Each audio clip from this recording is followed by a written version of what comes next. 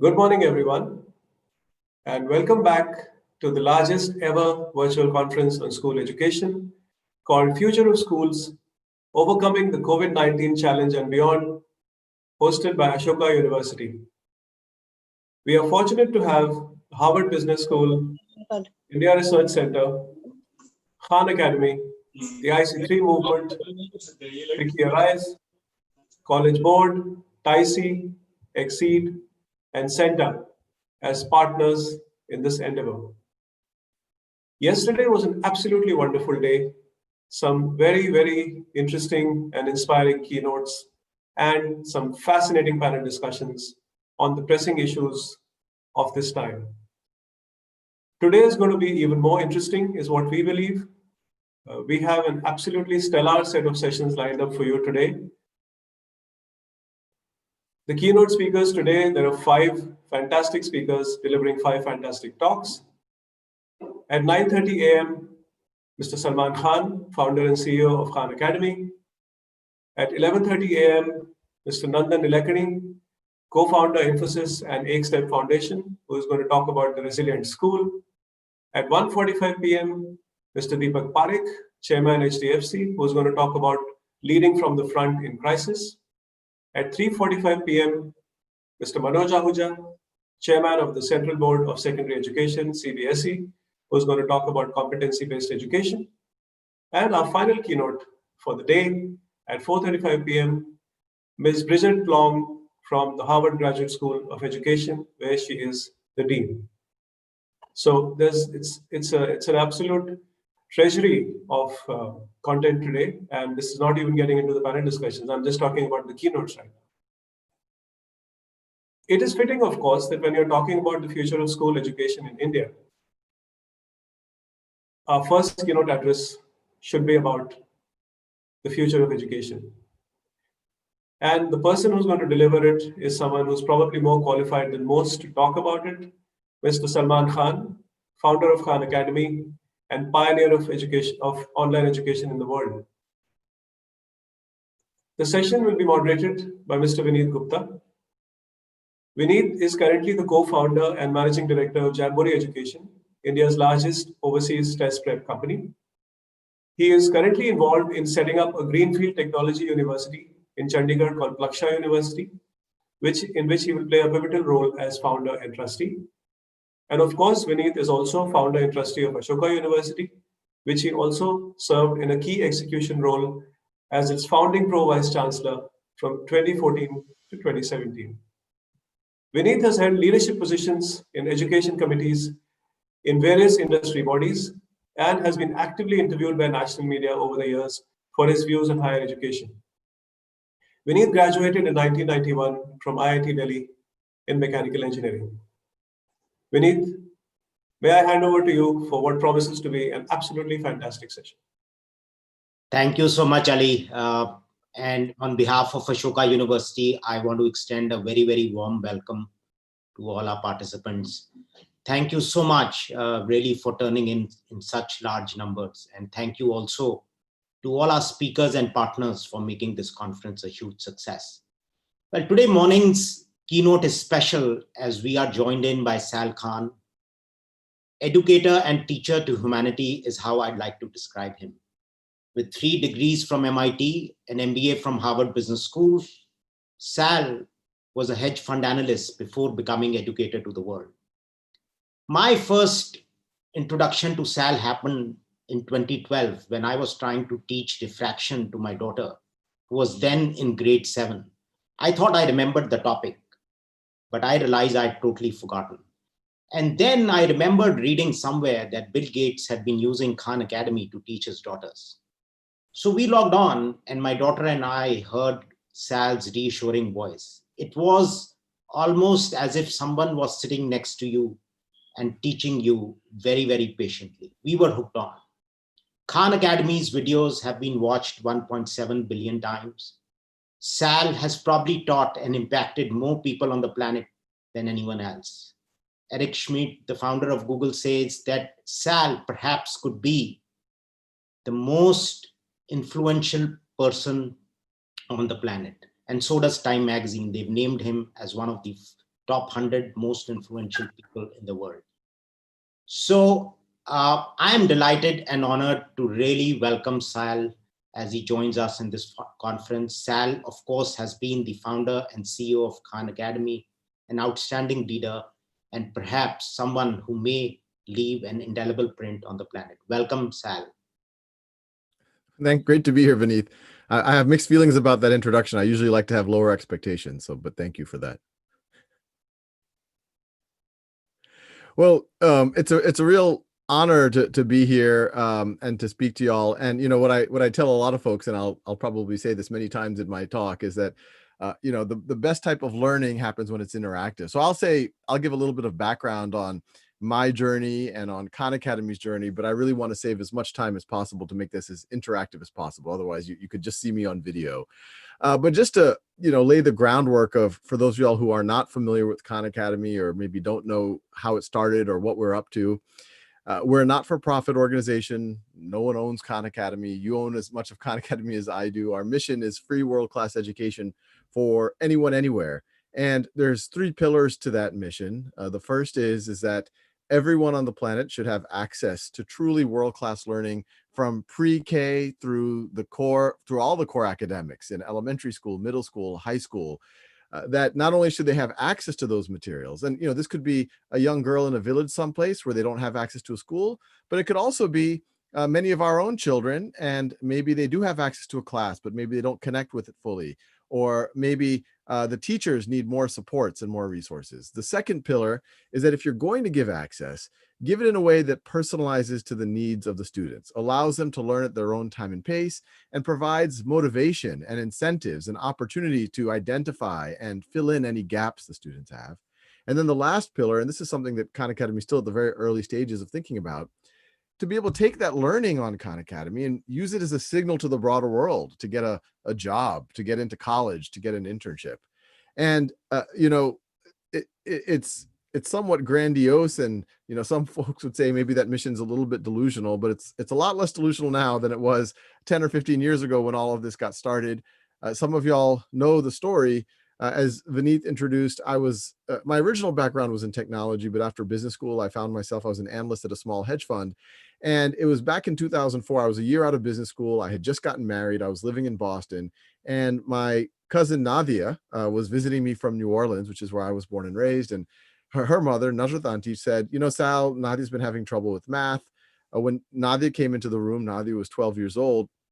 I asked her, I said, what's going on? She said, well, I have trouble with unit conversion, converting gallons to ounces, miles to kilometers. And because of that, she'd done badly on a placement exam, and they were putting her into the slower math track in school. And obviously I've known Nadia her whole life. And I was super confident that she was capable of learning that. So I said, hey, how about when you go back to New Orleans, I'll figure out some way to remotely tutor you if you're up for it.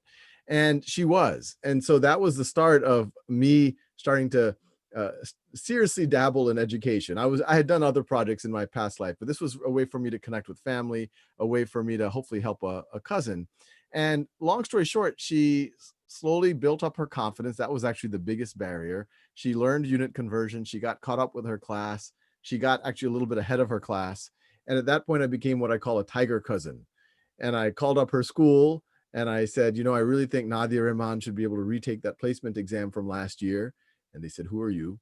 And I said, I'm her cousin.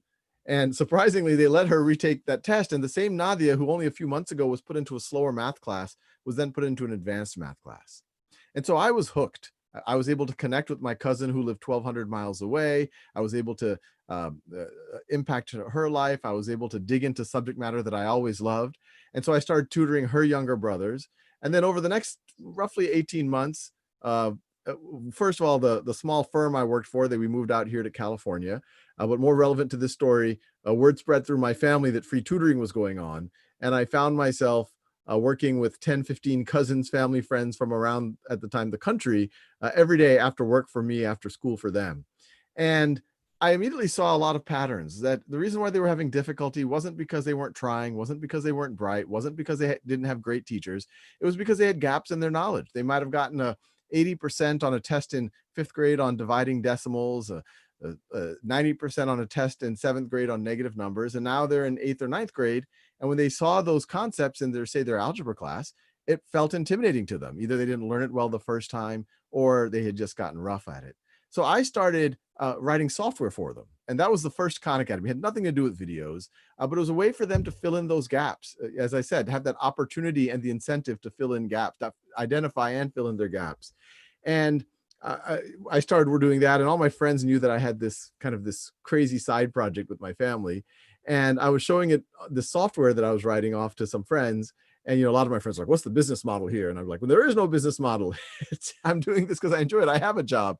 But then the next question, actually, one of my friends, Zuli, it was at his dinner party. As you could imagine, I'm not a great dinner party guest.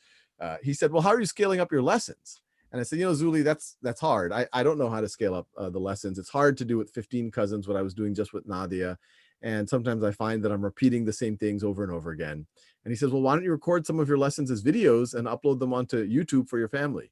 And my initial reaction is no, YouTube is, for cats playing piano. It is not for serious mathematics.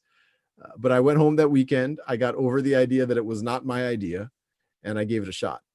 And long story short, I made those videos. I started telling my cousins, hey, watch this ahead of time. Give me requests. We can dig in deeper later. And after about a month of that, I asked for feedback, and they famously and somewhat backhandedly told me that they liked me better on YouTube than in person. But being a relatively optimistic person, I took that as positive feedback, and I kept going. And I just happened to make it public to anyone. And it started to become clear that people who are not my cousins were watching. And I started seeing the view count go up. I started getting thank you letters from folks. And even that I thought was a pretty big deal. I don't know how much time you spend on YouTube. Most of the comments are not thank you. But then I started getting letters from people all over the world saying this is how they were able to pass a class. They thought they weren't smart, but then they realized they just had to fill in their gaps. They were adult learners and they wanted to go back to college, and this is what gave them the confidence to do it. And so you can imagine by 2009, this is about 5 years after I started tutoring Nadia, about 4 years after I started writing the software, about 3 years after I started making those first videos, there was about 50 to 100,000 people every month who were using this thing that had no business model, that was just something I was trying to do to help family and, I guess you could say extended family around the world, essentially everyone. And I frankly had trouble focusing on my day job. And so, my wife and I, we looked at our finances. Our first son had just been born. We had just moved into the house we now live in. Our expenses had gone up. But my wife saw that my heart was in this. We were saving up for a down payment on a house, but we said maybe we could live off of savings for a little bit. And so that's when I quit my day job, set up Khan Academy as a not-for-profit. Actually, I set it up the year before, but now do it full-time as a not-for-profit. And I think anytime you do anything entrepreneurial, whether it's for-profit or nonprofit, you almost have to start with that delusional optimism that surely the world, in this case, the philanthropic world, will see the social return on investment on something like this. This thing that's reaching 100,000 people in 2009, and maybe it could reach one day. And I thought beyond my wildest fantasies, maybe one day it'll reach 1 million, 10 million, 100 million people. And I quit my job. And, that first year was tough. I think, you quickly realize that sometimes the world doesn't see things as quickly as you would like them to see it. But by the end of that first year, frankly, just as I was about to, I was really doubting whether I had made a blunder for myself and my family. Honestly, it was some of the most stressful times of my life. All of a sudden, we got our first significant funding from Ann and John Doerr, from the Gates Foundation. Bill Gates famously started telling people how he was using Khan Academy with his own children. And that's what allowed us to become a real organization. And what we've been doing over the last 10 years is just continuing to build on that vision. We've been building the subject matter. Now we have Khan Academy kids at the pre-K level, but we're known for math. We're known for math videos, but most of our resources are actually on the exercise side and the software that lets students learn at their own time and pace. Teacher tools. We never view virtual as somehow a substitute for physical school. Ideally, they're used in complement, where virtual can help the teacher personalize for every student, use data to do more focused interventions. We've been adding subjects in multiple grades. Our math goes from pre-K through college, but we're adding language arts, we're adding the sciences, so that we can really build on that vision.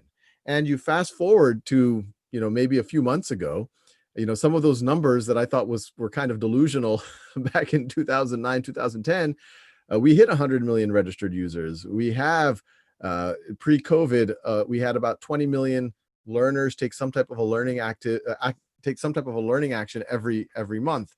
We were serving about 30 million minutes of learning per day, and then COVID hit, and that was one of those moments where that week before it was clear that schools around the world were going to close. It was kind of a moment where you look left and you look right and you say, well, I guess this is us, because you realize the world's going to need something that is free, that is accessible, that goes across subjects and grades, that's high quality, that's trustworthy, that has efficacy studies behind it. And so we just started thinking, well, we have the content, we have the tools, what other supports would folks need? So, we stress test our servers, make sure it could handle more load. We started running webinars for parents and teachers. We started creating learning plans and calendars for folks. And this is not just in the United States. We have a pretty significant team in India that was doing the same thing, the team in Brazil. We have 45 translation projects around the world.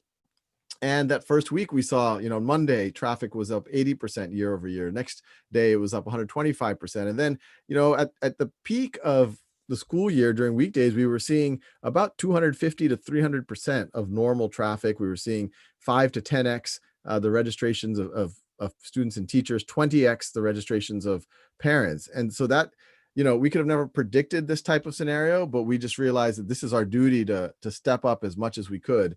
And so, you fast forward to now, and all we're thinking about, we continue to think about those same 3 pillars. Access was an issue before COVID. And as you can imagine, it's that much more of an important issue post-COVID. And we could talk about the layers of access, including technology, et cetera.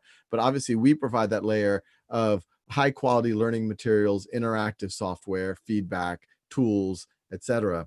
The personalization is that much more important. That learning should not be bound by time and space is always an important notion, that much more. The ability to identify and the incentive to be able to fill in gaps and the motivation to do that, even more important. Even in normal times, students have all sorts of gaps in their knowledge, and there's always a variance of students in a classroom. Now, as you can imagine, as we go back to school, it's going to be even larger. And then even on the access side, schools are going to need to flex between online and offline that much more. And so that's what we're working on. I'm happy to go into a lot more depth in that in the Q&A. But the big vision here, and this is part of why I set it up as a not-for-profit back in the day, is, I think there's space in the world for new institutions that don't necessarily have these marble pillars and, look like an Oxford or a Smithsonian or the great museums that you might know, all of which do great things, but essentially have the same mission, but could scale at a whole other level. It was a little delusional when I was in this very closet about 10 years ago, but now it's a little bit less delusional to imagine a world in 5 or 10 years where literally every human being on the planet who at least has access to some type of a low-cost device can literally tap into their potential, whether they are in a village someplace, whether they are in a prison someplace, or whether they are a middle-class student who has access to some things, but wants to keep pushing their learning. And, we can imagine a world that not too far future where 1 billion, 2 billion, 3 billion, or all of humanity can really tap into that potential. So I'll stop there, and I'm eager to take questions about anything and everything from folks out there. Thanks, Sal. It's wonderful to hear you, of course, and a privilege to meet you finally. So let me, I was watching one of your videos where you talk about the time when you incorporated your not-for-profit, and, in the column where you have to state the mission, you sort of wrote a free world-class education to anyone, anywhere, right? And you've pretty much been true to that mission. And, when I read that line, I'm sort of reminded of some other statements like John F. Kennedy saying, man on the moon in 10 years, or, Gandhi saying, India should be free. So where do you think, or how far do you think we are from that dream? Well, yeah, it's a good, I've never gotten exactly that question. I've never given ourselves a scorecard. Well, let me, I would say on the accessibility. So the content is, I would say 50% there. I just at the content layer.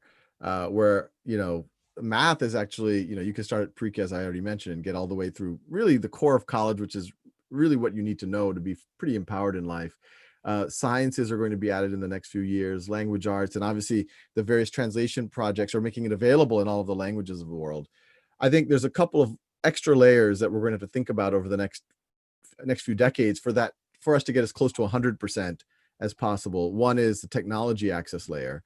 If there is a silver lining to the COVID crisis, it has motivated schools and governments and philanthropists and corporations to realize that everyone should have some basic form of access at home. Otherwise, they're disconnected and they're not learning. They're not able to participate in the economy. They're not even able to connect with friends and family in times of social distancing. And we are seeing, I've been talking to some school districts here in the United States that have been talking about the digital divide for 20 years, but they've essentially been able to close most of it in the last 3 months.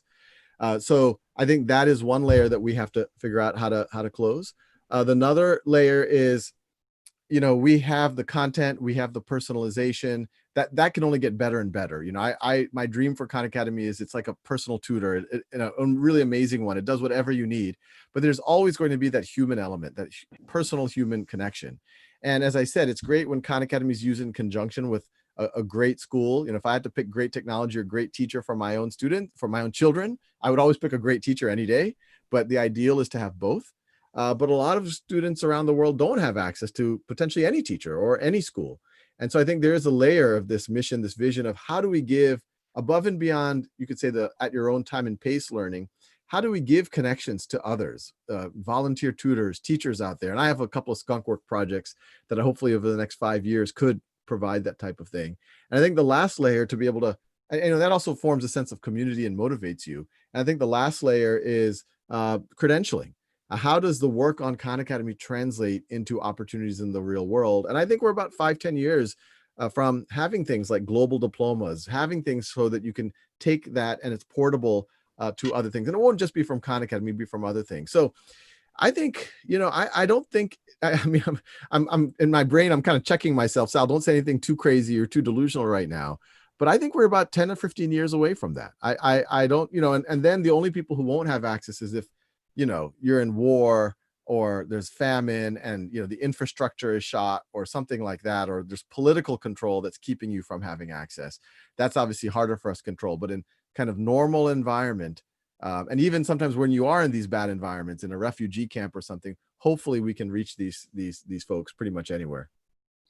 That's great to hear, Sal, and just more power to you, in that. If 15 years we can get to a world where there's free education for everywhere, that would be like a huge goal accomplished.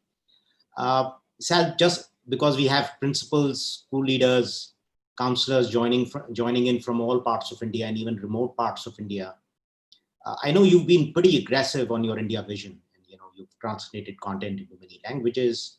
Would you like to share some plans around India, and what's your larger message to this audience in terms of how can Khan Academy support them?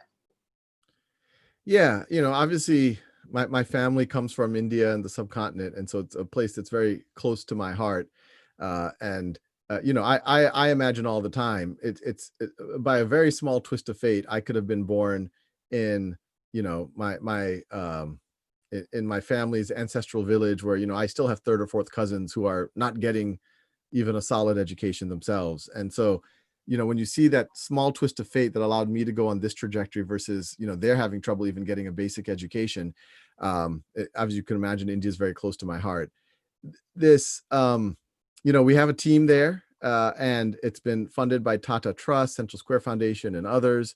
The dream is India's a complex place. There's many ethnicities, many languages, but we're taking the corpus of Khan Academy and not just translating it, but really redoing it and making sure it doesn't feel like a it's an Indian effort. It's not just someone from an Indian family in the US effort. It is a truly, authentically Indian effort. And so we're making content in English, in Gujarati, in Bengali, and in Tamil, and in all of the major languages. So I'm hoping in that same, as you imagine this 10-15 year time frame, that all the languages are there, all of the content. We're partnering with ministries of education. We're partnering with school systems so that we can make that accessible. There's one thing that's really, I found fascinating about India is in the US, I think, and in many Western countries, people are not surprised if something free is actually maybe the best thing out there. I mean, even in, no one is looking to pay for a search engine. They know that the Google, and obviously Google monetizes through ads and whatever else, but they know that the free thing is actually the best thing. Ironically, we've sometimes seen a skepticism of Khan Academy because they're like, oh, there's got to be a catch here. There's, surely I got to pay more if I want something quality. And, what I would stress to all of the educators listening is, truly look at the tool, don't listen to what a salesperson tells you, truly look at the tools, look at the efficacy studies, look at, there's schools around the world that, you would put up as some of the top schools in the world that could have the resources to pay whatever. And they've decided to use these types of tools because they see that at the end of the day, the reason why I set up as a not-for-profit, I have not, I come from a very for-profit background. So there's nothing wrong with for-profit industry. I think a lot of innovation, even in education, happens in for-profit. But I think there's sometimes where the for-profit outcome is not the outcome that's consistent with our values. And that's, I think probably education and healthcare is sometimes where that might happen. And so, that was the decision to make it, to make Khan Academy not for profit and free. But in that mission statement you mentioned, that world class is very, very, very important. A lot of times I get, even sometimes our board members say, well, maybe we should give it free only to the students who need it to be free. And somehow, we charge other students. I said, no one should have any frictions on learning.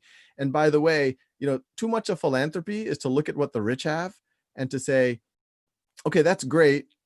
We can't give that to the poor. Let's make a cheap approximation of it and give that to the poor. But I want to create a world, as in our time frame that we just talked about, where the poor say, wait, for free, I can get the exact same thing that Bill Gates' children use. Sign me up. So that's our that's powerful, Sal, and just sort of going deeper into that whole question, and we are getting questions around that. In India, particularly in tier 2 and tier 3 towns, this whole issue of connectivity. And I can tell you, when we went online at Ashoka, even for 10-20% of our students who are in remote parts, and I think a large part of India is like that. What is you sort of, how do you think one can navigate that challenge? Yeah, that's a tough one. I mean, there's a lot of students that we can't fully reach today that we would love to. And, there are other NGOs who are taking Khan Academy's content, putting it on offline servers, taking, say, the video content, putting it on DVDs, but that still is a suboptimal experience. The good thing is, and I wish I had an answer where I could fix everything, yesterday, much less tomorrow. But if you look at in India, I mean, y'all are more familiar than I am, but data rates have gone down dramatically over the last 5 or 10 years. The cost of devices are continuing to go down. And, in that time frame that I just talked about, say 10 years, maybe in 10 years, those of us with resources, we're going to have 10 gigabit per second internet with, ultra high definition virtual reality and whatever. But, and that's what we'll get when we pay, $30, $40 a month for that. But I'm hoping that the level of internet you need to access a Khan Academy is pretty much ubiquitous. It's pretty much everywhere. Already in India, cell phone access is increasingly, and I would say fairly ubiquitous already. The internet access, people are sensitive to it, but I'm hoping over the next 5-10 years. And then we are looking at things in our app, making that lighter weight, making offline access a part of it so that it can be better used in markets like India. But, I think in the near term, they're going to be these more tactical solutions, but in the 5-10 year time horizon, I do think the bandwidth internet solution will be pretty accessible. Right.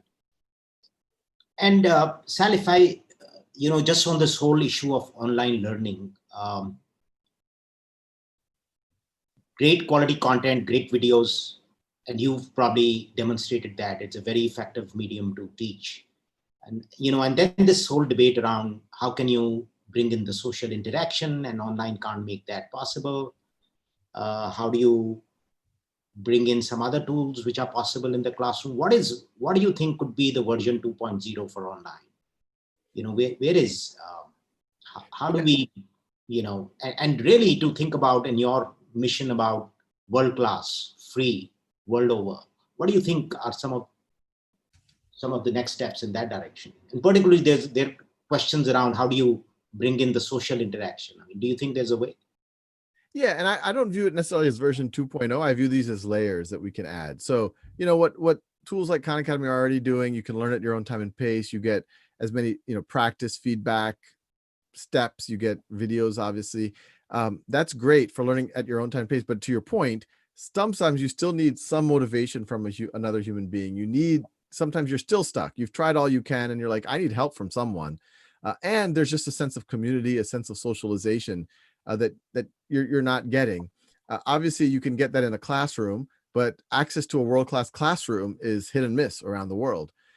Actually, even within the same school, it can sometimes be hit or miss from classroom to classroom.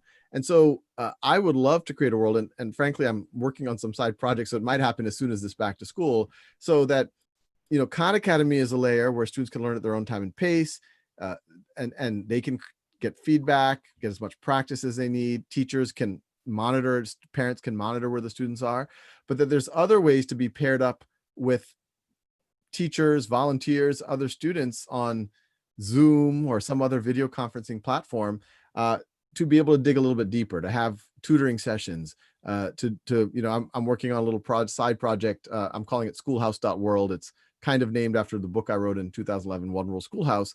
But and I have it's not a Khan Academy project, it's a Sal project right now, but it's closely related, which is we're piloting where students are saying which topics in Khan Academy would they like more help in. And then we have teachers who are volunteering who are saying, wow, there's a lot of demand for systems of equations. I'm going to give a session at 7 p.m. Pacific time on Thursday on systems of equations. And the students all attend, and they have an interactive session where they're able to do some problems together, do some challenging things together, have some conversation, and then the students can give some feedback, and then, rinse and repeat. So I think things like that are going to be coming sooner than later, is my hope. Right.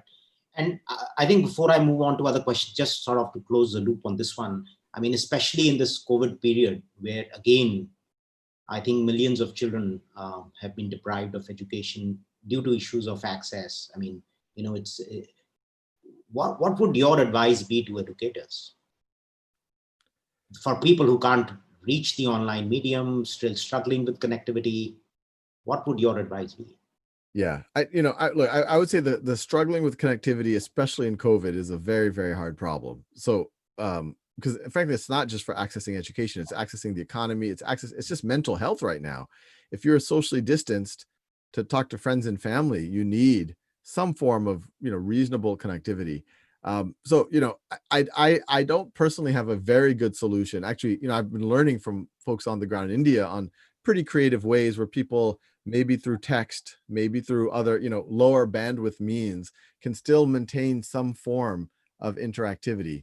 But the ideal is to, do a full, work very vigorously to close that digital divide. So you do have at least that baseline access, so that, students can use Khan Academy or something like it to learn at their own time and pace, and that they should have several touch points a week, ideally that are, semi or that are synchronous. And, even actually with low band, it could be just voice.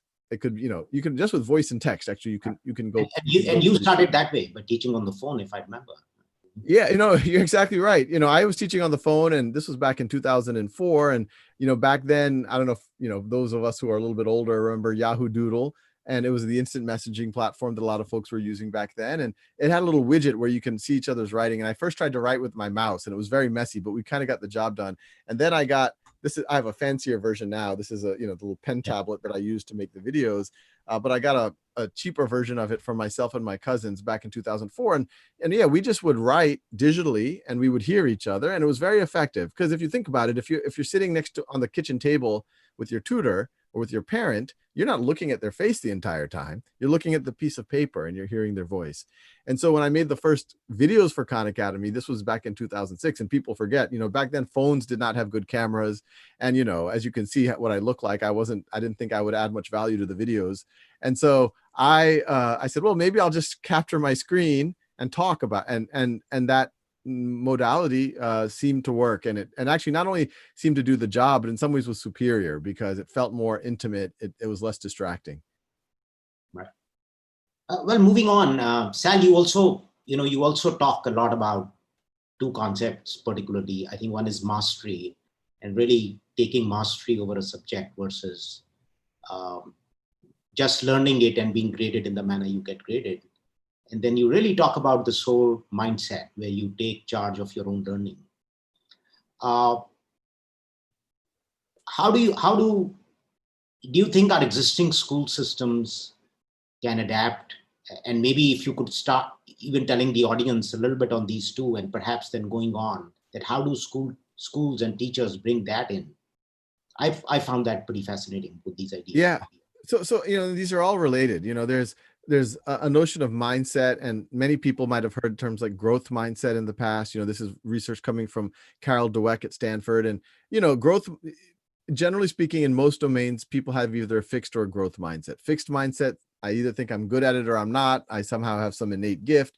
Growth mindset, I only know my potential if I step out of my comfort zone. And someone with a growth mindset, when they fail, they recognize that that's actually when you can learn the most. They fail forward, so to speak. And so they pick themselves back up and they keep trying. And a lot of educators, a lot in education say, okay, we need to get our kids to have a growth mindset. And there's a whole body of literature about how do you build a growth mindset. But then separately, in our traditional academic model, when we move all the kids together and let's say they get 80% on a test, we give them that C. And there's no opportunity for them to really improve on that C. The whole class will move on to the next concept. So even though we believe in growth mindset, we're saying, okay, you got a C. That's what you are. You're a C student. Oh, you put it on their, not literally, but figuratively, you put it on their forehead that you're going to be a C student. It goes on your permanent transcript. And so the students learning, okay, I guess that's what I am. When I was tutoring Nadia, she was on the verge of having a fixed mindset about her. So she's like, I guess I'm not good at math. This is what I've been told. And in order to allow students to build that muscle of having a growth mindset, they always need to have the opportunity and the motivation and the incentive to identify and fill in whatever gaps they have. If they got an 80%, maybe you have to move on, but they should always be able to go back and turn that into a 90%, a 95%. And that's all that mastery learning is saying. It's nothing fancy. It's just saying that you should be able to fill in your gaps. It's frankly, you do mastery learning if you're learning to play the piano, if you're learning a martial art, if you're learning a sport. If I'm a great basketball player, but my free throw shot's a little weak, the coach, even if I'm, if I'm LeBron James still practices the free throws because he needs to get a little bit higher mastery in that. And so that's all we're talking about. And so, my push for our educators is, especially in COVID, but frankly, even before COVID, but especially in this COVID world, we know this coming year is going to be very strange in terms of how we have to go between physical and online and social distancing and whatever else. I think a robust curriculum has three elements to it. The ability for students to learn at their own time and pace. That's one. The second one is opportunities for synchronous community learning, just like we were talking about. And the third is the motivation, the incentive, the opportunity to identify and fill in any gaps you have. And if you can do those three things and maybe add learning should not be bound by time or space to that equation, and that's a little bit related to the first one, then I think you have a really compelling experience for your students, and a lot fewer students are going to hit the type of walls that we're used to seeing. Right. There's a question I wanted to pick up. How do you make parents feel comfortable with the online medium, and how have you seen that play out? A lot of them feel that it doesn't have the same rigor, some of the things that you spoke of. And are you seeing that changing? And yeah, to any parents out there, sometimes parents can be skeptical of things that their children like. I said that people can be skeptical of something if it's free. They'll say, "Oh, surely I have to pay money for something good." Although I'd like to think definitely not the case in this space. And they'll often think, "Oh, if my kids find it engaging, maybe it's not good for them. Maybe it has to be a little bit miserable for them." And I don't think either of those things are true. And when you look at the efficacy studies of essentially any type of program where students are able to learn at their own time pace, once again, it's ideally done in conjunction with their live teachers in their classrooms, and they're able to learn in both, at their own time and pace. But then when they get to the classroom, the teacher can see where they are and do more focused interventions or do more simulations or dialogue, whatever it is. But I encourage teachers to look at the efficacy results, look at the studies out there on mastery learning. Generally, they're very compelling, and we have, I think, over 50 studies have been done over on Khan Academy. And what I would tell any parent out there is, summer is a great time to try. Start your student. We're actually going to start these get ready for grade level courses so that students can fill in all their gaps up to their grade level, but find the right starting point for your student. It might be at grade level, might be one grade level behind, or these get ready for grade level courses, and have your child work on, if they're a high school student, tell them to work on it 20, 30 minutes a day. If they 20, 30 minutes a day, 5 days a week, I think you're going to see a very similar narrative to what I saw with Nadia back in 2004. And I vouch for that. I mean, with both my kids, it was just, I think it was like a solution from heaven, if I may say, just to have students get access to great classes, and for being able for them to be able to learn in the manner they did. Another question, Sal, is on assessment, on the whole domain of assessments, online assessments. So what are some of the tools one can use in online subjective assessments of students? How do you build online assessments? And what are Khan Academy's plans for integrating assessments and test prep with learning? Yeah, so I'll answer it in backwards. So, we already do some, we're the official partner with the College Board around official SAT practice. A majority of all kids around the world who are taking the SAT use Khan Academy for it. The PSAT, which is taken by a majority of students in the US, now acts as a diagnostic for personalized practice on Khan Academy. We've partnered with other standardized test providers. So I think there's that whole element where online learning can be very useful. And once again, it allows, the reason why College Board partnered with us, they didn't want just another test prep player. They're trying to undermine this whole kind of test prep philosophy of just how do you game the test. They wanted to help prepare more students to be college ready as measured by the SAT. And they liked our philosophy around mastery learning. We don't tell people to guess. We say, no, learn the material, go fill in that gap so that not only will you be better on the SAT, when you go to college or in life, you'll be more prepared, which is frankly the more important thing. But I think as you go into the future, that third pillar of our vision is, how does someone take the evidence of their learning to the broader world and get value out of it? And, I think we've had a historical notion of assessment, which is a snapshot. And one morning, 3 hours, you sit down, you take a test, it's graded, you get a score, and that is your score. Once again, it's a label put on your forehead, oftentimes for the rest of your life. I know people who still cringe when they think about their test scores, or people who still think they're geniuses based on their test scores when they were 17 or 18 years old. I think the future of assessment could actually be continuous assessment that happens throughout your life. And at any point in time, you fall a little bit behind or you're not where you need to be, you just need to keep working on it. And I think things like Khan Academy might be really useful for that type of thing. Do you still record videos, Sam?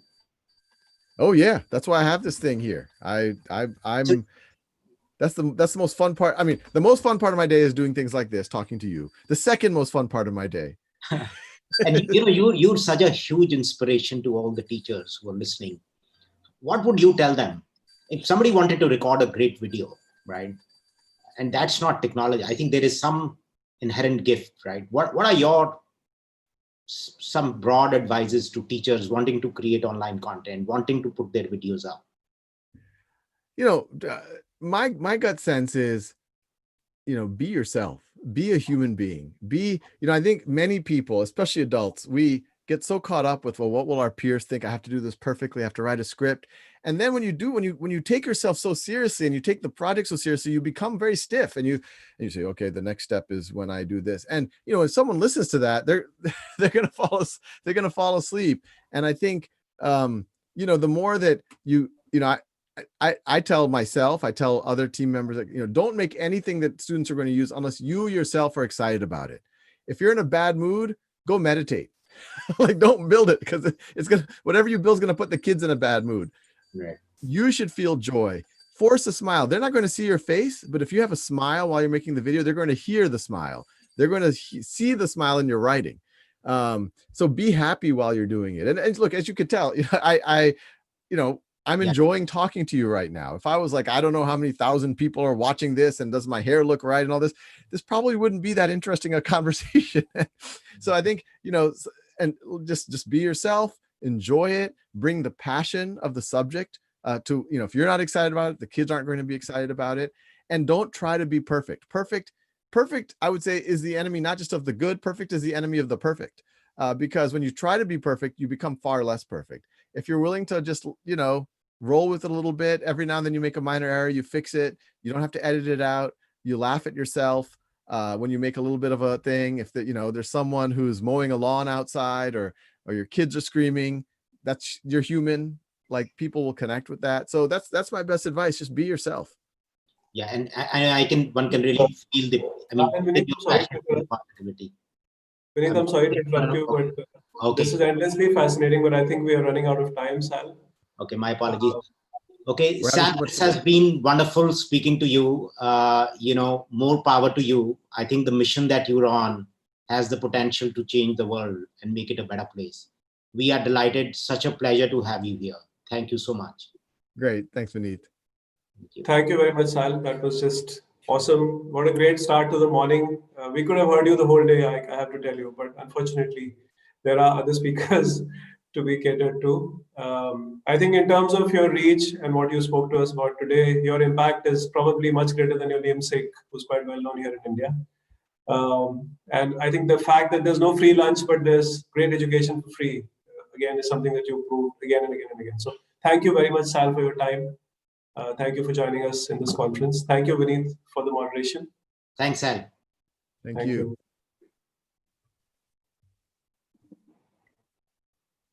So I think that was absolutely scintillating, as expected from Sal Khan. Before we go on to the next part of the conference, I have a couple of announcements and a couple of requests. I just wanted to share with you that the participation has actually been quite staggering.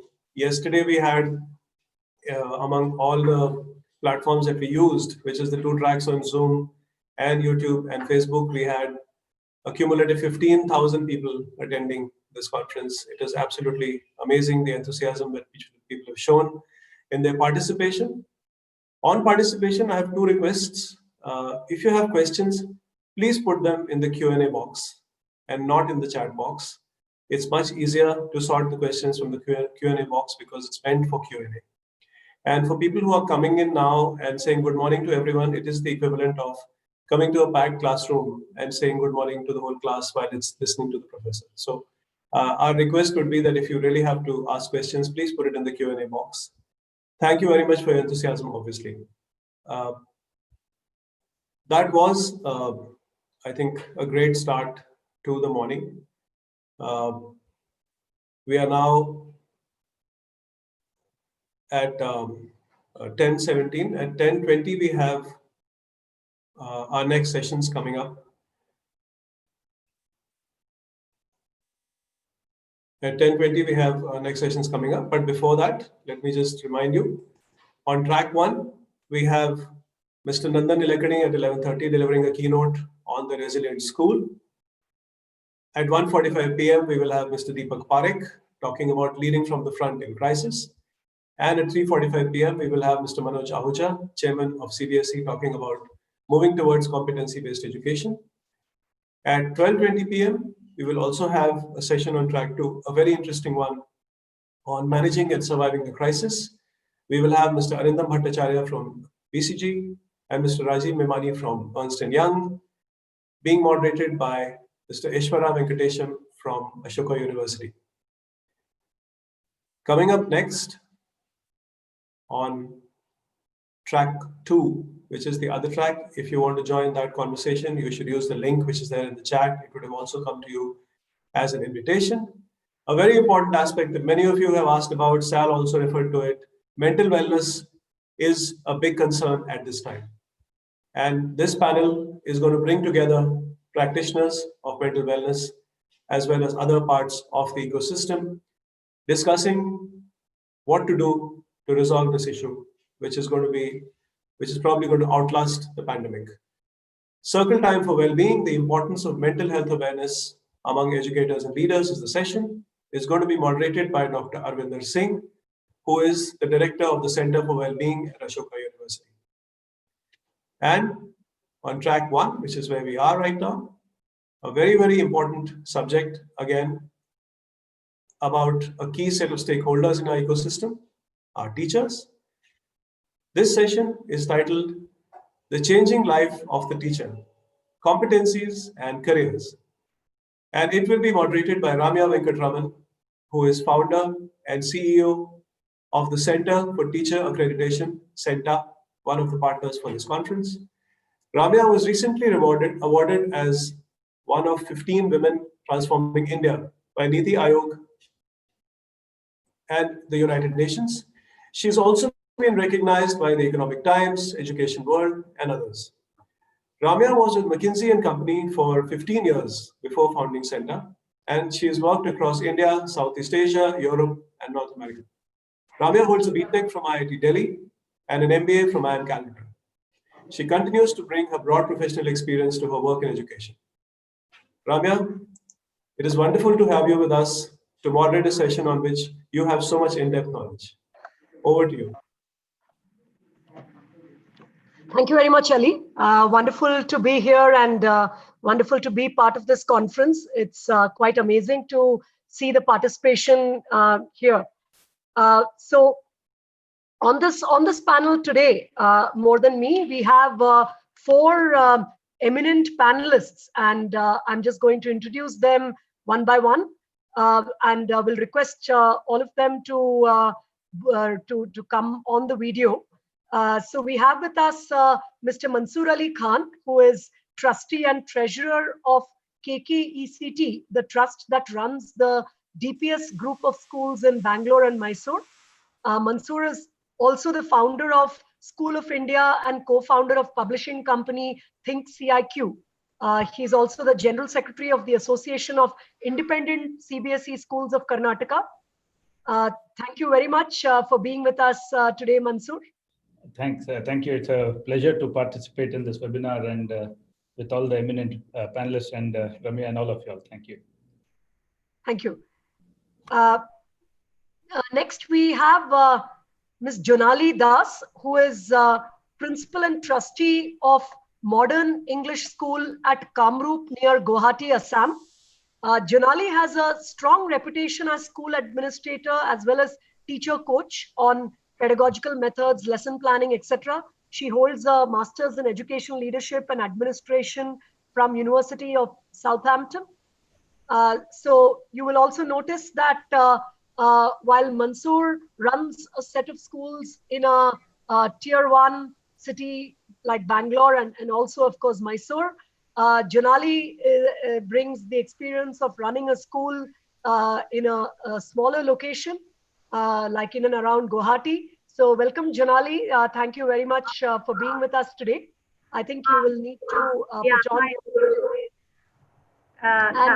I'm working on the settings part. So hello, everyone. Hello. Sure. We'll just wait for your video to turn on. Meanwhile, I'll just quickly introduce Pramod Tripathi.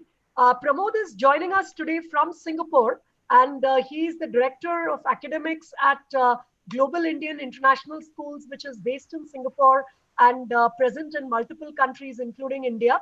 Pramod has had a long career in education and served at many reputed school groups, including Greenwood High, GEMS, and others. Pramod has been honored among the most influential 100 professionals of 2016 and also the most promising educationist of the year. Welcome, Pramod, and thank you very much for joining us. Thanks, Ramya. Thanks, organizer. It's indeed a pleasure to be part of this discussion. And finally, we have Neha Khanna, who in many ways represents the topic of this panel. Neha is a teacher, a maths teacher at Sunbeam School in Varanasi. And she's also a winner in multiple editions of CENTA Teaching Professionals Olympiad, the annual competition for teachers. She was in the top 100 national ranks in 2019 and also the city topper of Varanasi. She also holds 4 level 2 micro-credentials of CENTA, which well, I can assure you is very tough to get through. Neha did her B.Ed focused on secondary education and teaching from Indira Gandhi National Open University. So with a long-standing experience in teaching, Neha, look forward to your to your inputs on this panel on teachers. Could we have both Neha and Janali switching on your video? Yeah. I hope that it will come, but then please start. I will continue with this part. Please start.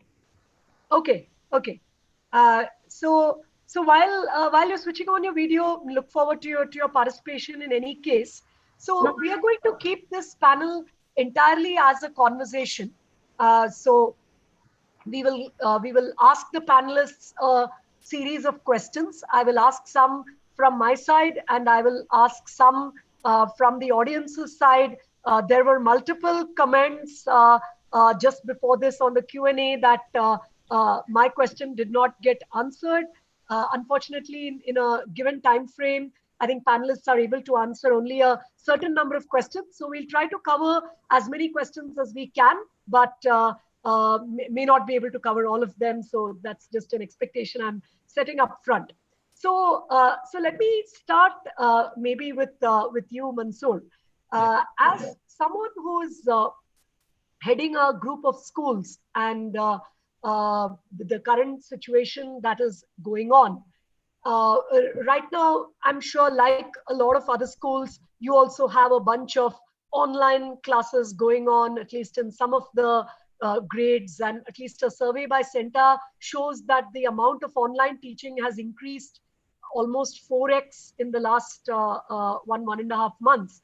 So you probably have some online classes going on. Now, obviously, that's an immediate thing that schools have come to. When you look 6 months out, 6 to 9 months out, what do you foresee as this mix? So do you envisage that things will be entirely where they were, back to fully physical school?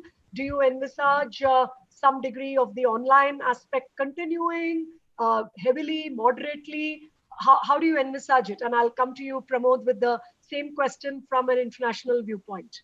Yeah. When in March, when this whole pandemic situation started to, we started to realize that in India also that this is spreading and the pandemic situations come, and when the schools were closed. So that time itself, we were quite certain and sure that online will be one of the mechanisms where we will have to use, because once the schools didn't open for the first 2 weeks after the lockdown, the exams were in session and everything came to a standstill. So what's happened as far as online teaching is concerned, initially there was hesitancy, like the parents were very skeptical whether it is possible. Then we had teachers, some teachers were adapted to technology and they were proactive in online teaching, but we had to have another set of teachers who had to give in more effort towards the online teaching platform, learn, unlearn. And then finally, I think most of the private schools have got the act together. But then again,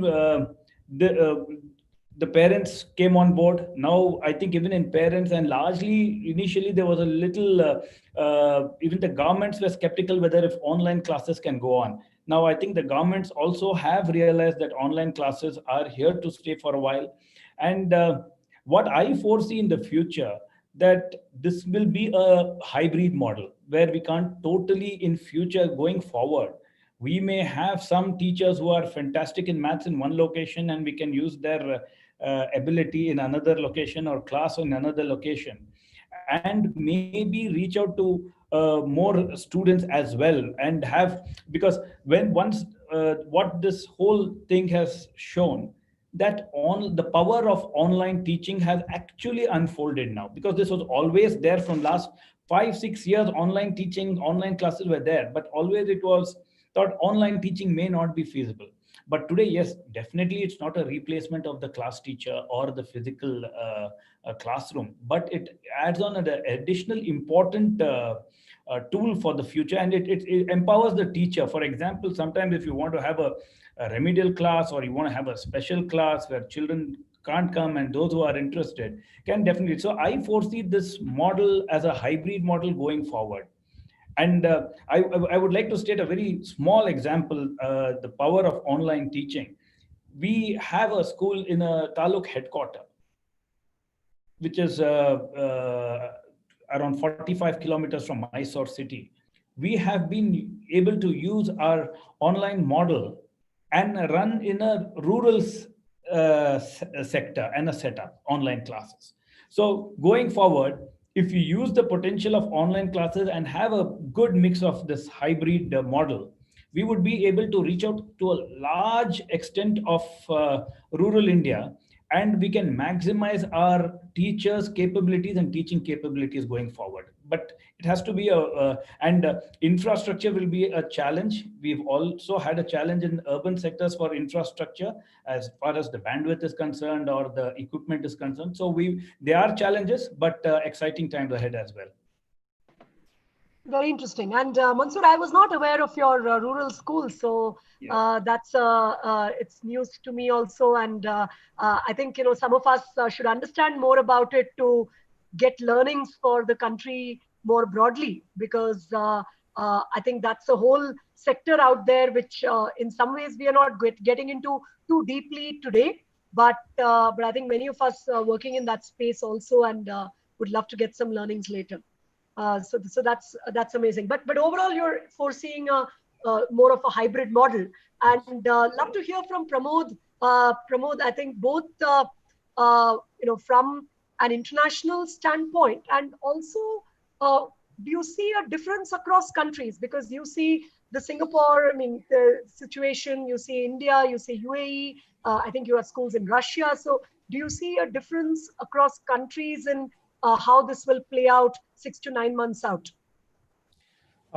Yes, the situation is it's a new kind of experience for the whole world. No one expected that the world will come to a standstill.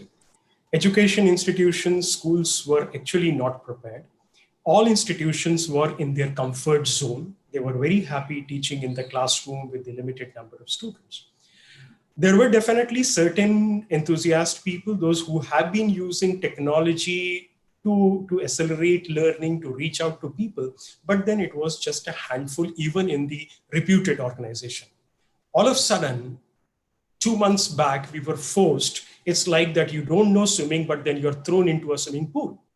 But fortunately, I'm happy to share that all over the world, not alone in India or into one country, everywhere the teaching community have learned the new skills in a very short period of time. And people manage to, maybe there may be a variation in terms of these specializations, but then definitely every organization has switched to an online mode of learning in a short period of time. Now, since these skills are already learned, and teachers have enjoyed that through this method, also they can teach to a larger community. And there was a lot of learning happening. And that's why we foresee that, yes, the blended learning model, what Mansoor sir has said about a hybrid model, that will continue for some period of time. Even if we open up, even if the organization, the schools are opening up, Bangalore says that we'll open a school, some other Singapore schools are opening from next week.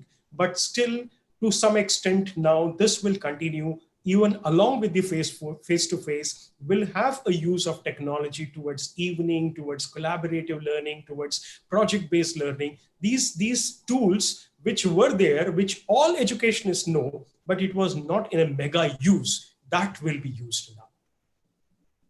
Great.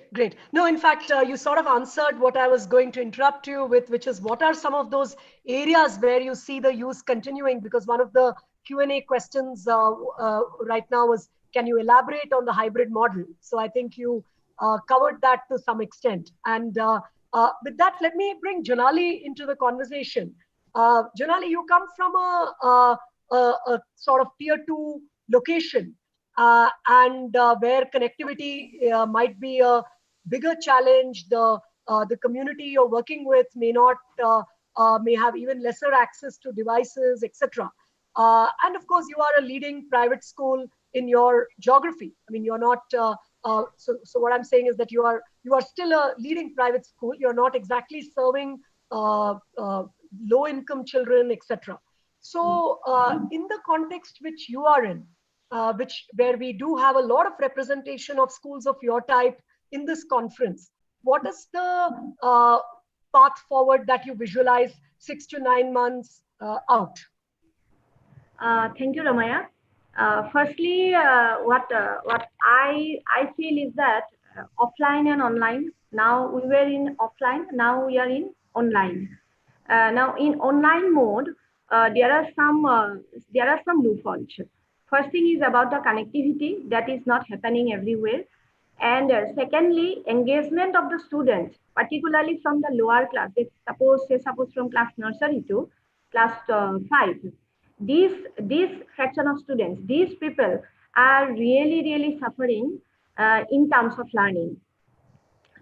What I have found out from the parents, almost all the schools are managing through WhatsApp, then Zoom, and then Google Classroom, and any other media that they are trying to get it. Now, question is how far they can give it. If you think that, okay, let me give you an example. The example is, suppose I am teaching a lesson, and while teaching a lesson, what kind of methodology do I need to adapt that the students will learn? Think in terms of the students. When we think in terms of the students are getting recorded videos. They are getting some very good videos, say suppose from Khan Academy, say suppose from BBC, and then naturally they are also getting worksheets, they are also getting books. But then what they are not getting, what that magic that they are not getting, they must get the touch, the emotional touch, the relationship, the the empathy, the love and the respect from the teachers. That is fully missing. So the emotional side is fully missing, number one. Number two, meeting friends is, they are simply they don't like that they will not meet their friends, because friends form a very important part in their life. When I talk with my students, I find that they are really missing their teachers and friends. Once they say that I hate school, but today they are just asking me when the school will reopen. So we are in a very middle position. To be very frank, all the schools, they are trying to do it online. So online is not a problem. But the problem is, what are the learning gaps that we are creating? Suppose you are teaching a particular concept. You have learned the basic outlines of the concept, but when you go to the deeper of the concept, then you do not get the whole idea of the concept, because lots of things which are which cannot be touched in the video. If I'm giving a recorded video, then I'm not getting my teacher. Now again, if I'm going to Zoom meet, suppose today we are in the Zoom meet. So when one person is saying, then another person has to switch off the and mute this audio, and that creates a problem, because when I am taking 40 students as class and I am explaining as something, and in the middle some students wants to ask some questions, they can't do it because you have to mute the audio, and that is the main trouble while going for online. Even if in our case also, when I am talking, anybody, it's very difficult to engage. So engagement is not happening. Now, what is happening then? What is happening? If nothing is happening, then something is definitely happening, right? So that I would like to say about it. First thing is that teachers were busy with taking only in the classrooms.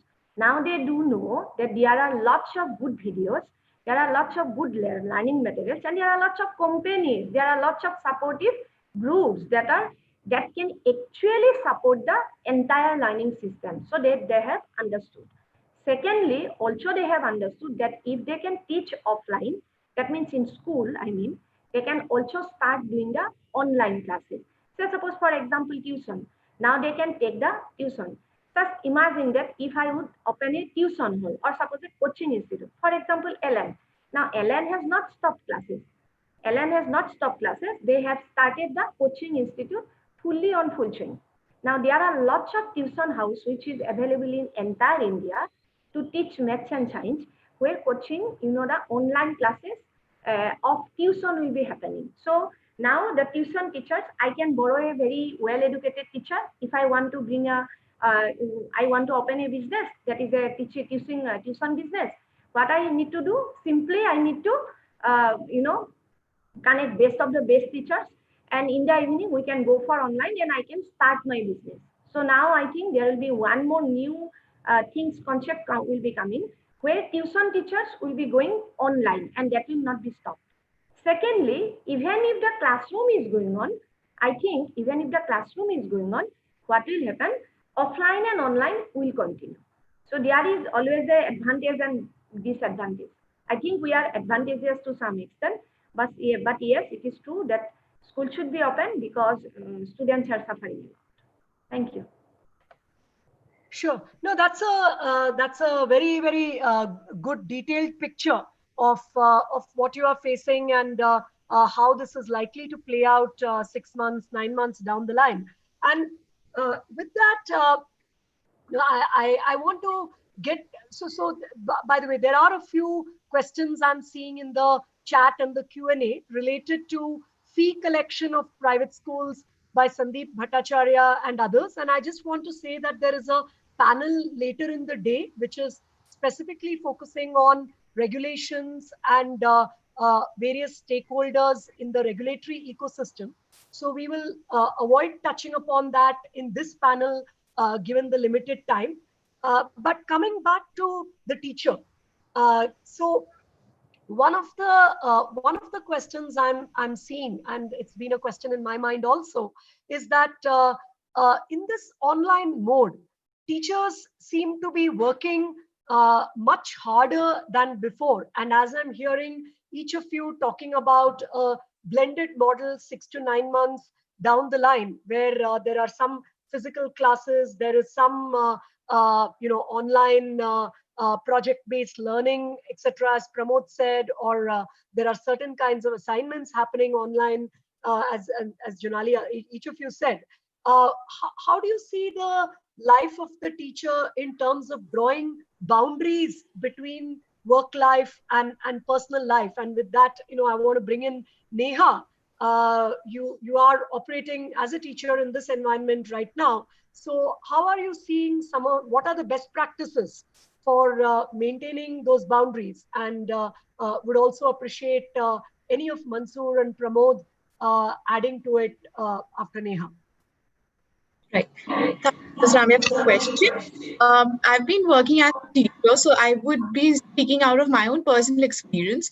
I think when you talk about drawing a boundary between the work life and your private life, the best thing to do is be well organized. Your time management and your organization skills, I think, play the most important role.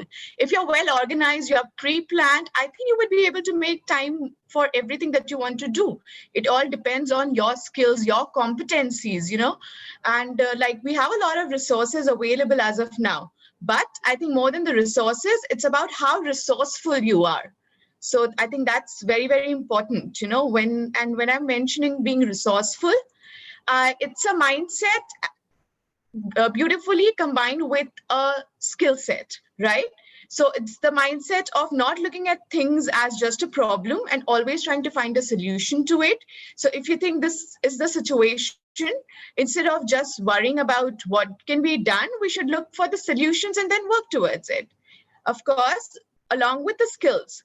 Now, with the huge ocean, huge plethora of resources that we have, what we first need to do is select the right resources, right? Prioritize things.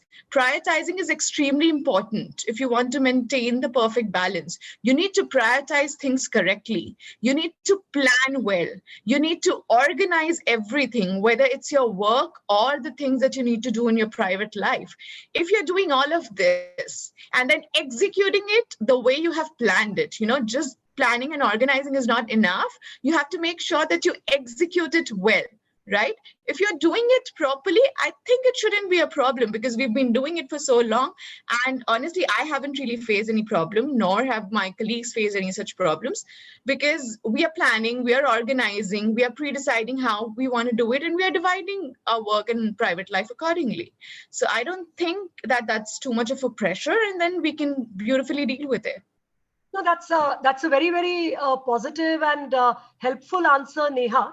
And from a school management standpoint, Mansoor and Pramod, any steps that you are taking to make sure that you're drawing boundary? Pramod, please, yeah. Yeah, so Neha is kind enough to say that the things are good, but then what from the management point of view, I feel that teachers are working way beyond what they were doing into a regular days. Because it's not that just they can teach what they know or what they have taught so many years. This is a new format which has come all of a sudden. So learning is from all sources. They have to re-prepare things which are more conducive for online learning. So teachers are actually using a lot of their personal time in organizing the next day's learning. No doubt the material is there, but then they have to reorganize, plan it well. So we are constantly in touch with our staff members. I personally talk to a lot of people every day and motivate them, encourage them, because I know that they are doing a dual roles. I mean, all of us know that in schools education, K-12 is dominated by the female members, and they have a responsibility of their family also. Under lockdown, everyone is together. So they have a home life, which responsibility, which they have to do it. At the same time, they want to take out those 6 to 7 hours where they have to teach, and then they need to take out a couple of hours where they need to prepare for the next day. So the time duration in terms of the teachers are really stretched. And just if I may ask a follow-on question, Pramod and also Neha again, which is, what are some new competencies that you are looking for from teachers, or you are finding that teachers need to have during this time? So if I can just quickly answer that, basically there were different kind of what we say professional development or teachers training every organization runs. But here all of a sudden we realize that the authoring tools are more important. People should know how to create material, how to edit a video, because you don't want a whole 10 minutes or 5-minute video to be played in the classroom. Your required video is only for say 30 seconds. So you need to cue that whole material. So a lot of authoring things, a better PPT presentation, how to mute, unmute, how to go into a call. If you have an unwanted person, how to remove them. So there's a lot of training which we have conducted, and I'm sure all schools are doing that to develop that skills. Yes, not only technology, but even related to subject-related trainings about creating a new content. Curating the contents which are already present, whether it's from Khan Academy or it's through any other open sources. Great. And Neha, if you could add to that, I mean, either if there is anything more you want to say on competencies, but also in terms of how you gain these competencies, which is the other set of questions that's coming up on the Q&A. How does a teacher prepare for this? Okay. So like I mentioned earlier, very rightly said by Mr. Pramod that technical skills are extremely important as of now. But like I even mentioned, being resourcefulness, I think, is a key competency here. So that itself covers a lot of skills, like I mentioned, selection, prioritizing, organizing, and execution. And that's how the cycle continues. And for that, I think being a learner, understanding that we cannot have that notion of, oh, we know it all just because we are teachers and we are educators, is extremely important. When we are ready to learn new things, we are ready to innovate, we are ready to try out new things, explore. That's how we'll be able to improve on those competencies, and we'll only be able to gain if we first accept that there's something that we need to learn, there's something that we don't know, and then look for how can we go ahead and gain those competencies. Now that can be through peer learning, it could be through attending webinars as they are being organized, because everybody these days are talking out of experience. And even when we are listening to these webinars, there's a lot that we are learning, because they come with years and years of experience, and that's like on-field experience. When you hear those things, that is really helpful, because that is directly related to what we are doing. And then obviously we have to try out those things, trying, exploring, playing with those things, and then improving each day. I think that's how we can go ahead and gain those competencies. So Neha, if I were to push you a bit, and I'm also seeing the Q&A and the chat, you are obviously a super motivated teacher, and that is very, I mean, that's very obvious from the credentials you hold and so on. But if you were to take, and in every profession, there are the super motivated people, there is the full range of average and so on. But if you were to take a person who is not as motivated as you, let's say, and they still have to, as a teacher, gain some of these competencies and operate in a new manner. Are there some very specific tips on how to gain these competencies? And I will also come to you, Junali and Mansoor, on this one. Any tips on how to gain these competencies? Okay, if I just may mention, I think the school management has to play a very, very important role in this, because the kind of support they provide in terms of training and even encouraging would really motivate those teachers to kind of go and try out new things, like I had mentioned, and we have been very, very lucky in that aspect. So we have regular trainings being organized for all the teachers, the ones who are in need of basic training and even the ones who are in need of maybe the advanced trainings. Also, hand-holding by the peers would do wonders, because then you're learning from one of your own fraternity. So that would really be helpful, because they will be able to guide you exactly, they would tell you exactly where the shoe pinches, because they know the nuances of the classroom teaching and the nuances of your subjects. So then probably observing your peers, discussing things with your peers, maybe with your mentors, that's how you can get motivated, looking for these wonderful credentials and wonderful professional development courses that we have, like the ones Center offers, and there are many other things as well. So I think undergoing some of these trainings is what is going to help. That's what I feel. Sure. Junali, any tips from you as a school leader on how you are gearing up your teachers for this new hybrid model that all of you seem to foresee? And I'll come back to Mansoor with the same question.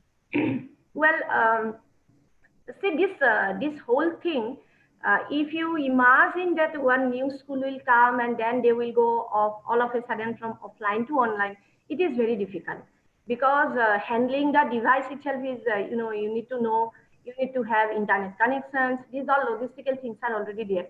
But having said that, a teacher is a teacher. He is online or offline, teacher is a teacher. Suppose you are a very dedicated teacher, so you have your own lesson plan. In your lesson plan, you have to use your videos. Even if you are in offline, you are in classroom, you have to use the video. You have to engage students with peer learning, peer assessment. Then you have to understand about the MCQs. That all can be done in classroom, offline and online both. It depends on the teacher, what the teachers are doing, how the teachers are doing, and what kind of subject we are teaching. Say, suppose, for example, we are teaching math. In teaching math, you need a lot of handholding, because teaching math is a subject where, the student, they will be having in every step, they have got some problem. But if you talk about, suppose in an event, suppose you talk about history. Now, when you talk about history, a subject where, suppose you are talking about Sepoy Mutiny. Once you talk about the Sepoy Mutiny, you go on progressing the sequence of the Sepoy Mutiny. And it becomes sometimes, it becomes very easy for the students to understand, even only by listening what they are saying, also in some videos. But it depends on the subject, it depends on the teachers, it depends on the students, it depends also on the, place where the school is situated. So that is one thing. We have got different lots of variables to handle, and that's why the teacher's job is not simply a job like others. Teachers are actually knowledge workers, number one. Number two is that teachers need to update every time, every day. That is second point.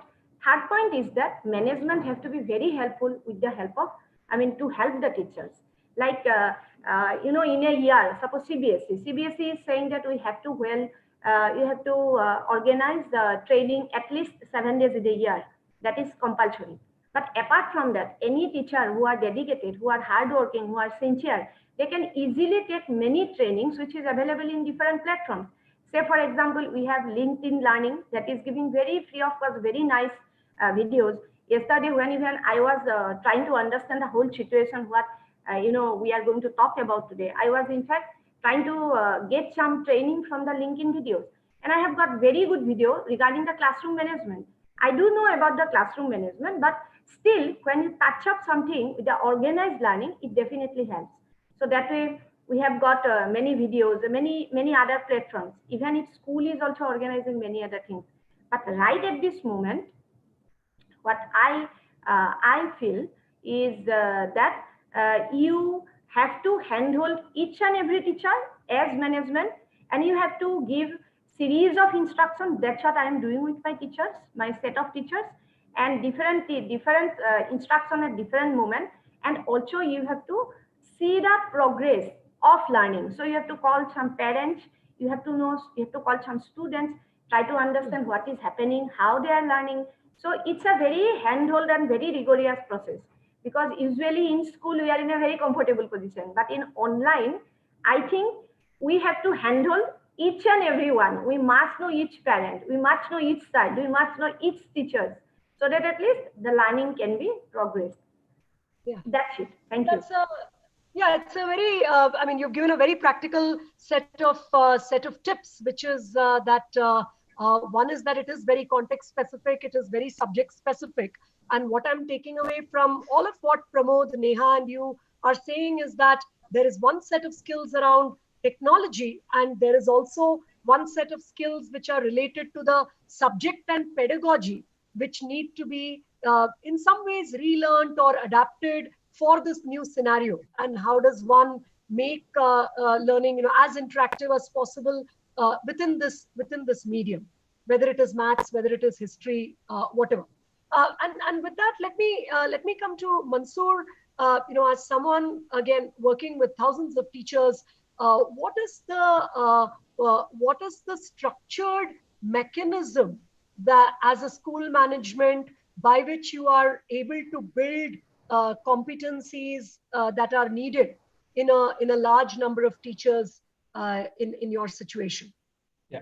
First of all, what we have experienced is, with the large number of teachers we've got, first we need to we had teachers like from various technological backgrounds. Some were very good in technology, some were absolutely not realizing, and some of them did not know technology. Again, some of them were digitally born teachers, some were digitally converted teachers.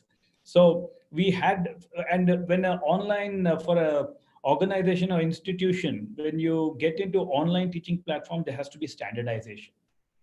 Okay, so when we had to get the standardization, learning outcomes and everything to a particular standard, what we want, because the first 1 month so far we've experienced. So we've had some teachers really doing excellently well, some teachers really working hard and learning. It's like like your hand, all fingers are not the same. So we are trying to make a proper balance and this thing. So in this regard, we've had a lot of training sessions, workshops. We've given them a lot of, if some teachers we've assigned some lead teachers who are taking sessions other than the normal working hours. And one very important aspect, what we've been trying to do is, we've been asking our parents to join us in this endeavor and be patient towards the teachers. Because sometimes what happens, all teachers may have that knowledge, but they may not have that creativity to impart it online. They may be an excellent teacher in the classroom situation, but they may not be able to come out on an online platform and express themselves. And also what we have been observing, especially in a few situations where when the teacher is constantly watched by the parent, so there is a lot of pressure on the teacher. So we have been asking parents also, because this is, a school is not only about student and teacher, it is also got to do with the parents. So in the interest of the child, to maintain that relationship between the teacher and the child, the teacher should not be pressured, because some teachers are confident, technology very good, their pronunciation, vocabulary may be excellent. Some teacher may not have that confidence when others are watching, or may change her style of. So that has been a very big challenge for us. So we have been appealing to our parents to be a little patient with this new system, because it's some of them have been using online classes, and so it is a very important part that we have been asking our parents also to, and we've been getting a constant feedback on what, and there's a tremendous improvement.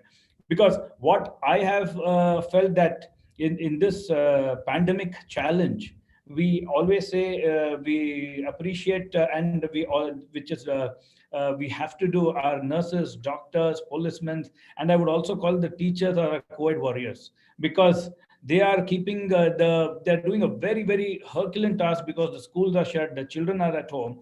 So as management, we are trying as much as possible, giving the tools to the teachers, the freedom and resources of what they want, and trying to improve their connectivity. Let it be, we have given the option, if teachers want to have come to our data center and conduct classes, or if they're conducting classes from home. Because one more very important problem for the teachers is the connectivity and the systems at home.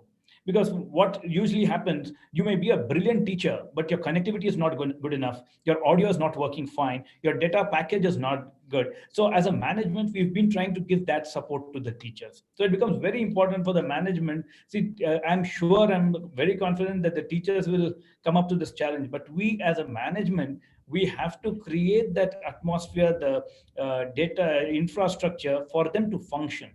And this has been our experience. And finally, what and I personally feel that as a management, we should give one more month to see what the learning outcomes will be from this online teaching, how the students would have understood, how the final, because finally it is it will take another month or so to confidently say, yes, the transition, for at least the temporary transition, has been successful.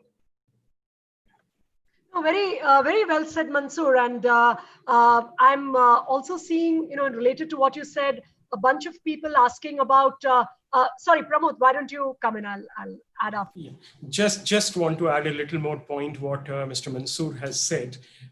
Now the classroom has gone beyond the classrooms, and it's actually a family learning. I have a huge collection of material when we say that we are doing a yoga class for a child, and we see the grandparents and the mother and a father, all of them sitting together and then doing yoga. We have a wonderful experience where the grandparents have said that, can I share a story in the circle time? So it also gives us an opportunity where there's a lot of contribution from people, those who are coming from other side, who are always looking school from a one perspective, that what teacher is doing. But now they understand what actually teacher is doing on a ground level. Beside this, they are appreciating, a lot of parents are appreciating about the efforts which teachers are putting, and they are also trying to understand the teacher's life, that when one child managing in a home becomes so difficult, this teacher manages 25 to 30 students in one classroom. Yeah, and I just want to come back to that thought, Pramod, in fact, in a minute. But before that, just to wrap up this one part of the panel, which is related to the competencies of teachers and the quality of education that can happen online. I think many people have asked further questions on whether we see the quality of education being sustained, and there are variants of that on how does it work in pre-primary, can history be made more interactive, can extracurriculars be done, etc., etc.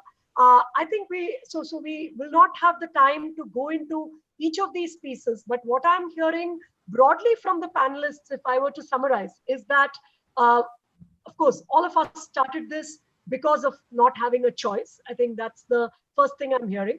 At the same time, after starting, I think all the schools are finding that there are certain things that can be done well in an online medium, and therefore the panelists are expecting that some part of this will continue post-COVID, whereas some parts of it might go back to the physical medium, and therefore we might be looking at a hybrid or a blended kind of model. And I think all the panelists also talked about the new competencies that teachers would need to gain whether it is related to technology, whether it is related to specific pedagogical practices, whether it is related to small things like connectivity, audio, video being available, etc., etc. And in the online chat, I'm also seeing someone who has talked about teachers being often camera shy, and should that be part of some of these trainings? And that's a very good observation. And yes, absolutely. So in fact, communication in an online environment is usually an important part, I'm sure, of many of your trainings. In fact, as Center, we are also doing this sort of 5-week course on rapidly allowing teachers to make the transition to online, where I think broadly it covers the same set of technology, pedagogical practices, communication. I think that's the level at which we'll probably wrap this piece and move to the second part of this panel, which is the career of the teacher going forward. And there are already some comments on the uncertainty that teachers are facing, the concern about how their careers are going to look going ahead. And I want to start with the thought that you gave, Pramod, which is that parents are suddenly getting more visibility to the life of the teacher. So how is that from a school's point of view? Are you becoming, therefore, also more recognizing of the teacher's efforts? And of course, you are on this panel because you are already doing a bunch of best practices. So when I say you, it's not necessarily your school, but schools which may, with other schools. Do you feel that they are becoming more recognizing of the teacher's efforts because of the involvement of parents? How do you see that dynamic playing out in this new world?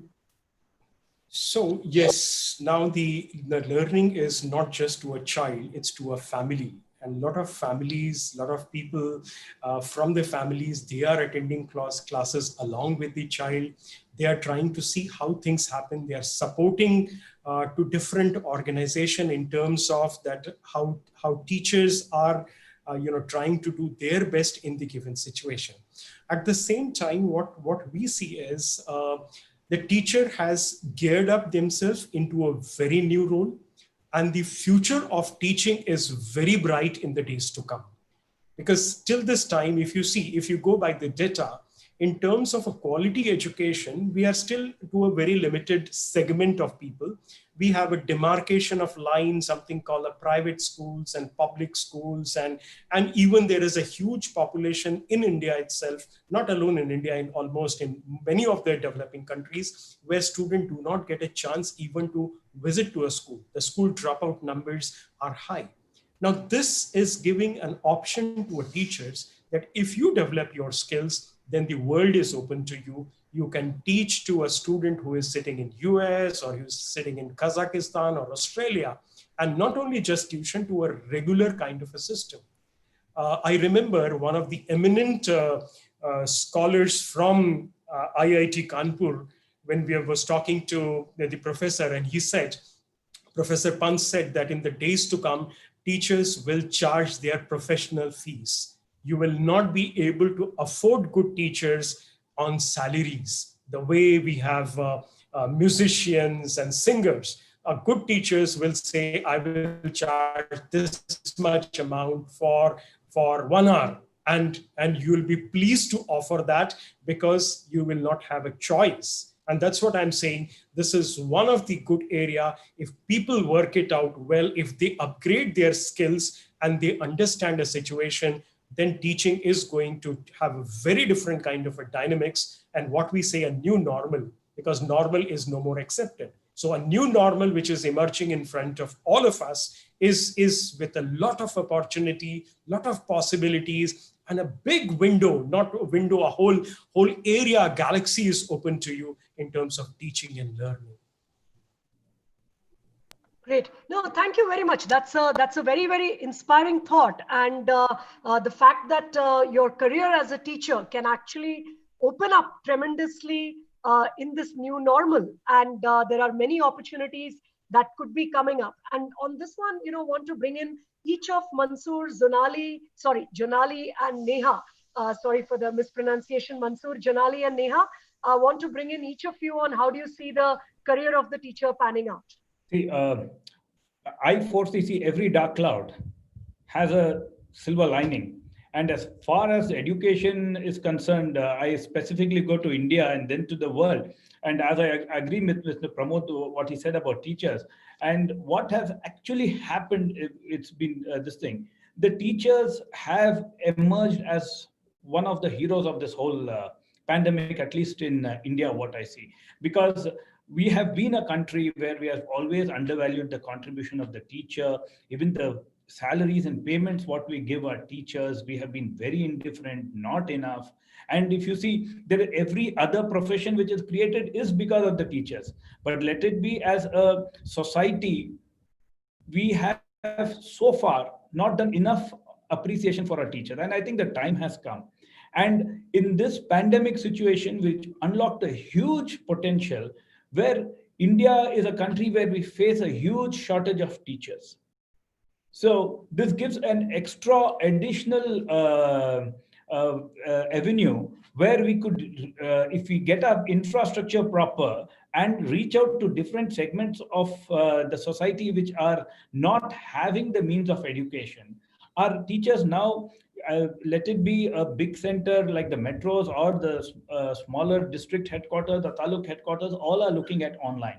So no more, online is not an alien word anymore. So with a good teacher or a good institution or the willingness of the government can really take this whole route in a very, very, we can see it as a silver lining for the primary education and the secondary education.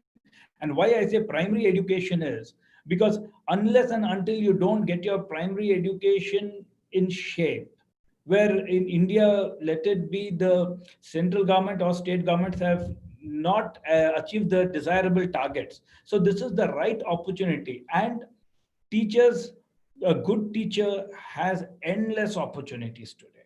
So suddenly I think this has put the teaching profession on forefront, along like for how what the doctors are doing today, like what the policemen are doing, or any other COVID warrior are doing right in front line. So the teachers are right at that point. And today and through your medium, I'm requesting the society, teachers are doing a fantastic job. They are the backbone of the Indian society, the Indian future, and the children of the future of India or the globe. So please, my request is give them their due. And I know our teachers will, because what I've seen in this last 1.5 months, they have risen up to the challenge fantastically well, and I'm sure they will do that job. And they are also the superheroes of our country in this crisis. Wonderful, Mansoor. And I also saw a passionate write-up by someone called Rupan Khosla on the chat saying more or less what you're saying about how teachers are COVID warriors along with the medical fraternity and others. And Mansoor, I want to ask a provocative question from someone called Elizabeth Koshi. If teachers go out on their own, what happens for independent teaching? What happens to the school, and how do you view that as a leader in this sector? See, tomorrow, teaching cannot be just restricted to an institution. A good teacher, within the parameters and the framework set up and the guidelines set up by the government, has every right to impart education. So in the interest of the institution should be encouraging quality teachers coming out of the system time and continuously. And any person who has that talent and wants to and feels in a particular system that they can go out and do much better, they should be encouraged. And that's in fact good for the whole society and the country. So I think if anybody having the conviction and that they can go out and do better in the system, they definitely should go out and do that. No, thank you very much. And I think what you articulated is in some ways the market-driven approach, which many professions have benefited from. And this is probably the moment when teaching as a profession can benefit from a similar approach, and high quality teachers may have no limitations for what their career can be. And obviously, if a school really values them, the school will convey that value appropriately. Yeah. So and maybe Janali and Neha on the same one. How do you see teaching careers shaping up due to this situation? Well, see this whole thing now. I think teachers have realized that they need to work very hard, offline, online. So they will brush up their whole, their capacity, their skill sets, their understanding. That the basic idea is there that teacher knows that they are expert in the subjects. They are already they are very much comfortable that they can teach well. But how they should teach, so that their teaching should go inside the brain of the student. So the challenge here is, you as a teacher, you are a very expert teacher. But when you talk about how you are going to teach, what to teach and how to teach. So the teachers now, they will be understanding how to teach. So they will try to, first thing, they will first complete their degree, what I feel is most essential. The secondly, they will try to work more on skill sets. Now, when we talk about the skill sets, it is about how to teach. So that is one thing.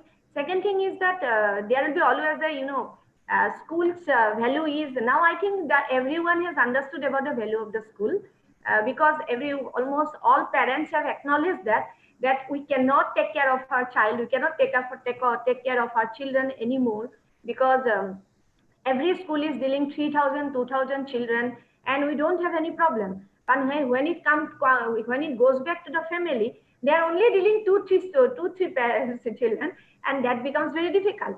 So there is an organized system. That means there is an organized system, and that organized system is the school. So in this organization, nobody can undermine the value of the school. So whatever the teacher is, he is very good teacher, very outstanding teacher, a C-grade teacher. Whatever the teacher is, the value of the school will always remain. And secondly, the position of the teachers is something very essential to the society. Just imagine, right after the doctors and the police, it is teachers. Nobody asks about taking the classes online. When we realized that the students are missing classes, right from April 1st, nobody was asking us. No government officials come in and say that, okay, start online. Almost all the schools have started online on WhatsApp, if not even Zoom, or it's not even Google Classroom. So just imagine the dedication of teachers. I think we all become the school teachers, or we all become the the manager, or the trustee. Is not because of only it's a profession. It's the teaching is a profession. Teaching profession is compared with the profession of doctors. I often compare this analogy, like if doctor is helping students, then doctor is getting a patient for how many months?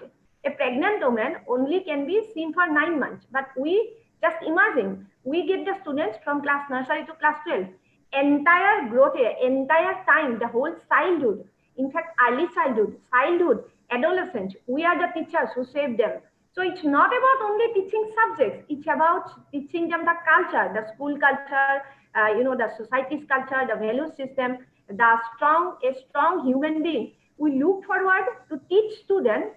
Every teacher is carrying forward this message, I think, because it is about the passion. Because of that we teach. It's not only about only the profession. Yes, if you are expert in profession, you will get the best of the best job. So if you are a best teacher, you will get the best job. That is always there.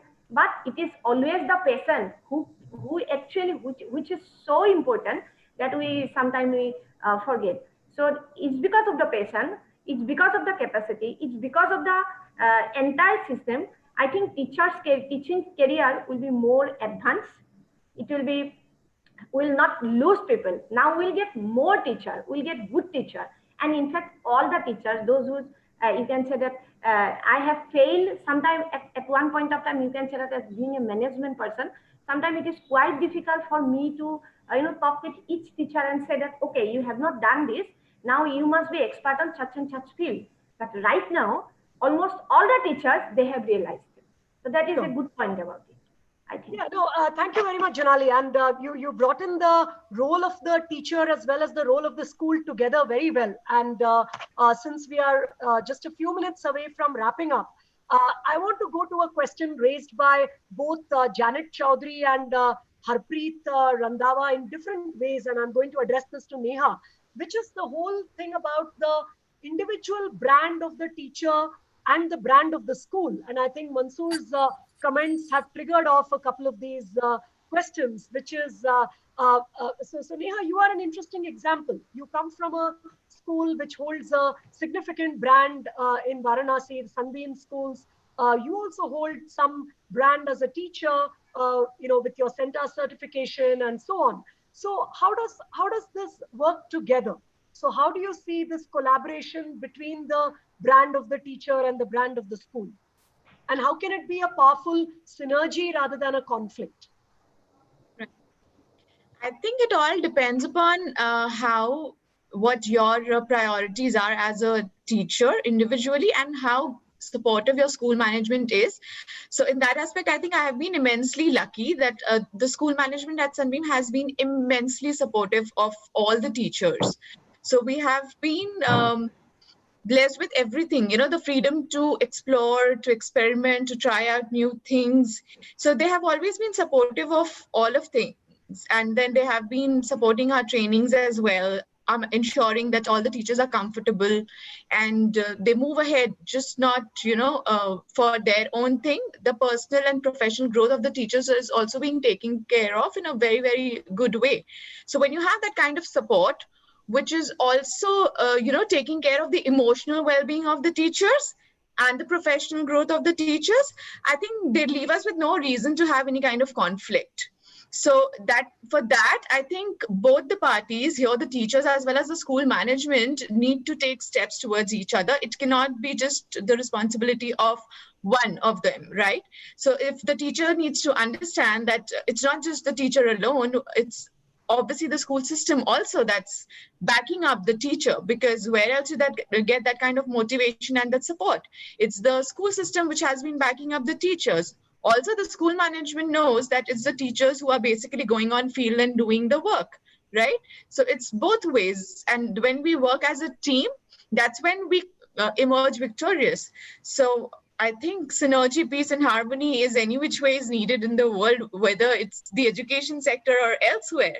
So why not, when we are kind of shouldering the responsibilities of, grooming the young minds, we need to be mature enough to understand that we need to be following what we preach. So we need to be careful about our own intentions, our own actions, and make sure that we do kind of demonstrate the teamwork skills that we kind of ask our students to do so. No, thank you very much, Neha. Thank you very much for those inspiring words. And we have to wrap up the session now. And I'm just going to ask for one last word from Pramod, as what would be your advice to a young teacher today? And I think, Pramod, you have been trying to say something else as well. So depending on I'll just wrap up with the future of schools. So I think there's hundreds and thousands of people, those who are into education, are already here online listening. But then the fact is, in the days to come, right now what we have is 100% student come to school all 210 working days. In the days to come, child will come only for emotional connect, for games. For learning, they will stay back home for rest of the week and they will do learning back home. But yes, nothing to worry for the management, because the capacity will go 3-4 times. Right now, if you have 1,000 in one building, so you can accommodate 5 days, 5,000 people. So the total dynamics of education is going to change. To my fellow teachers, I have been teaching for years into a classroom, and still I believe that I'm a teacher. And to everyone, keep learning. I think Janali ma'am has said that the leaders has to set example.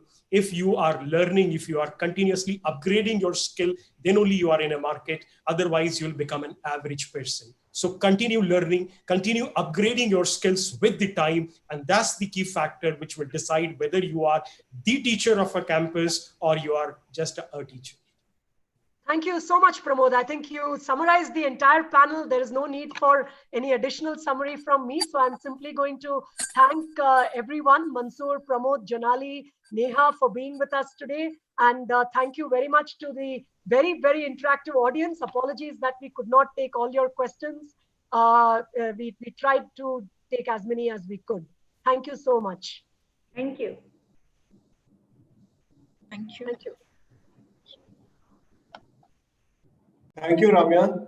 That was just an absolutely marvelous session. I have to say that it is moving to hear teachers speak. And it's absolutely true that they are also Corona warriors, along with the medical fraternity that we're speaking of and the emergency responders we're speaking of. It just brought back so many memories of one's own teachers and the role they played in the upbringing of so many children and so many generations of children. Thank you, Ramya. That was just awesomely moderated. What an inspiring panel. Again, so after Sal Khan, I think we got a different flavor here of what teachers do for their students. Thank you very much, Ramya, for your time. I do hope you'll stay on for some more time in the conference. Thank you. Thank you. Thank you all for being here, and I hope, and going by the comments in the chat box and in the Q&A, that session really struck a chord with a very large number of people, many of whom are teachers, but many others who remembered the value that teachers add at this time. And it was encouraging to hear that this is going to lead to lasting changes. It's not going to be just a disease which came and affected people's health. It's going to lead to a change in the education system, whether it is access to technology, whether it is the recognition of the value added by teachers. I think it's just very, very, very inspiring.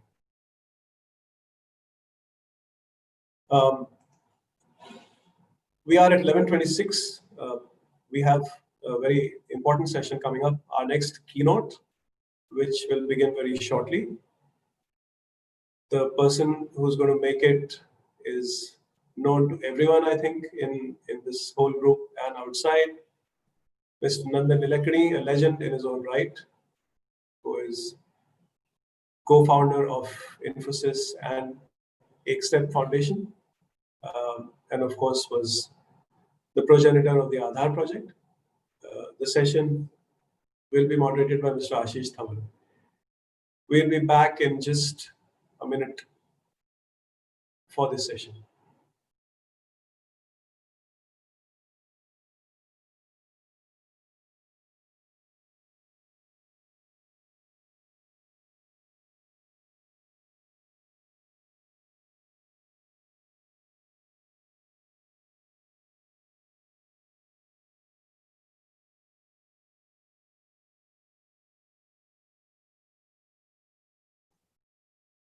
Actually, I can see the numbers are going up even as the slide is up on the screen. So there are many questions about will the sessions be available for people who missed them or people who've been on one track and have missed it on the other track. Yes, all the sessions will be available on YouTube on the Ashoka University channel. So you can access them whenever you like. That's just a message that we wanted to give out to the audience and other people that they may want to convey this to.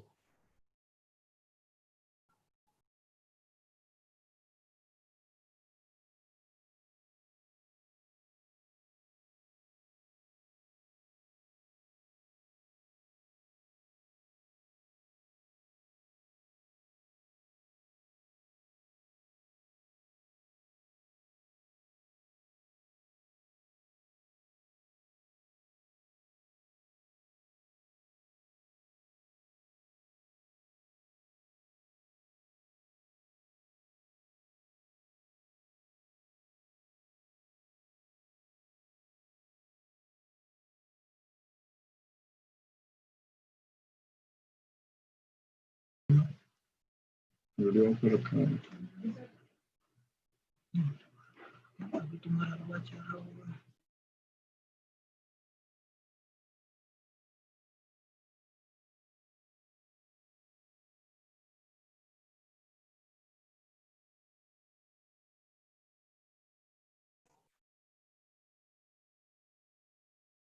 Welcome back for our next keynote of the day, titled The Resilient School.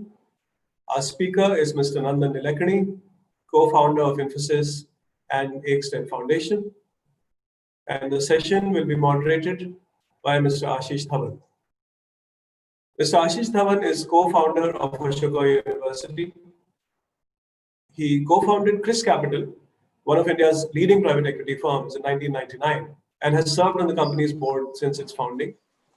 He left his full-time position at Chris Capital in 2012 after 20 years in the investment management sector to found Central Square Foundation, or CSF, a grant-making organization and policy think tank focused on transforming the quality of school education in India. Ashish's passion for education has led him to spearhead the founding of Ashoka University, but he also serves on the board of several education nonprofits, including the Akanksha Foundation, the 321 Education Foundation, Teach for India, Center for Civil Society, Janagraha, the India School Leadership Institute, and the Bharati Foundation. Ashish holds bachelor's and master's degrees from Yale and Harvard. Over to you, Ashish, for this eagerly awaited session. Thank you, Ali. It's an honor to have Nandan as part of Ashoka University's Future of Schools conference. Nandan is one of the makers of modern India, of 21st century India. He's been a personal inspiration for me. He is not just an entrepreneur, but he's been a public servant. He has, is a man of ideas. He's authored books. He's a leading philanthropist. And all of you know that he is the founder of Infosys, one of the founders, and he currently chairs the board as non-executive chairman.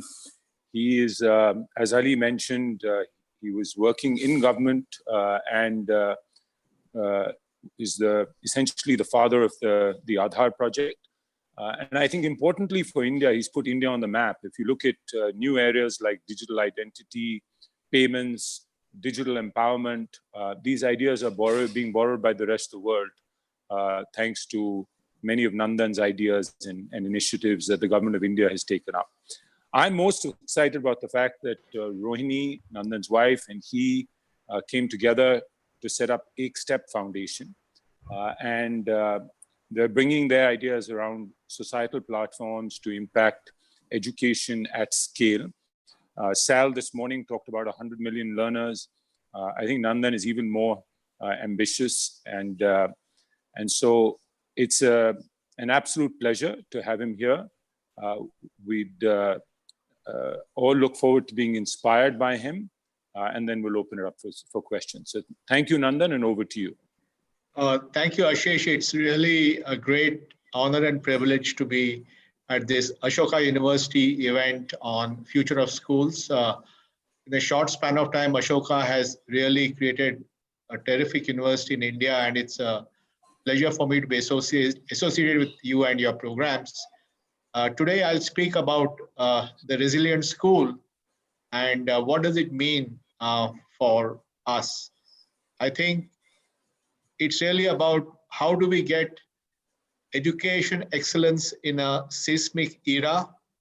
I know all of you who are on this call are facing tremendous challenges as school principals, as teachers, as parents to deal with this unprecedented situation. And I'll try to, in the next half an hour, talk about how we could think about the future in a way that we can get a grip on what is going on. Now, I think none of us were or are prepared for this disruption.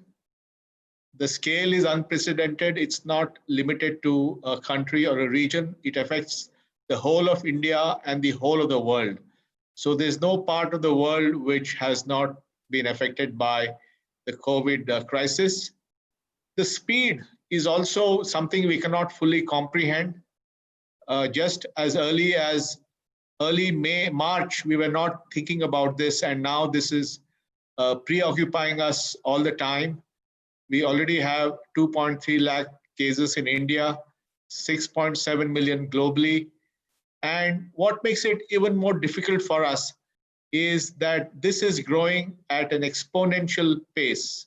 It's not going linearly. We can deal with linear things, but something happening exponentially is very difficult for us to comprehend. And that's why it makes it all the more difficult. It also is affecting all our aspects and behaviors. It's a crisis that affects everybody. It's a crisis that affects us at the personal level, the way we live, the people we meet, the way we socialize, the way we stay at home.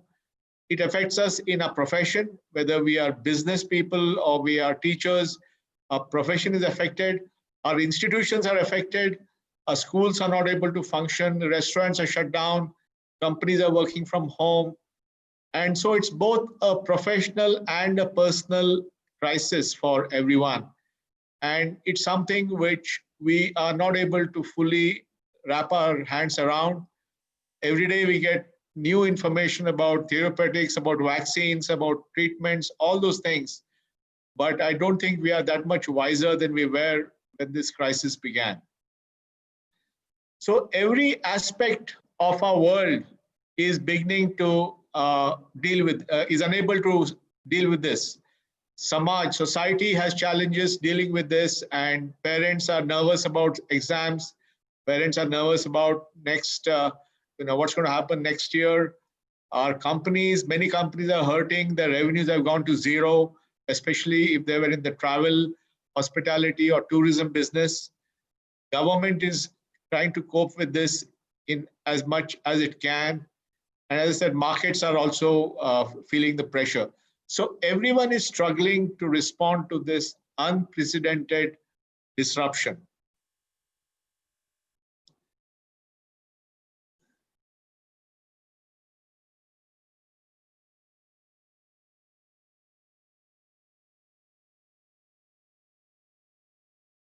So I'll just, I know my deck.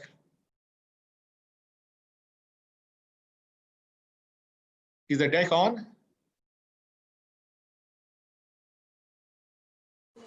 No, Nandan, we're still waiting for the deck to come back. Okay, on. Shankar is, I think, on it. Yeah, we'll just give it a second. I think it'll probably come back. Yeah. On.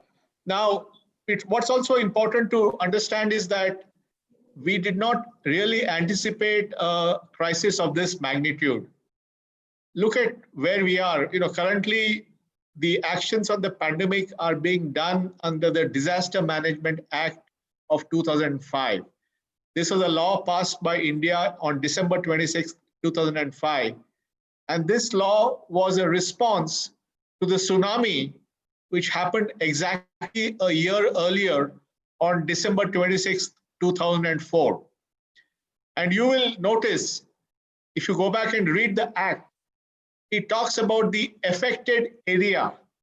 So it assumes that the disaster will be in a part of the country, in a particular city or a particular region. And this was all good in an era when you were dealing with tsunamis, earthquakes, cyclones, and other natural or man-made disasters. But here we have, and in all those situations, since the problem was limited to one area, you could rapidly coordinate and bring all the resources to bear. But here we have something which affects everyone, and we are bound by the need to be physically isolated. We also are unable to mobilize all the resources because of the economic challenges this creates in terms of businesses going down, governments having to spend large amounts of money, increasing the fiscal deficit. And most importantly, unlike other disasters which have a specific time, we can fix the cyclone impact, you can fix the tsunami impact. Here we don't exactly know how long this will go on, and we must be prepared to coexist with this for maybe many years.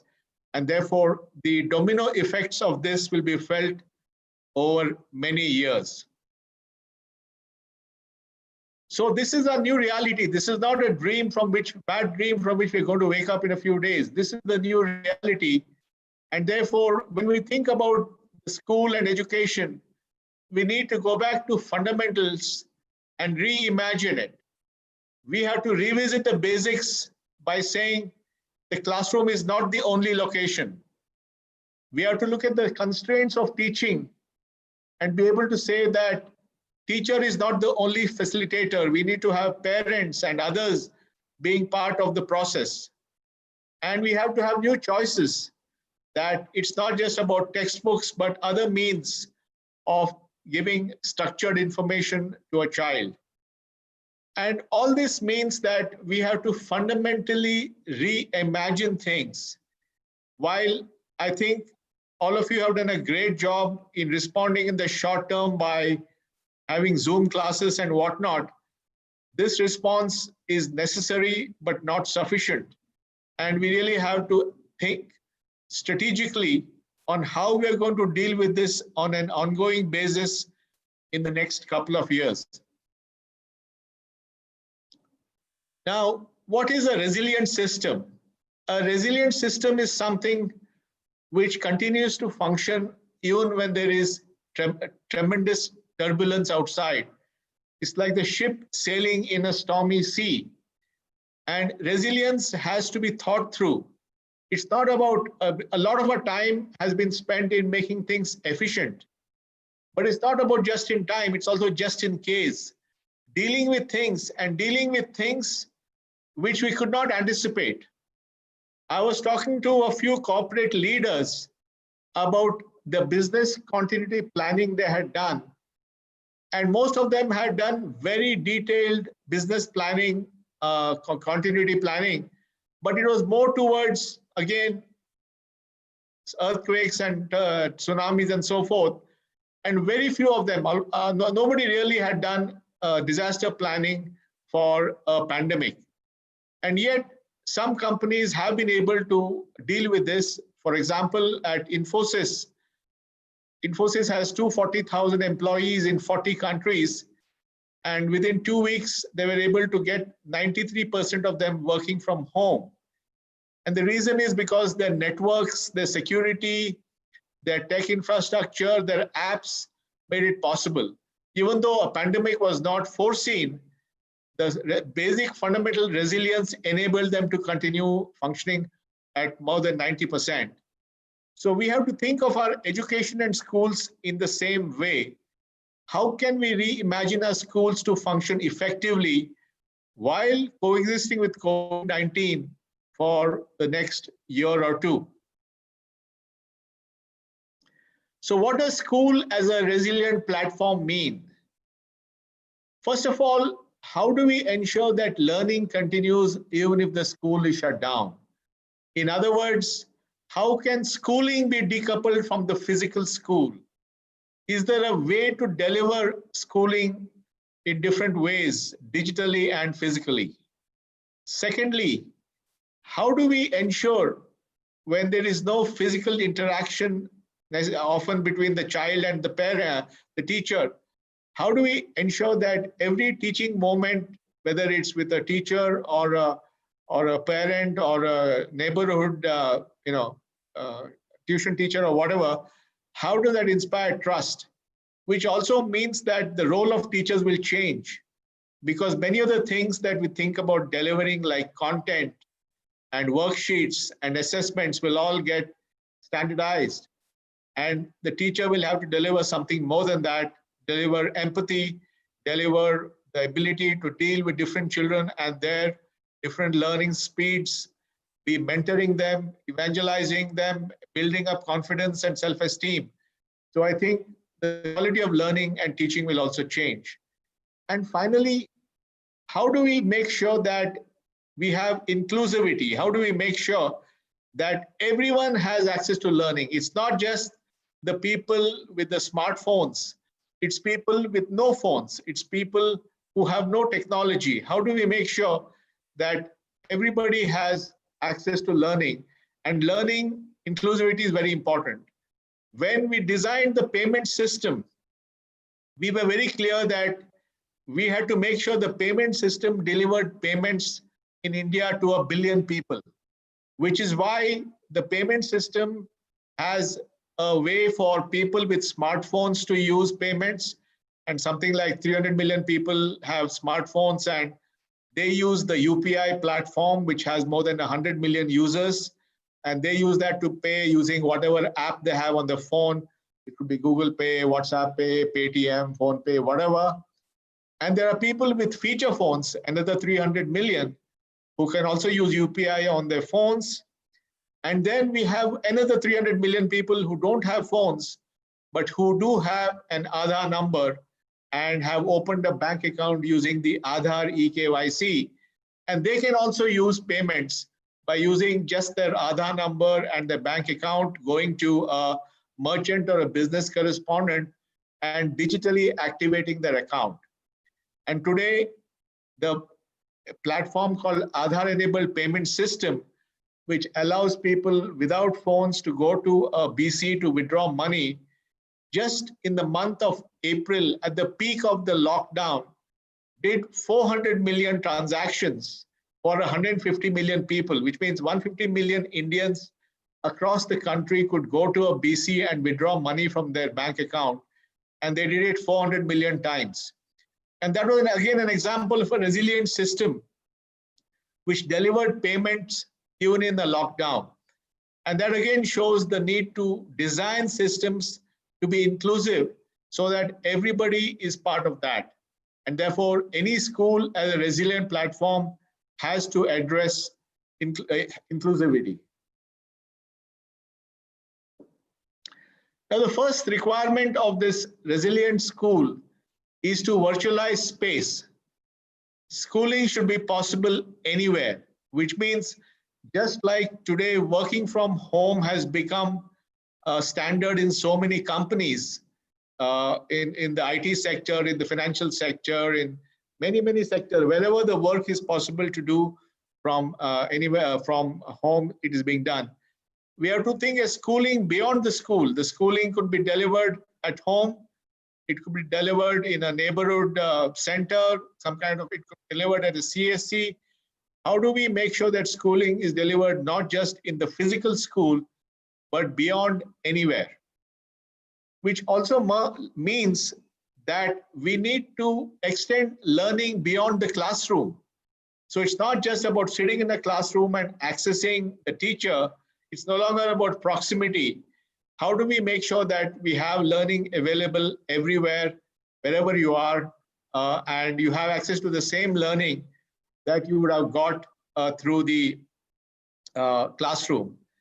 And then it has to be extend both the physical and the digital. For example, you could be normally you'd be playing in the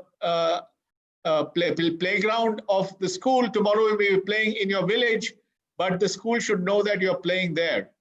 And therefore, we have the need to synchronize teaching learning experiences. In other words, the school has to think of the teaching learning experience, not just inside it, but anywhere that they're delivering the learning. And they need to synchronize that so they get the same outcomes of teachers and learning experiences, so that children are able to learn as effectively in this virtualized space as they could in the school. The second thing is virtualizing time, which means you cannot be bound by the number of hours you are going to a school. You should have open access anytime, every time, on-demand teaching, on-demand learning.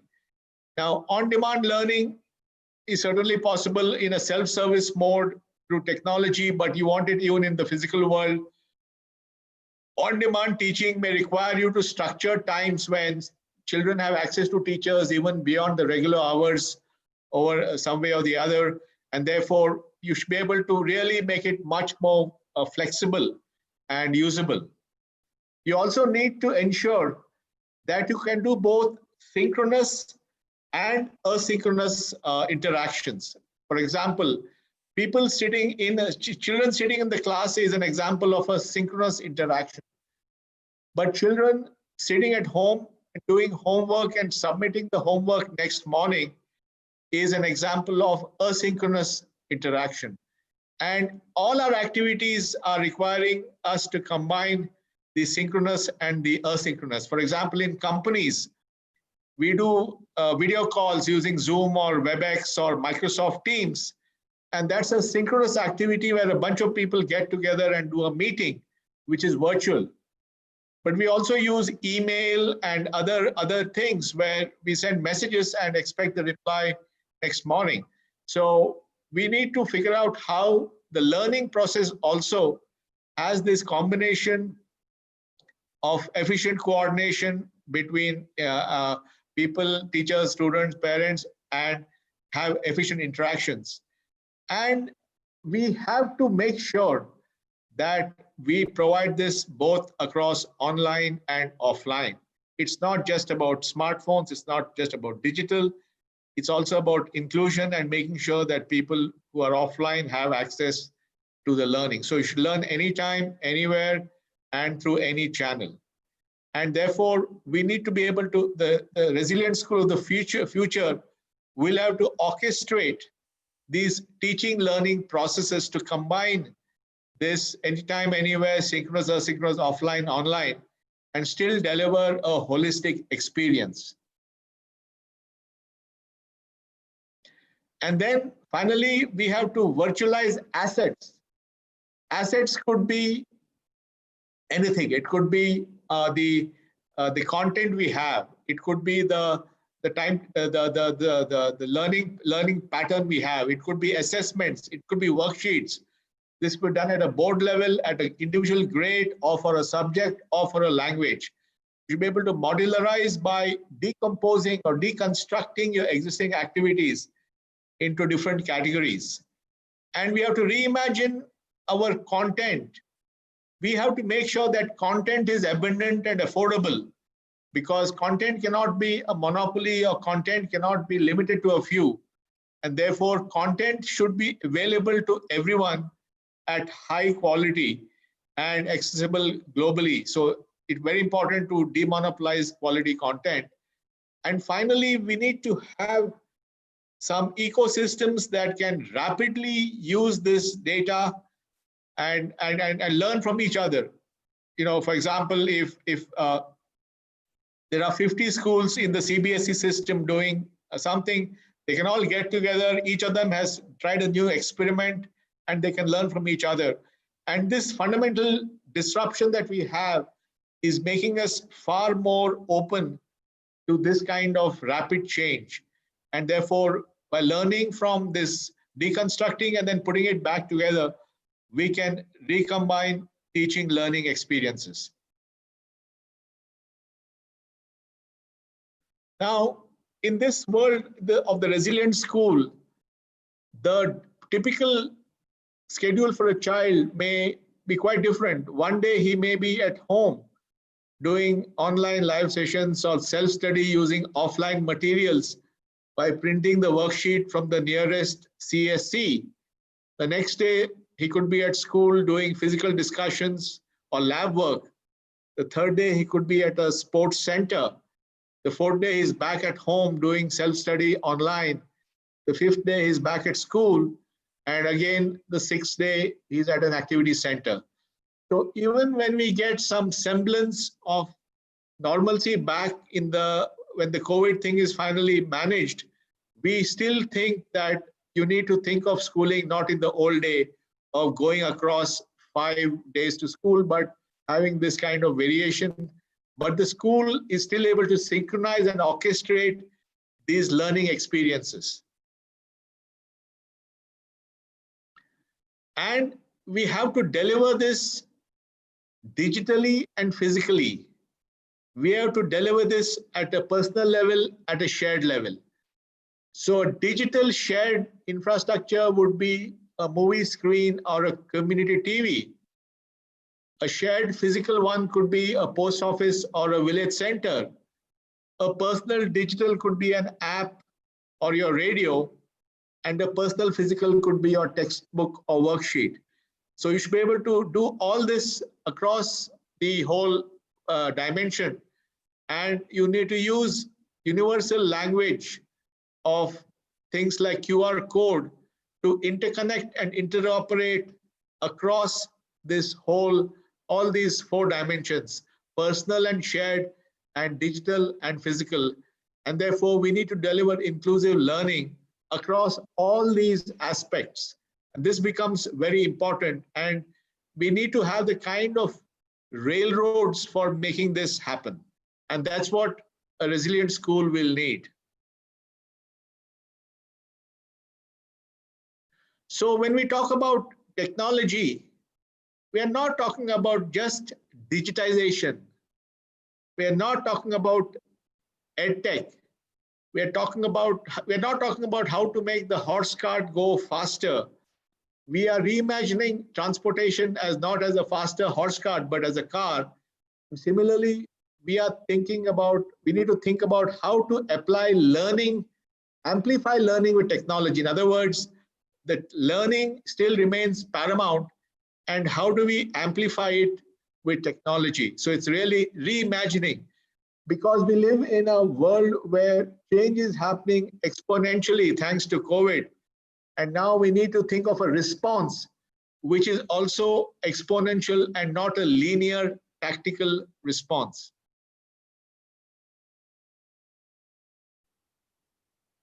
We also have to look at both quality and equity of learning. How do we make sure that everybody has access to learning and the same quality?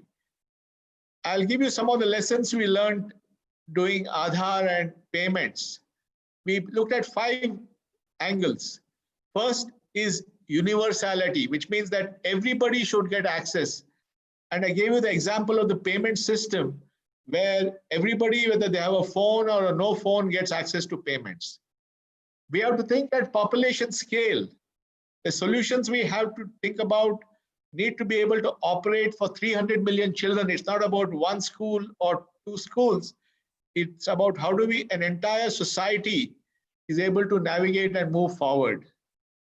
We have to think about portability. For example, in the Aadhaar-enabled payment system, you can go to any BC and withdraw your money. And that becomes a choice for the person. So he doesn't have to go to the next city or something. He can just go to a neighborhood kirana store to withdraw money. So portability becomes very important. You need to have convenience. In the school of the future, we need to have convenience. In Aadhaar, we designed it so you got enrollment anytime you wanted. So you didn't have to go back to your village. You could go to Sunday evening to an Aadhaar center and do your enrollment in 15 minutes. And finally, you need to have choice. So children and the parents must have the choice of choosing the schools and so on. And therefore, the schools that are better able to respond to this will be able to deal with it better. And what it really means is it requires a unified response. This is too big for each one of us individually to do it. It's too big for governments to do it alone. It's too big for NGOs to do it alone. It's too big for markets to do it alone. This will require Samaj, Sarkar, Bazaar coming together, giving a unified response. And as I said, we cannot keep on responding to this tactically. We must get ahead of the curve. And we have to be prepared for the fact that lockdown cycles are going to continue. We need to realize that even if we do open schools, it's entirely possible that after a few weeks, if there is an outbreak of cases, then again you will close the schools. And you may be in this mode of switching on and off the schooling system for a year or 2. We also have to think about new responsibilities. Obviously, we need to orchestrate the physical and the digital. We also need to orchestrate the school and home. I know so many parents who are now finding it extremely difficult, on top of doing the housework by themselves, on top of working from home, they have to also make sure the children's education is taken care of. So how do we balance responsibilities between school and home, between teachers and parents? So this whole thing is changing the role and responsibilities of all of us. And most importantly, we have to get to rapid implementation. We don't have time, we don't have plenty of years to sort this out. We need to do it very, very quickly. We should be able to deconstruct and recombine, reuse, repurpose take ideas from one part, we have to increase the velocity of innovation in the way we do things. And that's what we mean by saying reimagine every school as a resilient system. And therefore, it's not about building again and again. It's about building beyond. And today and yesterday, you would have heard about DIKSHA from Ms. Anita Karwal, who is the school education, primary school secretary to the government of India. And DIKSHA is an example of a national platform where the digital infrastructure is rolled out in every state. Every textbook has QR codes. And while it is a digital infrastructure, many solutions are possible on that because different schools will have different priorities. Different regions will have different priorities. Different states will have different priorities. And therefore, your ability to be flexible and agile, but using the digital infrastructure to accelerate becomes very important. And I think there is a panel right after this, which is going to get into detail into DIKSHA. And DIKSHA reflects many of the ideas that I have talked today. And it is required, it is an example of how we can build in resilience in the system. Another example is something else that the government has launched called Vidya Dan, where content can be contributed by people. And if we really want to quickly build a great content library, then we have to get people also to contribute. And that's what Vidya Dan is all about. Again, they'll talk about that in the next panel. So we know that our children are resilient. They are able to deal with most difficult situations. Today, we have children who are in migrant children who have no place to go. You have refugees who, yet these children are managing. Our children are the most resilient, but we adults often tend to be structured in our thinking. But we owe them a better future in this most unprecedented time. And therefore, we need to think about how do we rise to the occasion and think ahead of the curve and deliver the resilience that we owe them.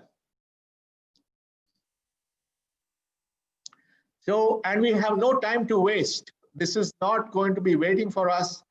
And today is the best day to make our schools resilient. Today we need to start now. Fortunately, India is in a much better place. Just like we invested in digital identity for 1 billion people, payments for 1 billion people, just like we implemented all the various national infrastructure, we now have educational infrastructure which has the same scale and resilience that we need. And I suggest we all go for it right now. Thank you very much. Thank you, Nandan, for a very inspiring and thought-provoking session for our school leaders.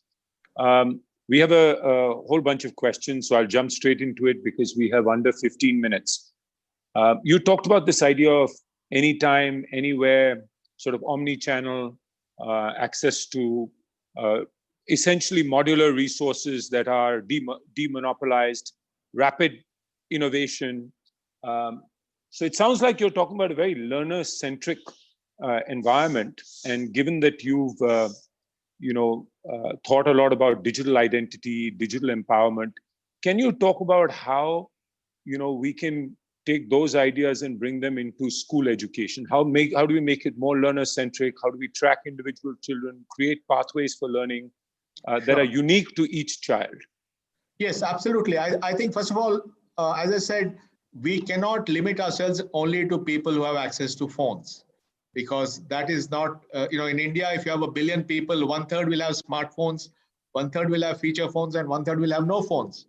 And therefore, they are actually the poor and the most vulnerable. They are the ones in the government schools. They are the ones who are most disadvantaged. So we have to make sure that anything we do takes into account everybody. So the inclusion is very important. And that's the lesson that we learned from Aadhaar and payments, that it has to be inclusive. Before Aadhaar came along, there was no ID system for 1 billion people. I mean, maybe 50 million people had a PAN number, and 150 million people had a driver's license. Maybe 30 million people had a passport. It's a very small part of the population. So how do we make sure everybody gets it? So I think that's one thing that you learn when you design at population scale is how do we make it universal? And that's something which we have tried to do with the thinking that we have in DIKSHA and all that. How do we make sure every last child gets access? For example, when my wife Rohini had gone to Gadchiroli, she went, which is a remote tribal part of Maharashtra, which has, Naxal infested and so on. She went to a remote school in remote Gadchiroli, and there she found Maharashtra state government textbooks which had the QR code, which meant that they were ready for use in a digitally empowered way. So I think that's important. And also I think trying to make sure that each child has different learning patterns, each child has different abilities. Some children have disabilities. Some people are better at languages. Some people are better at numeracy. How do we make sure that we individualize this is very important. And that again is very much built into the infrastructure that we have. And the deconstruction and innovation is very important. I mean, today, for example, and they will, I think, talk about in the panel that each state is doing different innovations. Tamil Nadu is doing one kind of innovation. UP is doing another kind of innovation. If they are to meet and share the innovation, they will all marvel at what the other state has done. And because it's built on a common railroad, it's very easy for one group to take the other group's idea. So this ability to, so increasing the velocity of ideas and innovation is very much required in this kind of an infrastructure. And Nandan, you've talked repeatedly about inclusion and ensuring that the last child does not get left behind. A lot of what you talked about, the digital tools, etc. One of the school leaders was asking, sort of almost assumes that somebody has access to either a smartphone or a feature phone. How would this get delivered to households that don't have access to these devices? No, I think one is we have to use our physical infrastructure. For example, people may not have a device, but they are close to some kind of a digital service center, it's called customer service, CSCs and so on. Yeah. Those people have devices, those people have printers. So you can actually print out, suppose you're doing a particular course, you can print out the worksheets there. So the worksheets can be delivered to the children. They can fill out the worksheet can be uploaded back to the center. So they will have the same thing, except instead of doing it physically on a device, they have a printed worksheet. So in fact, some states are doing some similar thing. Himachal is doing this. They are actually printing out worksheets and sending them to schools and getting them back a week later. So we have to innovate in all this. There's no choice. We don't have a choice. This is going to be a situation that's going to be there for a year or two. We are not going to be able to predict its ups and downs. We are not able to predict schools opening. They may open and go back. We have to think out of the box, and we have to think boldly, because tactical small things are not going to work.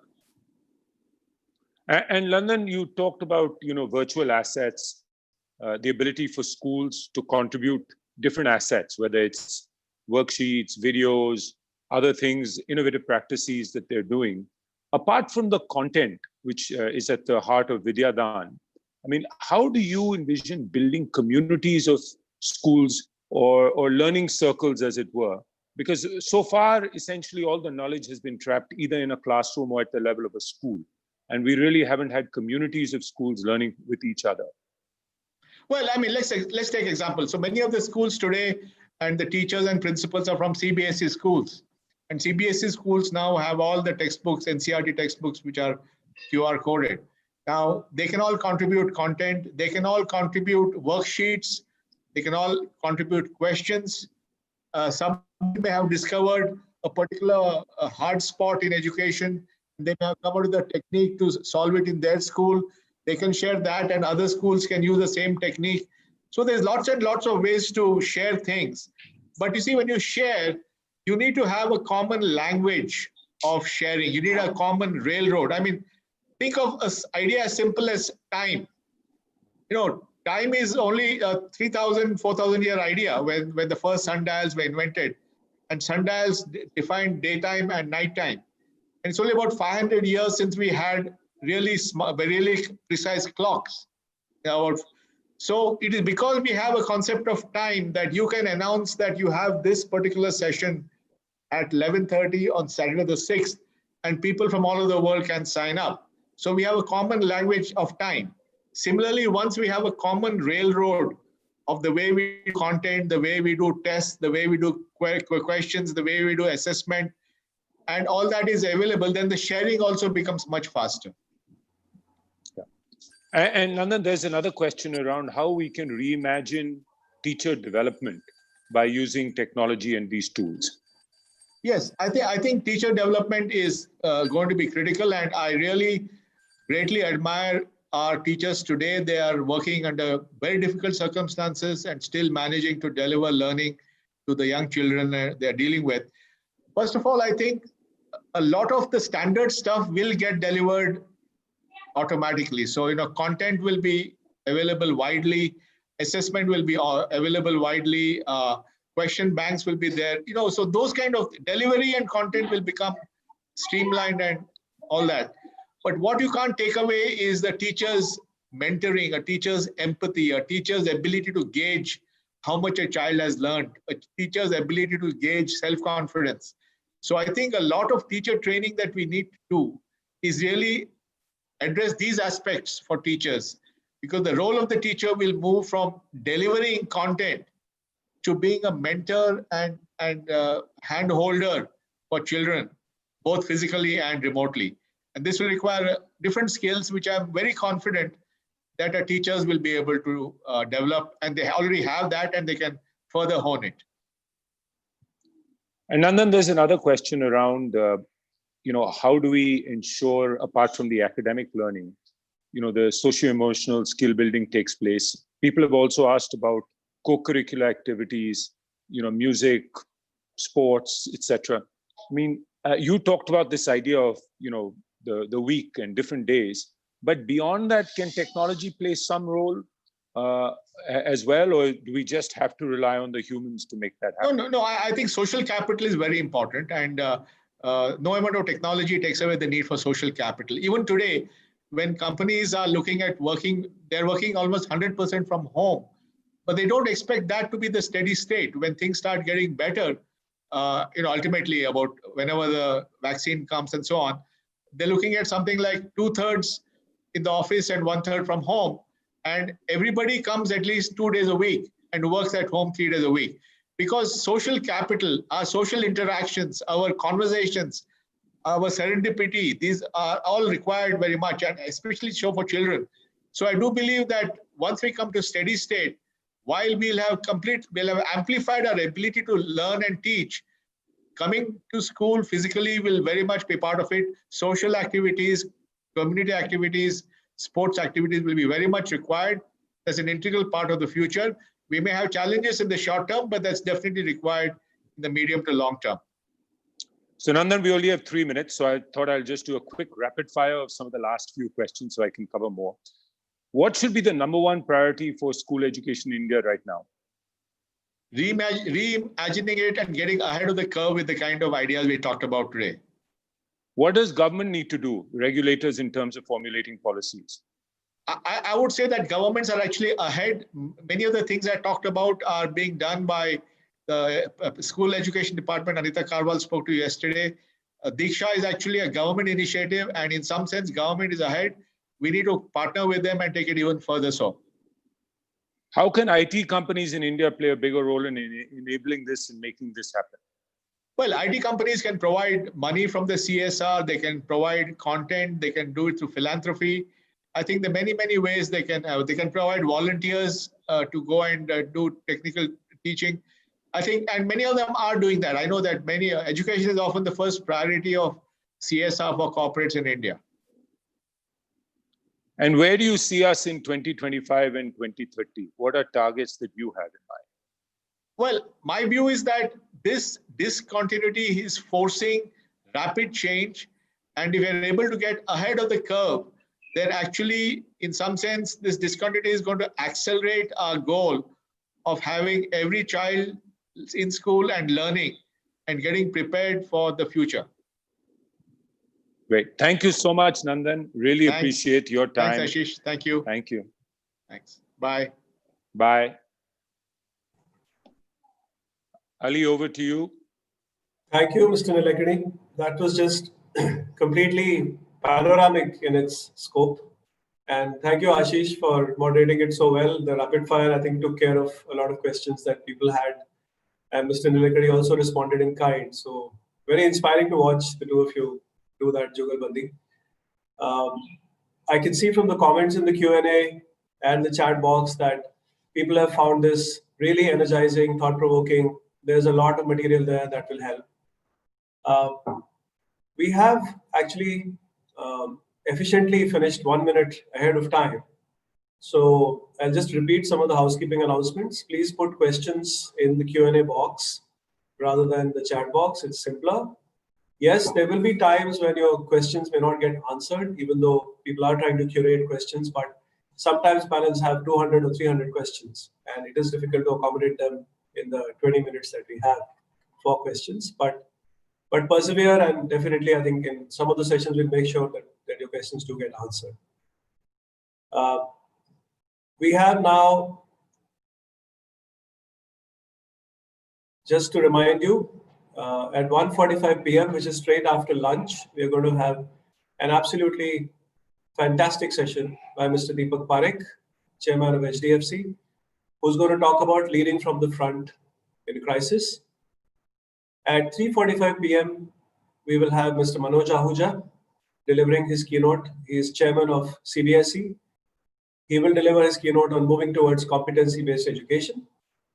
And at 4:35, we will have the concluding keynote of the conference, Bridget T. Long, who is Dean of the Harvard Graduate School of Education, talking about lessons from the spring and thoughts for the future. And on track 2, at 2:50 p.m., we will have a session following on from Mr. Parekh's session on adaptive leadership during crisis, in which many school leaders from prominent schools will participate. The session will be moderated by Anjali Raina, Executive Director, Harvard Business School, India Research Center. Coming up next on the 2 tracks in about 3 minutes. On track 2, we have a fascinating session on managing and surviving the crisis. This session is actually not about schools. It's about how other sectors are coping with the COVID-19 challenge and what possible lessons there could be for the school system. We have 2 stalwarts of the consulting business who are on this panel.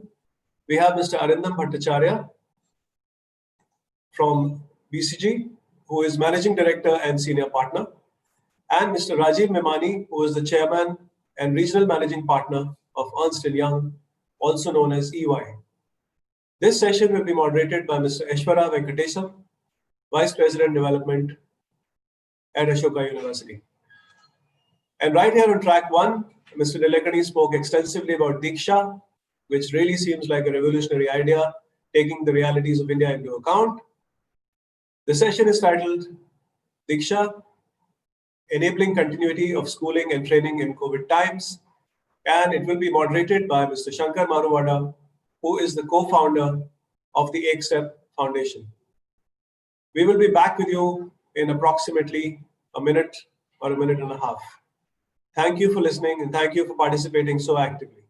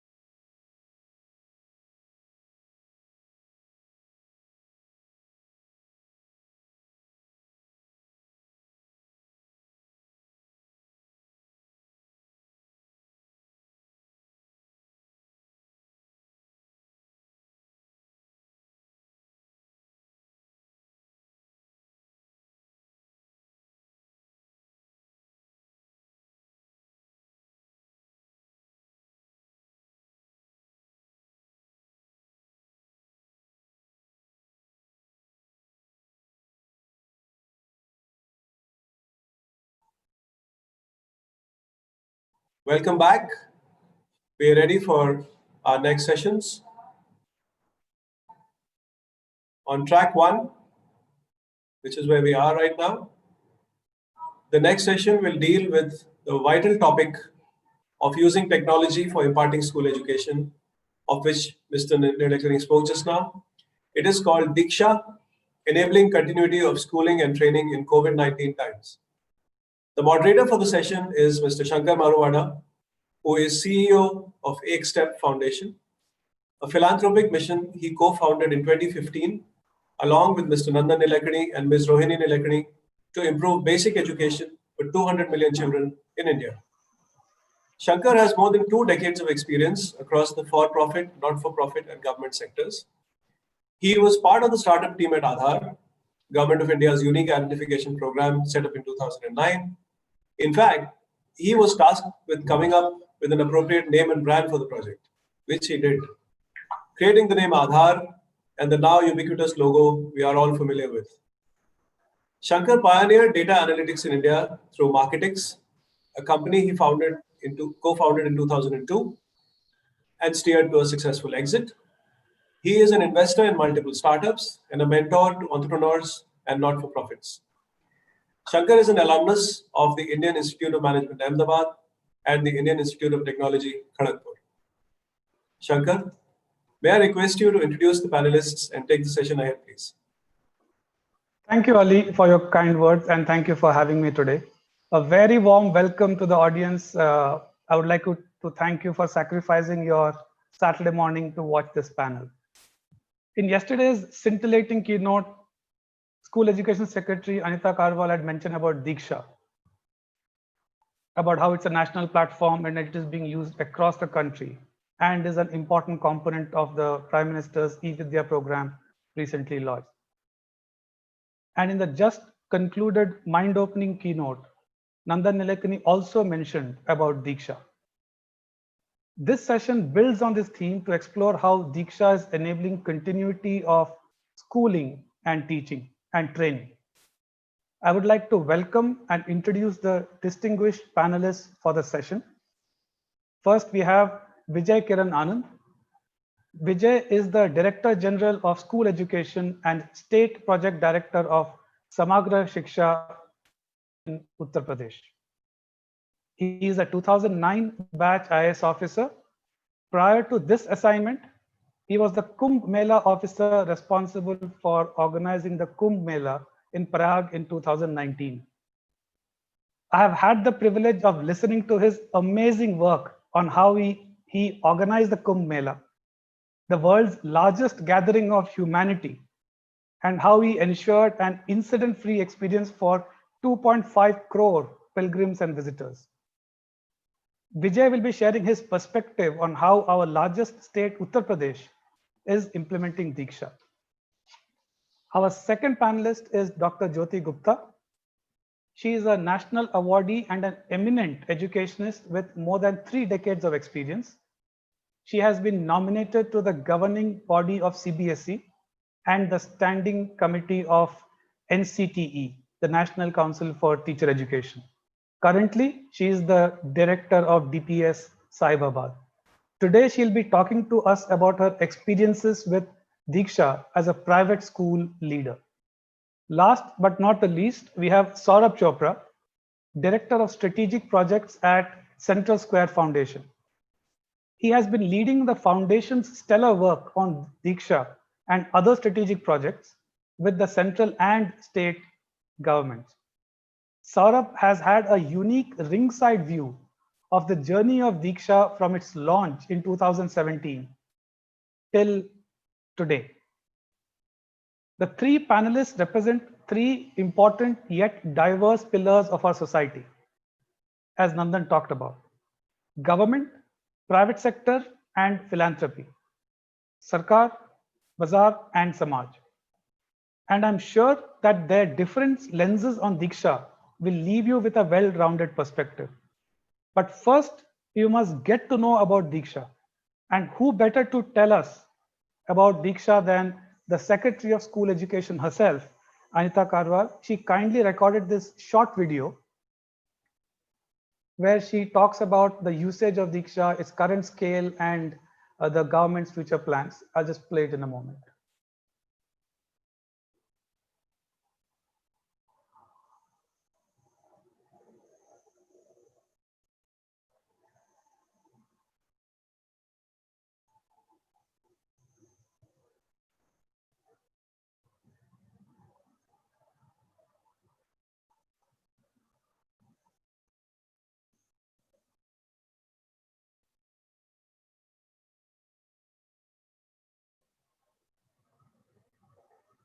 Okay, so DIKSHA is a digital infrastructure which MHRD works on for uploading its content.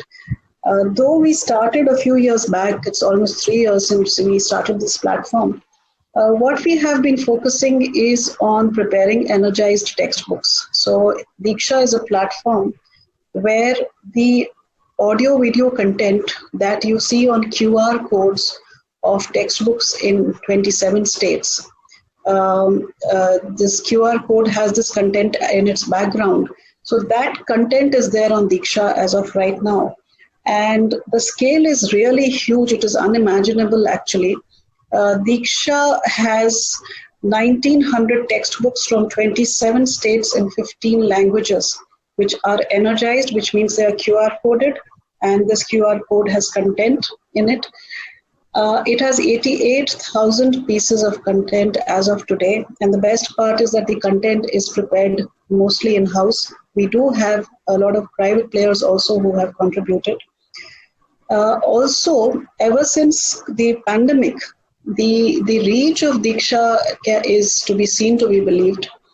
I believe it has now reached about 90 crore page hits, more than 18 crore scans of the QR codes themselves. So it is really huge, the whole DIKSHA gamut.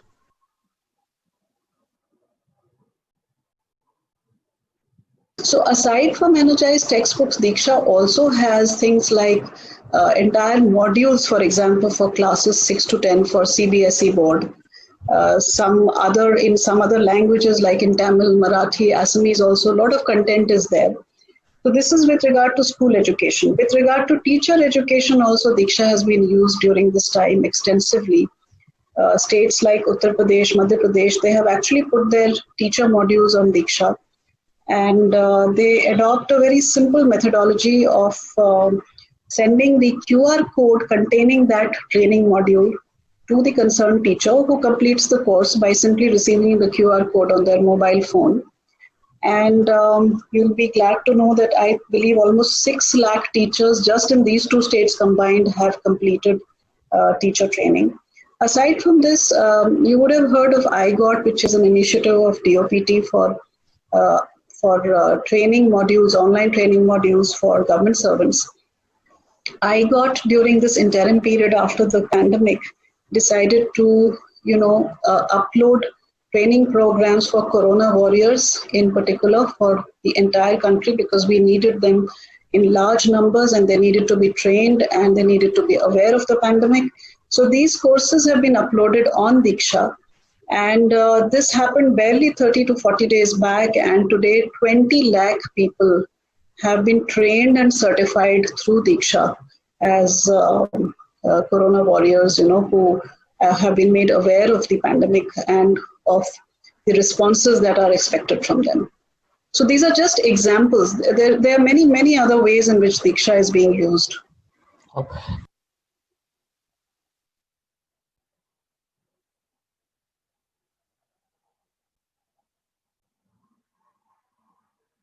We have a lot of plans. We realized once this pandemic came that what children look for when they are sitting at home is modules.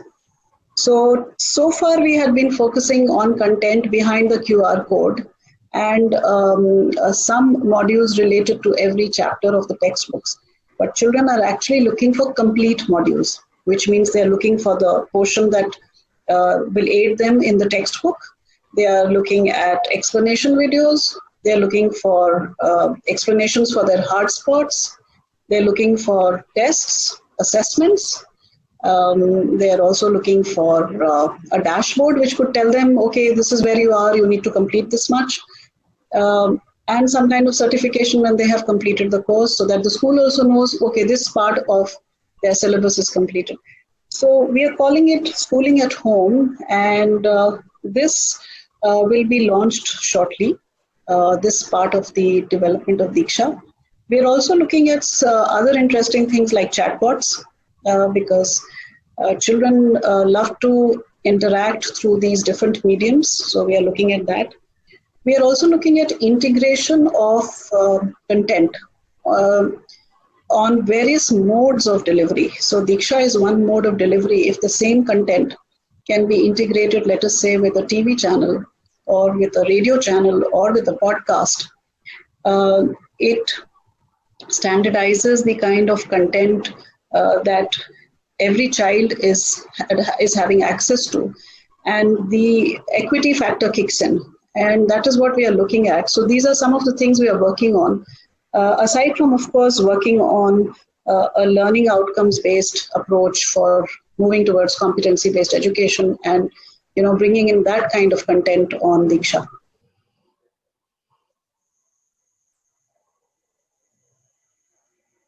So we listened to Anita Karwal, School Education Secretary, talk about DIKSHA, but how is it being used in the various states? I now invite Vijay Kiran Anand to talk about his implementation and his plans in Uttar Pradesh, our largest state. Vijay? Yeah, thank you so much, Shankar. Thank you so much for the organizers for this opportunity to share our experience in UP. We are very happy to do that. In UP, the UP state government launched two ambitious flagship initiatives. One in June 2018 on upgradation of school infrastructure, wherein it also included smart schools, digital learning, and so on. And another flagship initiative last year in 2019 on teachers, on the eve of Teachers' Day, where the Honorable Chief Minister declared that we will have the entire state being a Prerak Pradesh by March 2022. And the entire framework was to achieve foundation learning goals for grade 1 to grade 5 on a defined Prerna Lakshya for goals in language and maths. And the entire framework was to be measured by independent third-party assessment agencies, block being the unit of declaration and nomination and certification, and the entire state and all the districts being declared as Prerak Pradesh, something what was launched now as a foundation literacy and numeracy goal for the entire nation. And one of the key aspects of that was data-driven governance in education and digital learning, and that is where DIKSHA comes in. And and one of the frameworks of the framework, one of the key components of the framework in Mission Prerna was moving into and migrating to a digital platform.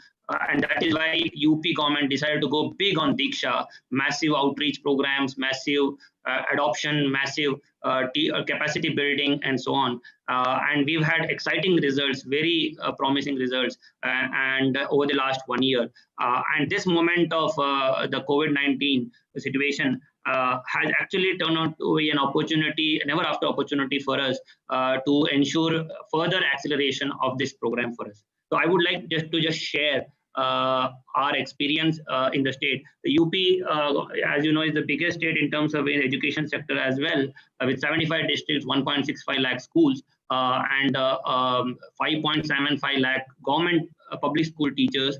And in public schools, we have 1.8 crore students studying, and also almost equal number in the private schools as well. So we are focusing on two areas. One is the student-facing content and adoption in DIKSHA platform, and also teacher-facing content and professional development for both government and private teachers on the platform. So far we've had in-house content being developed in a very systematic manner. We have a in-house content cell developed we are further enhancing the infrastructure and the manpower deployed therein, and also we have tied up with 15+ partners who have helped us on capacity building and content building, primarily Pratham's of the world, the Khan Academy of the world, and the Tic Tac Learning of the world, and 4,000+ videos which are mapped to every chapter in the UPSCRT curriculum. Of that, around 30 to 35% by in-house teachers through crowdsourcing and capacity building and competition between the teachers. This content, good quality content, has been uploaded. Each of the textbooks and chapters are mapped to QR scans, QR codes, and adoption has been seeing massive acceleration therein. So each of our textbooks are energized textbooks. All 114 textbooks are energized since last 1 year. We have done massive outreach for DIKSHA to be adopted across all the platforms like radio, television, newspapers, teachers WhatsApp groups, and so on. We have like each block we have a WhatsApp group being run through here, and then we have 1 lakh+ WhatsApp groups run by teachers. So any information, any content is circulated through WhatsApp both ways, and it is always dynamic and real time. So massive content building and available access to this kind of content to the platform is achieved in a state like UP. And then we decided last year that all our teacher trainings will be through online. In-service training will be through online through DIKSHA platform. And we did a pilot with our Kasturba Gandhi Balika Vidyalaya teachers. We had around 5,000 teachers there, and the adoption was very good. The teachers voluntarily did a lot of courses and completed the certification. And now during this lockdown, we opened it up for all the public school teachers, and we've had exciting results. 2 lakh teachers have enrolled, and 90,000 teachers course completions have been achieved. Around 50% have been achieved, and teachers have their experiences have been documented. And we have found that they've had wonderful experiences going through them, and capacity building and the flattening of the opportunity is achieved in this through the platform. So this is an example of how we are sharing the content every day. We are actually sending content for the students, chapter wise, exercise wise, class wise. At the same time, teachers are also given content on all the WhatsApp 1 lakh+ WhatsApp groups that have been run from here, and one training video is also circulated per day. So the figures and the scale is quite good, although for the state of UP, we have the potential to actually reach out to much more bigger numbers. So we've almost crossed 1 crore content plays over the last 1 year, and the content playtime is also, average playtime is also seeing a manifold increase. Now the plan is on 5th September, after 1 year of the Mission Prerna, we would want to completely migrate from a manual training, from the block level manual training, where there are issues like absenteeism, motivation, morale levels, capacity of the master trainer, too much reliance on master trainers, and so on. So good quality content available. Completely we are migrating to in-service training to on the platform. For certification, assessment, and also robust analytics in the backend through DIKSHA platform. So the preparations are on. We are seeing good results, and something like a learning passbook is being contemplated for each teacher and each student when we migrate into this online teacher training and capacity building and professional development for the teachers. It will be a game changer and a major step forward for the achievement of the learning outcomes and the foundation learning goals that the state has envisaged by March 2022. Another big ticket plan that we have is we have had experience with around 5,000 schools converting themselves into smart schools with digital learning, and the experience has been very fabulous in terms of learning level achievements, in terms of student learning outcomes, following up on the lesson plans and the content and so on. So what we have decided is we are going to run DIKSHA through smart classes by deploying a smart TV, a simple TV with an Android box or a smart TV. We're running the DIKSHA content inbuilt in the lesson plan, inbuilt in the weekly calendar, daily timetable, and so on. And this content will be displayed. There are many models which we are exploring and working on, either through the CSE model or the teacher himself running it through, or we are also supplying a tablet.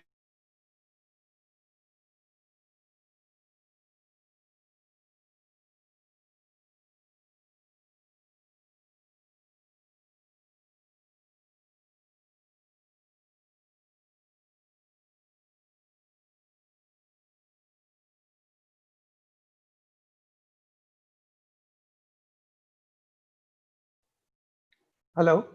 Or we are also supplying. I think Vijayji is having connectivity issues. So just give him a few seconds. Hello. Hello. Okay.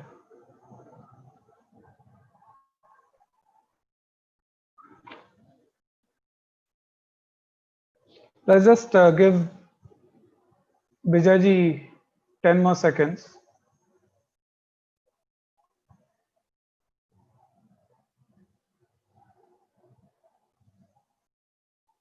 What?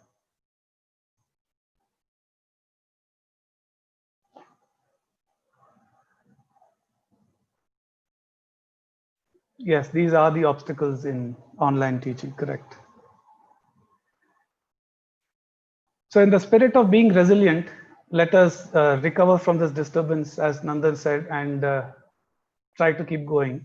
When Vijayji comes back, we will continue his session. So what you heard from Vijay partially is how the state system is using it. And you also heard Anitaji talk about how the government, central government is thinking about it.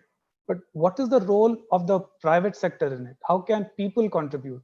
Let's again listen to a short video from Anita Karwalji on this.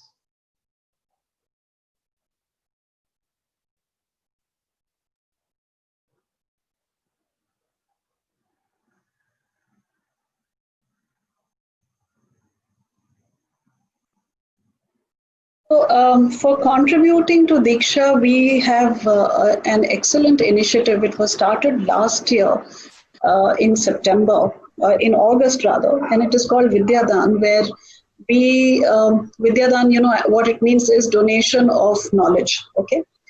So in this Vidyadan, what we did was we invited in the first version schools of CBSE to contribute to for the contribute content, you know, the best kind of content that they have prepared themselves or they are able to contribute. So in that phase, we were able to get excellent content for classes 6 to 10 for CBSE affiliated schools.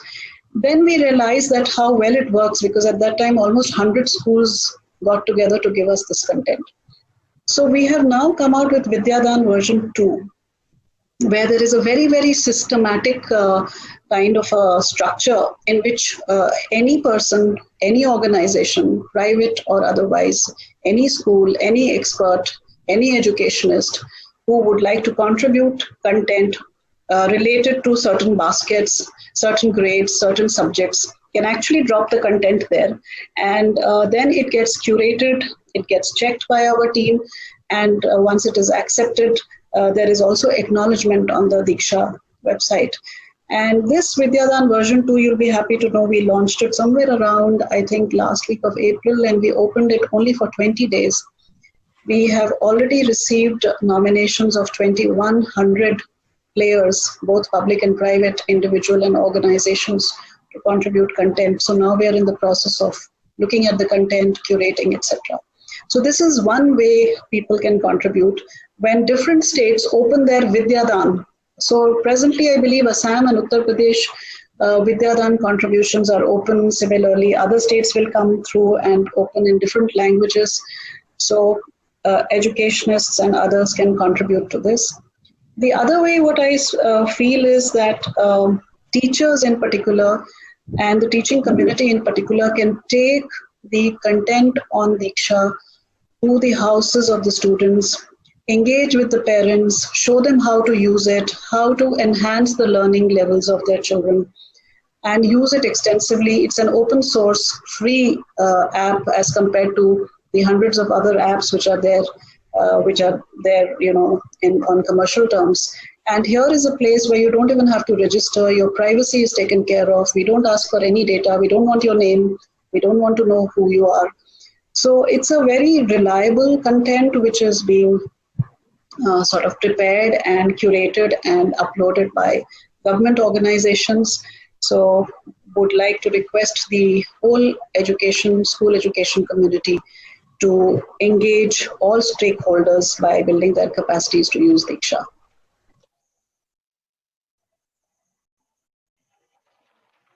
So I now request Dr.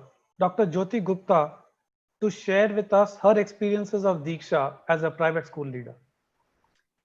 So, good afternoon, everyone. I'm really humbled to be a part of this session, Shankar. Thank you for having me here and for giving me an opportunity to contribute the best practices that we've created over these years.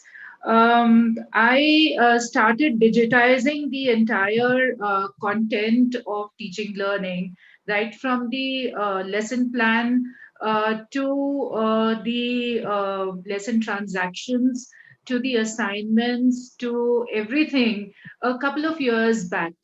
And when Anita Karwal ma'am saw this content, I had a session with her where I showed her the entire content. And she was very impressed by the work that was done by the school teachers. And that is when ma'am had asked us if we would be willing to share what we've created in our school with the rest of the country. We weren't preparing for a pandemic like this, but there were some learning gaps which were there in the school, and we felt that it was the time for the anytime anywhere learning. And that is when we started digitizing the entire content, and we had the entire content with us, the entire resource with us, starting from the lesson plans to the PowerPoint presentations, to the videos, to the concept maps, to the assignments and everything. So when ma'am saw everything put together on one platform, that is when she spoke about DIKSHA to us. That time the term Vidya Dan had also not been coined in, and we were willing to contribute to DIKSHA. And then it was that whatever we are doing in the schools, we should be able to, as good schools, contribute for the rest of the country. So, this had motivated. Since morning, we've been listening to Mr. Salman Khan and Mr. Nilekani, and everybody has talked about the soft boundaries of the schools and as to how the last child in the country should also be benefiting by what is happening in the world around. So it is the best of the content that is not just available for your own school, even for your own teacher. She should not be just dependent upon what she knows. There can be a lot of resource that can be available for the teachers to professionally develop from, and also they should be able to get a different perspective of the other teachers as well. So the digitization of the entire teaching and learning process for anytime, anywhere learning, and reducing the learning gaps through the enriched pedagogies, through the lesson plans, through the lesson transactions, to the explanation videos, PPTs, question banks, competency-based items, the focus points, the puzzles, the games, the worksheets across all subjects, grades, and mediums. This is what we had put together. and we contributed to the Vidyadan. And here I would like to share with everybody that the sharing of the content actually gave a lot of exposure to our own teachers. There was a lot of professional development that was happening at their end. The teachers were getting a voice. The teacher who is only teaching her 40 children in the classroom and is only dealing with those 40 children and is only there in her own school, got an opportunity to share her best practices, her teaching techniques, her pedagogy, her assignments, with the credit given to her with the entire country. And it was not just her name, it was also the school's name that was reflecting on the platform. So the teachers were very, very careful of what they wanted to upload. They were very careful about the transaction in the videos. And I have to share that suddenly there was this competition between the teachers and they wanted to give their best, they wanted to do their best. And when the pilot was tested with a few schools and we got the positive results that the content was really good, that is when we were motivated even further. And last 5th of September 2019, we were also awarded by the Honorable Minister, and 4 schools who had contributed the maximum for the Vidyadan to begin were awarded, and very happy to share that we were amongst one of the 4 and probably the school which had contributed the most towards the Vidyadan. And this is one platform that enriches and develops the teachers for the entire process. And it is actually the self-directed learning for the children as well, and the self-directed and self-motivated learning for the teachers as well. Because a teacher can never stop learning. She has to be a constant learner herself. So we cannot be teaching the children through the 19th century or the 20th century techniques. The children who we are dealing with are the 21st century children, are already in the college today. And the way they learn is very, very different. We have to prepare them for different skills, because if we do not do that, then the prediction is that in 5 years' time, all the jobs that exist today are not going to exist anymore, or there would be new opportunities for the people. And we can see this in the COVID times. It's going to be the pre-COVID and the post-COVID. So the teachers have to be motivated to constantly upgrade themselves, and the children have to be motivated to move towards the self-directed learning, where the teacher becomes a guide and by the side and not a sage on the stage.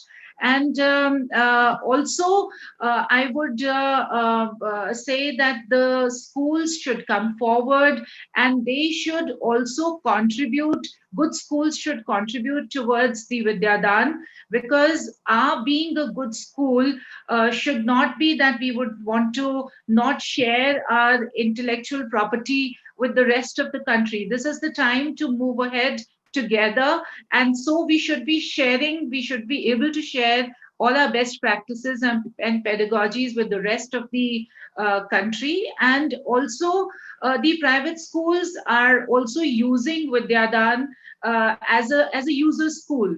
So the content, there are schools which are new schools which do not have all the resources. The entire country is not just the schools in the metro cities. There are schools, whether they are CBSE schools or there are state schools, they are all across the country. So they do not have the available resources.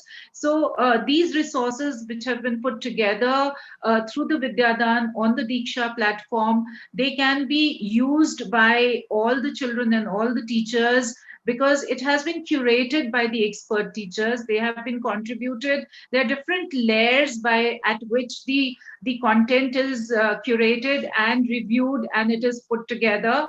And also one is able to articulate the learning outcomes for the children. What are the learning objectives for the teachers, and what are the learning outcomes for the students? So there are enriched pedagogies, there are lesson plans. As I said earlier, there are explanation videos. There are PPTs, there are question banks, there are competency-based items, and they are at different levels. There are schools which want to use the experiential learning lesson plans, they can do that. The schools which want to use the competency-based, joyful-based lesson plans, they can do that. There are other schools who want to use just the a part of it, they can use that also. The teachers can adopt or they can adapt the content from the rich repository of the e-learning content that is there on DIKSHA. And the children who are actually devoid of any resources can also go directly to the portal and they can start learning.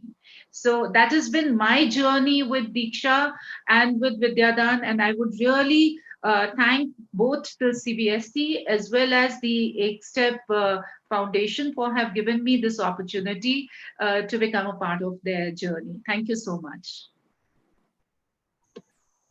Thank you, Dr. Jyoti Gupta. I'm sure your experiences will inspire many more in the audience to engage with and contribute to DIKSHA and Vidyadan. So Vijay, I think, has got his connectivity back. So I'll request him to continue where he got interrupted. Vijay ji?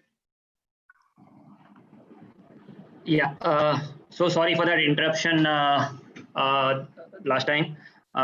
So I was basically sharing the plans that we have for DIKSHA in the state. And one of the things that we are planning, which we believe is going to be a game changer for us, is going to be that we are going to deploy a smart TV on every school, beginning with every school through community participation, through the Operation Kayakkal program. When we launched the largest convergence program in the country in June 2018, we've had fabulous results in infrastructure upgradation. A lot of people contributing, CSR agencies contributing, Gram Panchayats coming forward and helping us rebuild infrastructure in the schools. And 5,000 plus smart schools are already working in the school. And from their experience, we've learned for everything. And we're going to deploy this smart TV, a normal TV with an Android box.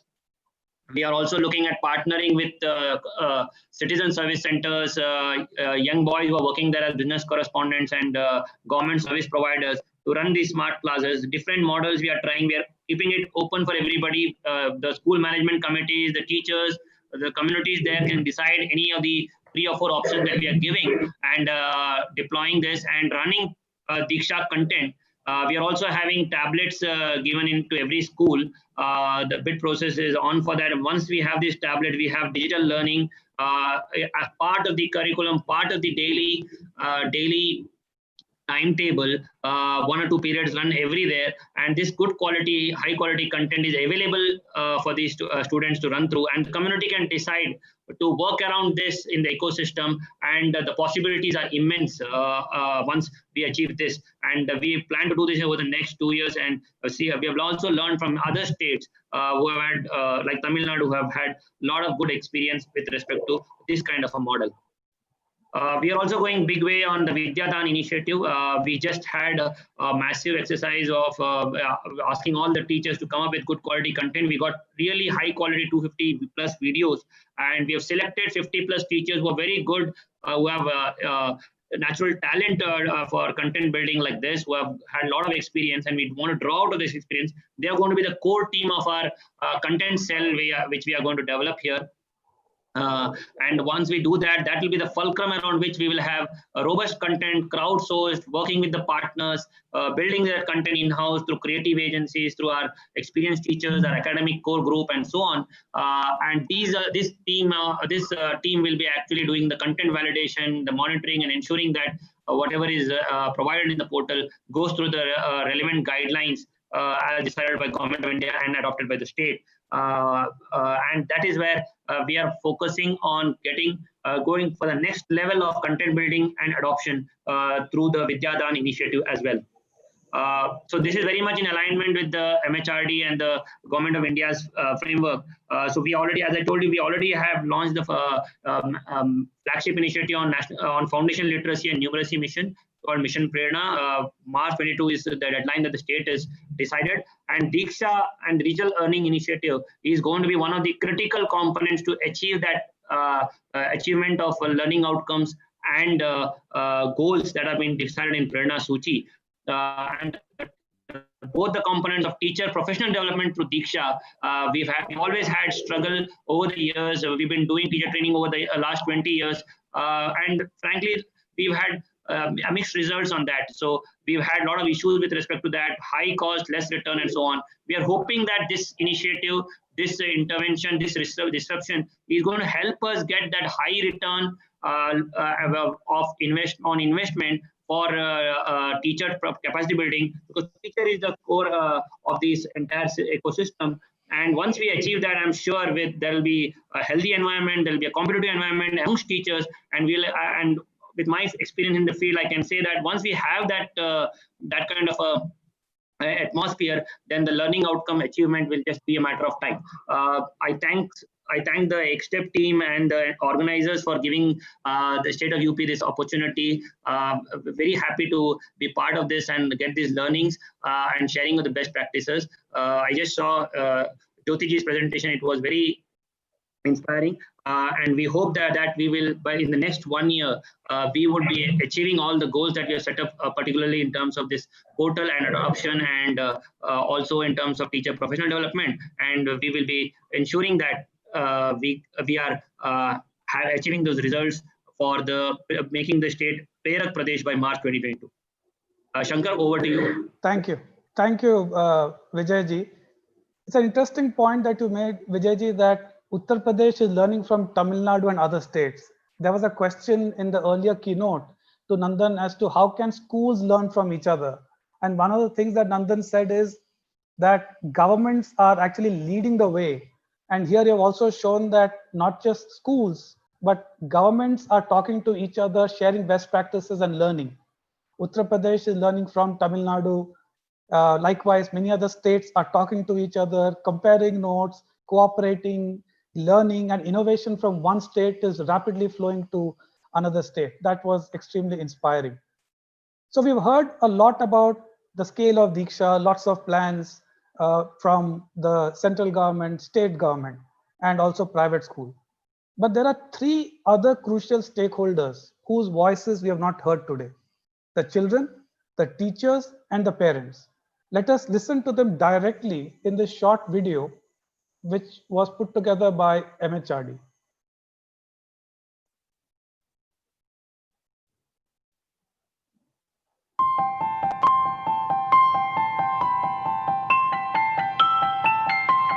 जब मैं कभी भी कोई किताब पढ़ता था तो मुझे कम समझ में आते थे, तो मैंने जब मानव के पोषण के बारे में QR कोड से स्कैन किया तो उसमें देखा कि उसमें डाइजेस्टिव सिस्टम बताया है, तो मुझे तो पहले मुंह के बारे में पता था।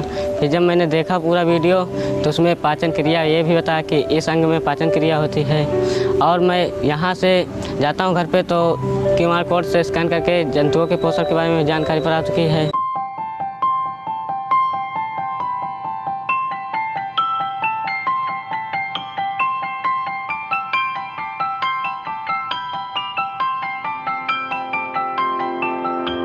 पहले जब मैं क्लासेस करती थी तो मुझे काफ़ी सारी दिक्कतें होती थी, क्योंकि बच्चों को मुझे TLM बना के लाना पड़ता था, या फिर मैं बना के जितना मैं अपने से दे सकती थी उनको देती थी, बट वो विजुअलाइज नहीं कर पाते थे। बच्चों को मैं जब वीडियो दिखाती हूँ तो वो लोग ऑडियो और वीडियो के वजह से अच्छे से समझ पाते हैं कंटेंट को।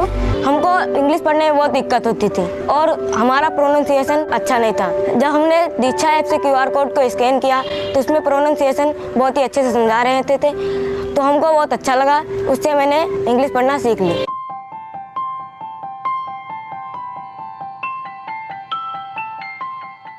टीचर ने पढ़ा दिया, उसके बाद नहीं बच्चे पढ़ पाते हैं, कोई चीज़ को भूल रहे हैं, अब तो टीचर से बोलने में शर्म लगती है, इसलिए इस पर वीडियो पर भी अपना देख करके उसको काम को पूरा कर सकते हो, पढ़ सकते।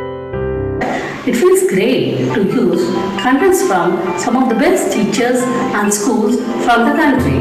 Now I have more ideas for my classroom.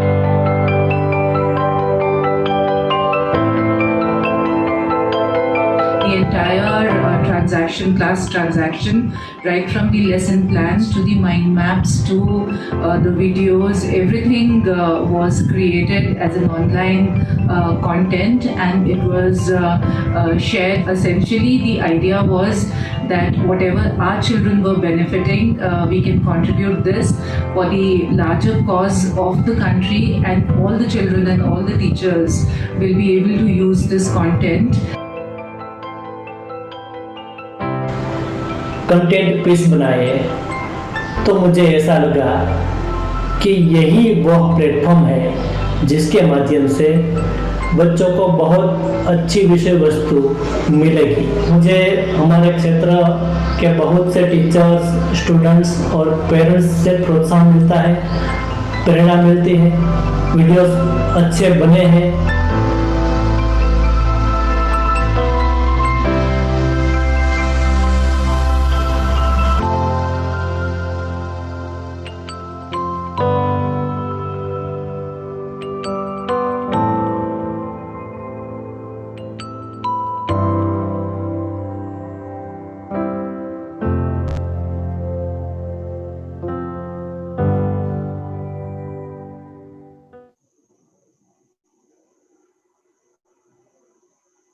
So with that, we end the presentations, and I will now throw the floor open for questions. There's a whole bunch of questions. And Saurabh, what I will do is I'll combine a few of these questions so that we can answer as many questions as possible in the remaining time. There's a whole bunch of questions around content and connectivity. Now, you've, as I said, had a ringside view of DIKSHA. So in your journey, can you talk to us about the evolution of DIKSHA in terms of the number of languages in it, the types of content in it, and how does DIKSHA handle poor connectivity, weak connectivity in terms of rural areas? Sure. Thank you, Shankar. So I've been very, very fortunate to be part of the DIKSHA journey. So about 3 years back is when DIKSHA actually was formally started by MHRD. And it started with 3 states. So we had Tamil Nadu, Andhra Pradesh, and Maharashtra, who were the first states to actually, digitize their textbooks or energize their textbooks by putting QR codes in the textbooks. So, I mean, like you saw in the video, if you're a kid in Assam, and if you scan your science textbook on photosynthesis, you probably see a chapter explaining the concept of photosynthesis in Assamese. So it becomes very easy for them to understand. And from those 3 states, now we have almost all states in the country who've energized their textbooks. This is, we're talking about 500 million unique textbook copies, and every textbook would have, say, between 15 to 20 QR codes. So we're talking about 7.5 billion QR codes. I mean, that's the population of the world. So, and each of those QR codes can be, are tracked. And every time there's a scan, we know that there's a scan which is happening there. So that's the scale of DIKSHA. We're talking about all states. We're talking about 15 different languages. So content is available on in 15 different languages. So that's where we are. I mean, besides that, of course, there's been a lot of evolution in terms of the kind of features and the kind of use cases. If you talk about even the QR codes are something that have been there for a while, even in the financial services space. But these QR codes have actually been built for education. So every QR code has a 6-digit alphanumeric code below the QR code, which is called a dial code. Because states told us that they have smart classes also, and where it's easier to show the content via the computer or the smart screen instead of via the mobile phone. So this dial code can be entered on the DIKSHA website by teachers, and teachers can show content to the students. Teacher training has become a huge use case, right? May and June are the month where most states do their teacher training programs, which were not possible this year, of course, because of COVID. But states have trained 6 lakh teachers in the last 7 to 8 weeks on DIKSHA, and there might be definitely there are advantages of offline training over online training, but the kind of cost savings plus the kind of accountability and also making sure we're targeting the teachers correctly with training. That's definitely superior in an online version. So that's that. And coming to the questions of challenges in terms of poor connectivity. So DIKSHA has been built with the premise that it should cater to all smartphones, even the lower end smartphones. So all content is actually made to be less than 50 MB. So in case it's a larger piece of content, it's broken down. So content can be downloaded easily and even streamed easily. Besides that, there are multiple different features with the obviously the core premise that everybody should be able to use it right now. Thank you, Saurabh. There's another very interesting question, Jyoti ji. Why should prescribed textbooks remain so desperately important? Well, till the content will stay important in our curriculum, the textbooks will stay important. So in the evening today, the CBSE chairperson is talking about competency-based education. And Kalwal ma'am also spoke about it. So anyways, we all have to move towards the competency-based education, where the skills and competencies will take precedence and they will be more important. The content will not be all that important in some time to come. Anyways, today for information, the children are not just dependent upon the teachers. They can take the information from anywhere. So the learning actually is not happening through the content, but it is happening, the prescribed content, but it is happening from all over. So I'm very sure in the times to come, the prescribed textbooks will not be as important as the building of the skills and competencies in the children.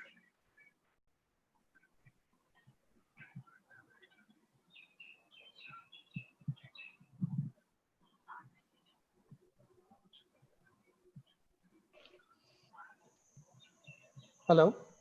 Yeah. Yeah, go ahead, Jyoti ji.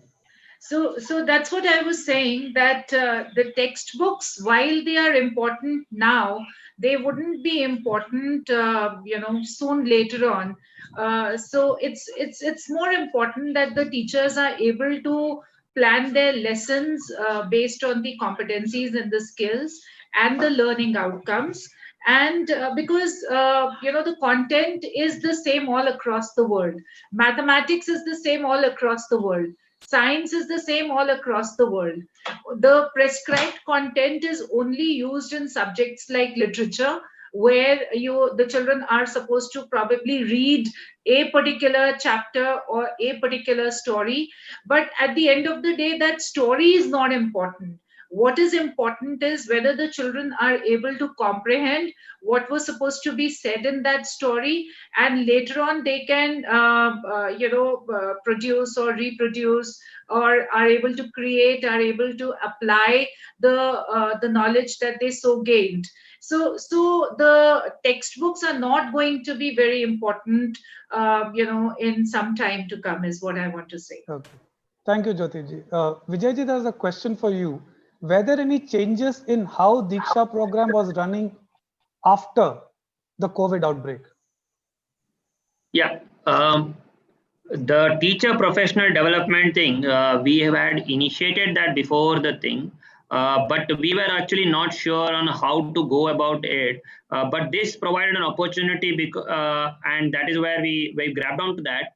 And the teacher professional development module, and we had a lot of learnings when we did it on the pilot for the Kasturba Gandhi Balika Vidyalaya. We have 5,000 plus teachers in the Kasturba girls residential schools, and based on that learning, we are actually drawing out for the regular public school teachers, and that is where we've had good numbers and adoption. And now we are going big full scale on that, and migrating fully for the in-service training. So that is one part.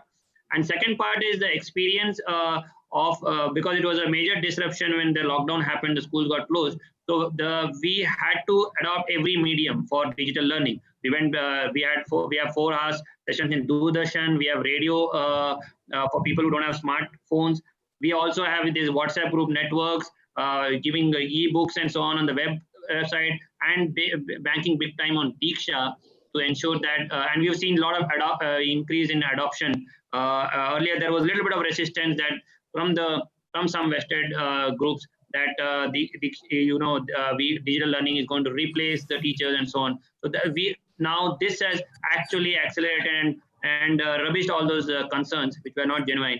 So now we are seeing full-scale adoption across all stakeholders like parents, teachers, and students. Thank you, Vijay. We are almost out of time. So I'll just do a rapid fire now. Sort of 4 more questions coming your way all around content. Before that, there's a frequent asked question on iOS version of DIKSHA app. A quick answer, since iOS is only on 5% of mobile devices, the app on that has not yet been prepared. But if you're on an iOS device, you can access DIKSHA via the browser. That's a short answer to that. Now, sort of the 4 questions coming your way. Does DIKSHA provide lectures for life skills, etc.? Is there any course developed for teachers to get training? I am a consultant for art education. Is there a way I can contribute to this area? And lastly, how is content contributed, assessed, and curated? Okay. So I want to contribute various kinds of content, and how is it all curated? Yes. So, starting with the life skills part, so that's a new addition to DIKSHA. Earlier it was more, it was all focused on academics and the textbook. But this year, given the COVID situation, some states, and I'll give the example of the state of Gujarat, they wanted to focus a lot on the socio-emotional learning of kids and life skills. So they did a big campaign on DIKSHA where the content was, created around these domains and shared with students via DIKSHA. In terms of content contribution, Vidya Dan, in fact, we can put up the link at the end of the session. Individuals can go to Vidya Dan, individuals or organizations, they can register themselves. They can put up some sample content. Once their registrations are approved, then they will contribute content. There is a team, both at the central level and at the state levels, who will review the content and certify it if it comes on DIKSHA. So that's the whole journey. So that's when your content can come on DIKSHA, and then the states can choose to link it with their energized textbooks.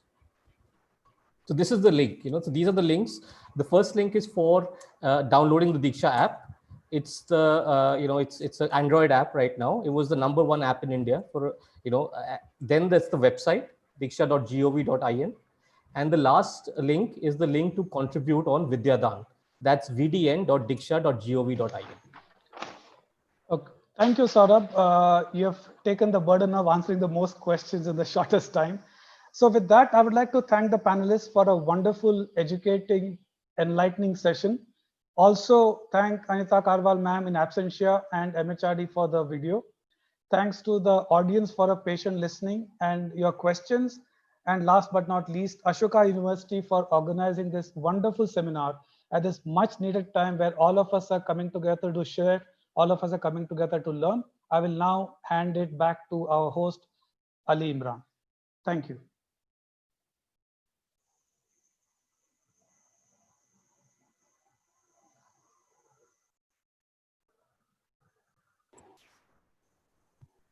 Thank you, Mr. Shankar. That was a great session. There is some technical glitch, so Ali will be connecting shortly. So that was a great session, Mr. Shankar. Thank you so much. Thank you. So we will be connecting by 1:45. So they will be having a short break. So coming up on track 1 will be Deepak Parekh, Chairman HDFC at 1:45, Manoj Ahuja, Chairman CBSE at 3:45, and Bridget T. Long at 4:35.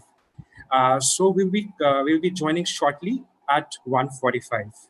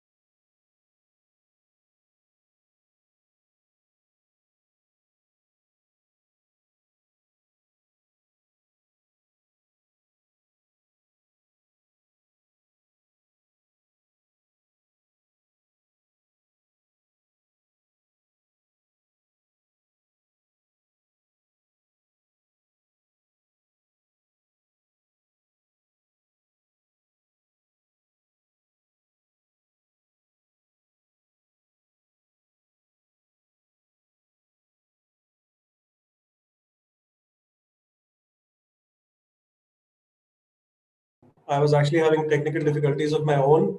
As you can see on the screen, we have 3 terrific sessions coming up, 3 keynotes, and also on track 2, a discussion on adaptive leadership during crisis, which will be among school leaders, moderated by Anjali Rana, Executive Director, Harvard Business School, India Research Center. See you at 1:45 p.m. My advice is, please don't be late.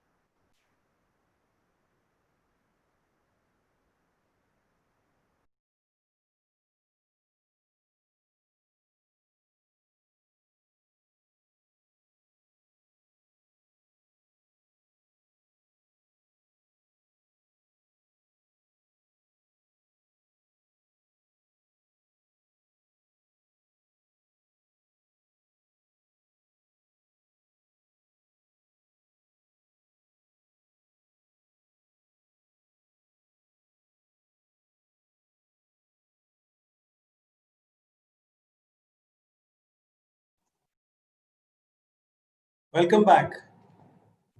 Hope everyone had a good lunch, although there were some very committed people, more than 800 of them, who did not seem to take a lunch break. Welcome back for what's going to be a fantastic afternoon of sessions. Our first session actually is very, very appropriate for what we are facing right now in the school system. It is often said that crisis and opportunity are just two sides of the same coin. Our next session addresses the question,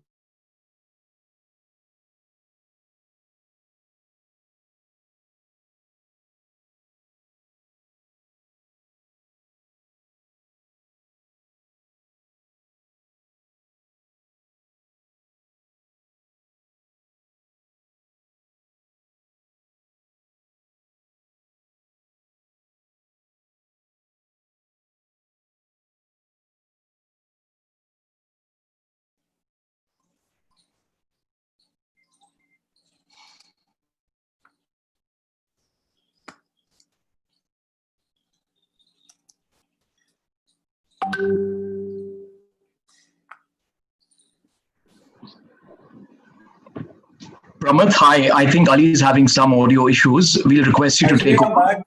Kushagra, I'm back. Can you hear? Okay, wonderful. Yeah. Apologies about that. I think we're all having technical issues from yesterday once in a while. So the session is about how to convert crisis into opportunity. And the person who's going to talk about it is someone who's seen many crises being converted into opportunities by leaders. That's Mr. Deepak Parekh, Chairman of HDFC. The session will be moderated by Dr. Pramath Raj Sinha. Pramath is a pioneering force in Indian education. He is founder and chairman of Harappa Education and was the founding dean of the Indian School of Business, ISB. He is, of course, also founder and trustee of Ashoka University. Pramath has been instrumental in setting up a wide spectrum of change-based higher education initiatives, including a management program for career-oriented women, Vedika, an entrepreneurship fellowship for the Himalayan region, the Naropa Fellowship, and a solution-focused design education for the built environment, Anant University. He has also played a critical role in the government's National Rail and Transportation Institute and advises several leading colleges and universities in India, including SRCC and IIT Gandhinagar. Pramath holds MSc and PhD degrees from the University of Pennsylvania and a BTech from the Indian Institute of Technology, Kanpur. Pramath, welcome to the conference, and may I request you to introduce Mr. Parekh and take the session ahead. Thanks so much, Ali. Thank you very much. I hope you can hear me and see me okay. It's a great pleasure and a privilege for me to be introducing Deepak Parekh ji. Deepak Bhai, as I am allowed to call him, is somebody that I've known for more than 20 years when we first got involved in setting up the Indian School of Business. And while I will take a moment to introduce Deepak Bhai formally, I do want to say that amongst senior leaders in India, I wouldn't be wrong in saying that he is considered perhaps the most wisest of leaders from the corporate world and leaders in general. If the government needs help, they call Deepak Parekh. If people in business need help, they call Deepak Parekh. And of course, if we are doing a conference on school education in these tough times, then we call Deepak Bhai. So Deepak Bhai, thank you for being here. Thank you for making the time out of your from your busy schedule at a difficult time. Mr. Parekh heads and is the chairman of HDFC, a bank and a entity that you're all very, very familiar with. Most of us have had an HDFC loan at some point or the other.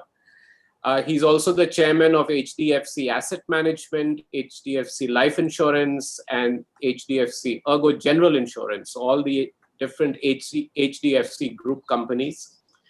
He's the non-executive chairman of Siemens in India, and he's also on the board of the National Investment and Infrastructure Fund and several international boards like DP World in the UAE, the Vedanta Resources Limited, and Fairfax Financial Holdings in Canada. He's also on several advisory boards of Coca-Cola, BCG, Accenture, Investcorp, Warburg Pincus. Many of these names may not be familiar to you all from the school community, but these are very, very highly reputed organizations around the world who have turned to him for advice. The Mayor of London in 2017 named Mr. Parekh as the first of a network of international ambassadors for championing London across the globe. Needless to say, he was awarded the Padma Bhushan in 2006. The Federal Republic of Germany has awarded him with Germany's Cross of the Order of Merit. The government of France has awarded him the Knight in the Order of the Legion of Honor. And he's the first international recipient of the ICAEW Outstanding Achievement Award. I could go on, but I do want to stop here and say that Deepak Bhai is here to talk about how do you lead, how do you spearhead organizations in the time of crisis. As we were putting the program together, several of you on the organizing committee advised us to bring in leadership and leaders, example of leadership and leaders from other walks of life to perhaps lessons to how school leaders might deal with the current challenges that we are all facing. So without further ado, I'd like to turn it over to you, Deepak Bhai. Please go ahead with your presentation, and then I'll come back with some Q&A at the end. Sure. Thank you, Pramad, for those kind words. They were not necessary at all. Good afternoon to everyone. And once again, thank you, Pramad and Ashish, for bringing together such a large group of educationists today for this webinar. It's a pleasure to meet up virtually. This is our new reality. What I thought I would do first is share some of my perspectives on the macro environment in India today, and then share some of my thoughts and experiences of how leadership must adapt to a sudden change in environment as we are experiencing in the present health crisis. We could then open up the floor for Q&A. Now, as much as we see and hear negative news around us today, I don't think it's all about doom and gloom. In my own assessment, I would be a bit more optimistic than the rest about India and about our future. Let me give you a few reasons why I'm more optimistic. Take, for instance, food grain. We had a bumper harvest last year, and the same trend is expected to continue this year as well. Take, for instance, for the March year ended, India has seen a record production of most crops, with almost 300 million tons of food grain compared to 285 tons in the previous year. Now we have enough in warehouses and granaries, we have enough food grains to take care of any crisis or any calamity or drought or flooding that will take place.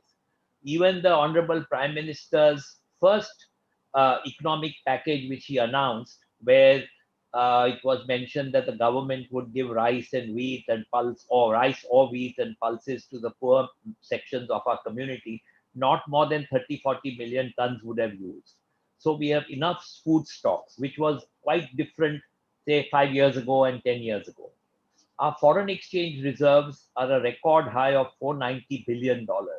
Now, just for the principles, I want to say that 1 billion, as you all know, is 7,500 crores. So we have $490 billion, which is sufficient to cover 1 year's imports. In the 90s, we had 15 days money left in our kitty to import, to bring imports. Now from 15 days, we have graduated to 365 days, which is a huge achievement. India continues to receive the highest inward remittances in the world from our NRIs, Indians who are living abroad. Last year, we got $80 billion. Again, 1 billion is 7,500 crores. And this helps us with the foreign currency balance, with balance of payments and strengthening of the currency, or avoid depreciation of our currency. India's biggest weakness is oil. 80% of our oil is imported. Now, oil last year was $66, $70. It's come down to $35. It even came down lower a few months back. So only in one item of import, where we used to spend almost 30% of our import was one commodity, that was crude, we will spend half of that this year. So again, this strengthens the balance of payment of the country. Inflation rate is all-time low. It's under 5%. It is within the comfort zone of the Reserve Bank of India. And interest rates are also all-time low. I haven't seen these interest rates in more than a decade. As far as the currency is concerned, the rupee has depreciated 6% during this year against the dollar, which is significantly lower than other emerging economies. Sectors like information technology, IT-enabled services, e-commerce, pharma, telecom have been doing well even through the lockdown. I would still pin my hopes on the months of October, November, December, which marks the festive season in India, where typically consumer durables, white goods, gold, auto, and home loans tend to see an uptick. Now, the bigger question that most of us have is, what is the assessment of India's growth ahead? The government just announced the GDP growth rate of the last quarter, January, February, March, was only 3.1%. And for the whole year ending March, it was 4.2%. This is the lowest rate over more than a decade. But it was expected that the growth rate will come down, and we may even see a few negative quarters of negative GDP growth rate. But I think the last quarter of this calendar year and the first quarter next year looks promising. So now, how do we unwind from the price we have paid for more than a 2-month complete lockdown, which has hurt the most vulnerable sections of our society? The economy was already slowing down pre-COVID. What no one anticipated is that the pandemic would brought about a HHEF crisis, HHEF. Human, health, economic, and financial crisis all have morphed into one. You have seen every day, and you see on the newspapers and television, how the plight of migrant laborers have been, how they're desperately trying to go home, walking hundreds of kilometers with family, with children, how they cycle. There are 80 million migrant laborers in India, and they want to return back to their villages. It has been horrific, and it's been inhuman to see some of them the way they have managed. It is a human tragedy, I would say. And it's the sheer number of people we have in India that makes it hard to reach out to everyone. Even the public distribution system for food is being supplemented with immense help from the non-profit organization. Yet, we can't just reach everyone. Health is, I think everyone in India recognizes the health crisis. We've also learned from this crisis inadequacy of hospitals, public, private hospitals, inadequacy of nurses, ward boys, doctors, inadequacy of equipment like the ventilators and PPEs. So it has opened our eyes at health crisis. India has today become the 6th most affected country in the world, with over 230,000 positive cases and around 6,500 deaths. Yet, the fatality rate in India is amongst the lowest in the world, 2.8%. Now, I won't go into the economic and financial crisis. I talked about the economic crisis, and the economy was slowing down even before this, and now it is in shambles because of the 2-month lockdown. Financially, I think financially India is in a precarious position because the Reserve Bank of India has permitted individuals and companies not to pay their dues to banks or housing companies or microfinance companies for 2 quarters, but they have not given any relief to the banks or microfinance companies. They have to pay their interest. And the fiscal space the government has is also limited. So let me now immediately turn to the education sector. The education sector is often considered the driver of social and economic change for any country. It is no surprise that since the introduction of the CSR law in April 2014, corporate social responsibility, the education sector has attracted the largest investment of over 21,000 crores. This has been fueled by private sector investment in education, including EdTech. Large corporates are setting up private universities, and now even 100% foreign direct investment is permitted in education. The current spend of our government in education accounts for 4.6% of GDP, which is much lower than developed nations, which spend about 6.5% of GDP on education. Even pre-COVID, education was not up to the mark for the 21st century, making it a sector ripe for disruption. Among several needs for this sector, including upgradation of education infrastructure, improving education quality, the emergence of EdTech will define how education content is sourced and delivered to teachers and students. Growing investor interest in EdTech startups poses a huge opportunity for jobs in this sector. We may see the next wave of Indian unicorns coming from the education sector. Like the Baijus of the world, there are quite a few of them growing rapidly. There has been a rising trend of parents choosing private schools for better quality education. And nearly 40% of the children in urban areas go to private unaided schools. Urban locations, parents are spending 6.5 times more money on educating their children by sending them to private school instead of government school. This is for primary education. And for secondary education, the parents are spending 4.5 times more than government institutions. Therefore, a strong value proposition needs to be demonstrated by school leadership in the way they adapt to changing norms in order to foster confidence amongst parents. Parents need to be given adequate assurances post-COVID. The next point I want to make is that in the current pandemic situation, it is very important to have inclusive leadership.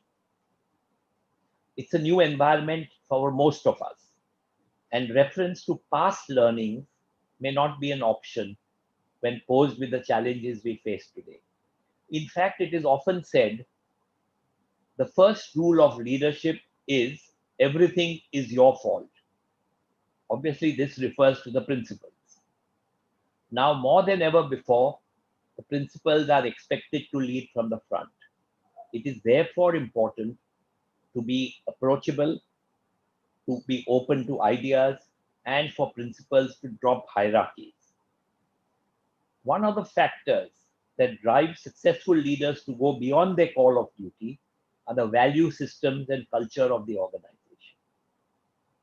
This should be the guiding principle, permanently etched in the minds of the school owners and principals who are required to navigate these difficult times.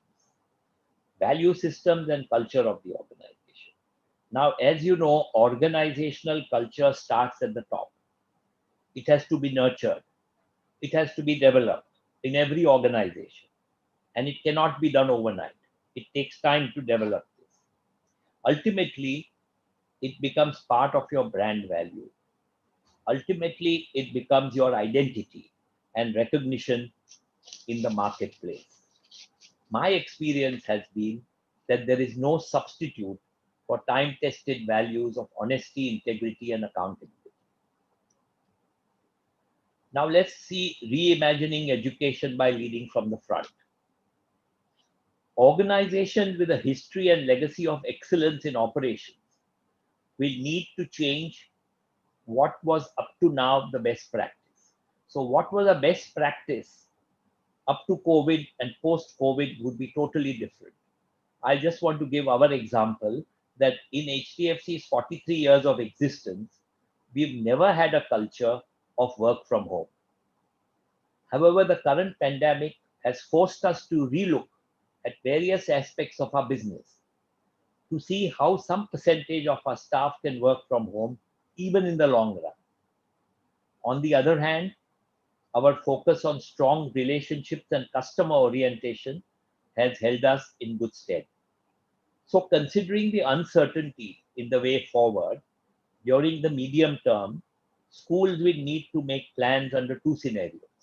Option one, a complete online school model. Option two, a blended learning model. In the first option, technical support for teachers, investment in technology, school record keeping, and assessments will need to be done in a fairly short time. But on the other hand, a blended learning model would help to resolve some of the practical challenges of a 100% online model.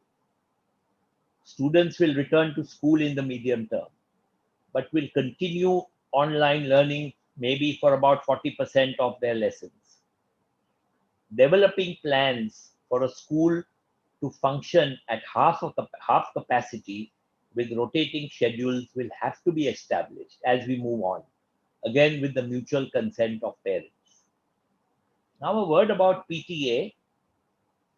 The principal and school owners must be mindful of the fact that parents will always be aggressive. They were aggressive, they will be even more aggressive. And more so now during these extraordinary times, as every parent wants the best for their child's future. And every parent feels that his or her child is the best in class. And every parent feels that his child will never underperform. So the school leadership and the principal should develop a healthy but a cautious relationship with parents. While parental participation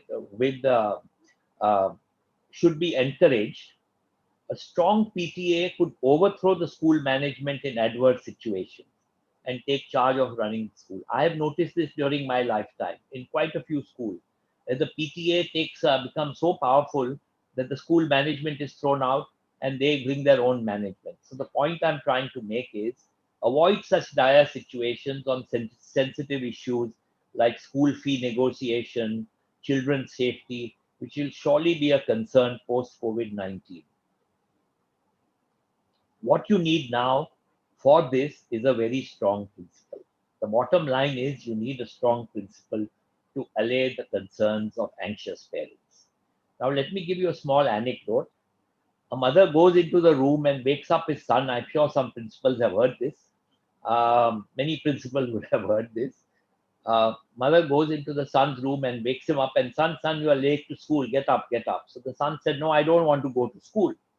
So the mother says, no, you have to go to school. Why don't you want to go to school?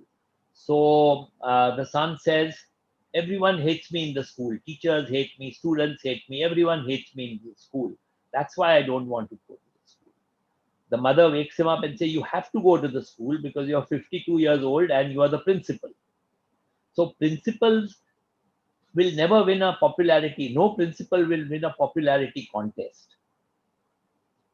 Communicating with clarity of thought and honesty is crucial in leading your team through a crisis situation. Communication, communication, communication. I strongly believe that in any organization, be it a school, be it a university, be it a multi-billion-dollar corporation, building trust with your teachers, with your employees, and having clarity on expectations is imperative. Tough decisions will need to be taken by the principal, but they have to be clearly communicated. Whether it is changes in salaries, whether it is structure of timing, or whether it is team structure or job rotation or whatever be it. But it has to be, tough decisions will have to be taken and they have to be clearly communicated. As school teachers, be accessible to your team and encourage them to share concerns and failures without fear of reproach or repercussions. Hold town hall sessions for the entire organization regularly with clear instructions regarding new or changed plans. Teachers, the principals must realize that the teachers are the most critical stakeholder in weathering this storm. So please take care of them by ensuring their well-being and safety. They are working more than ever before. There is a lot of physical and emotional toll on them too presently. Ensuring that they continue to be paid, fully compensated, is your primary responsibility. So good teachers are a rare commodity, so you have to handle them with care. I know there are some parents who have written to different schools which are here to reduce the fees because the child is not going to school and half the time he's learning from home for the last so many months. But I think principals must stand firm, owners must stand firm, because you have to compensate your teachers. You need to meet these expenses. Again, I think this is a good time for upskilling of teachers. So you will need to invest in their professional development. In a very short period of time, teachers have had to gather skills to teach in an unknown way, unknown to the Indian education system.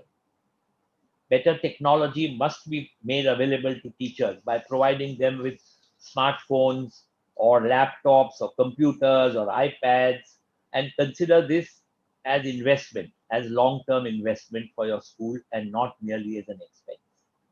It is the most powerful tool in the hands of teachers to enable them to conduct efficient online sessions with the students. I would, however, vote for going back to the traditional school format in the long term. The very relationship between a teacher and student that nurtures learning and personality development happens best face-to-face. Development of a changed set of SOPs, keeping social distancing and government guidelines in mind, will have to be established. Believe me when I say that coming back to school after a 3 to 4 month break will definitely trend on your students' Twitter and Facebook accounts. Take for instance sports, take for instance extracurricular activities and school concerts are all essential for a student's overall development and cannot be effective in a non-contact format. Recognition of children's achievements, be it in academics or sports, through annual functions and sports day, will need to be reimagined using technology, emails, or video conferences to ensure that the pride and purpose continues for the child. Let me say a word about financial management. Any organization, in this case, of course, the school must adhere to prudent and transparent financial management, more so during the time of crisis. A few things to be kept in mind: defer all unnecessary capital expenditure. Relook at all existing costs very clearly. Renegotiate contracts where possible, particularly on school building rentals. Start building a corpus as a buffer for future uncertainty. Ideally, a buffer for 6 to 9 months of your operating costs should be the target. This can be done through building reserves over time, reaching out to donors, reaching out to alumni, or activating trustees network. Investment in the appropriate technology for online learning, record management, and MIS is likely to save recurring costs. In the long run, you'll definitely save costs. In the short run, it may sound expensive. Henry Ford, who invented the automobile, once said, "If I asked people what they wanted, they would have said faster horses."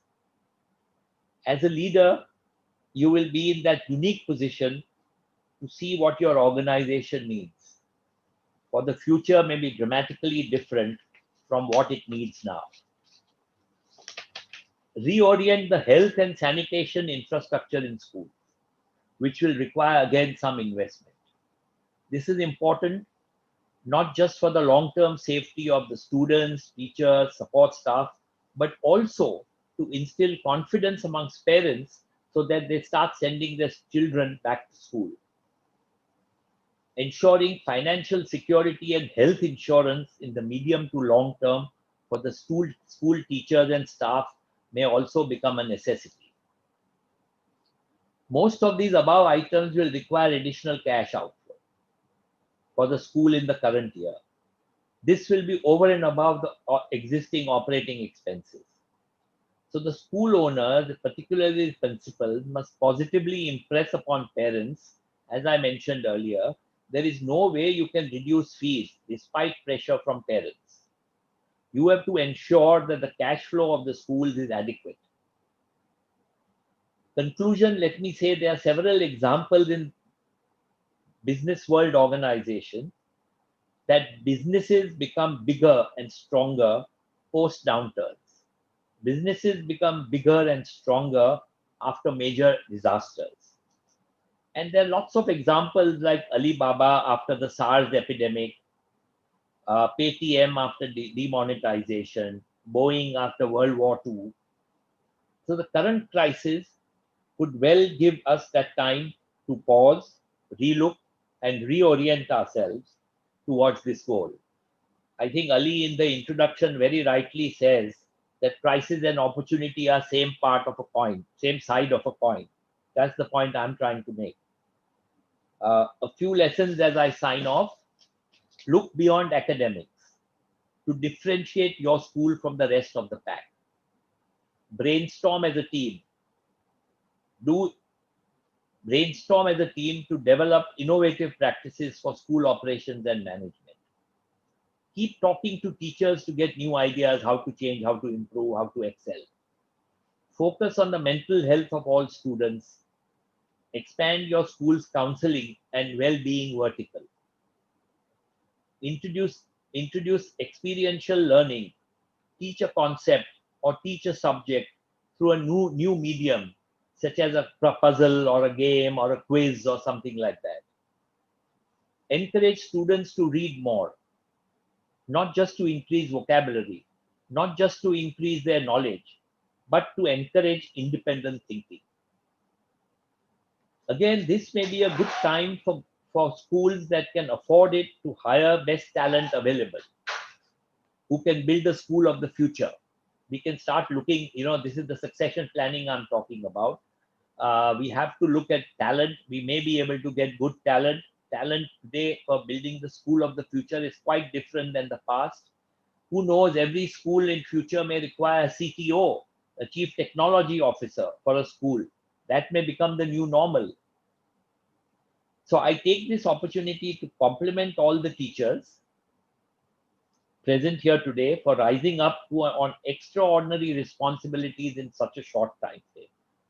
I heartily compliment all the school principals for shouldering tremendous responsibility handling multiple stakeholders. Your role is complex, indeed very complex, and even in normal times, and cannot be underestimated.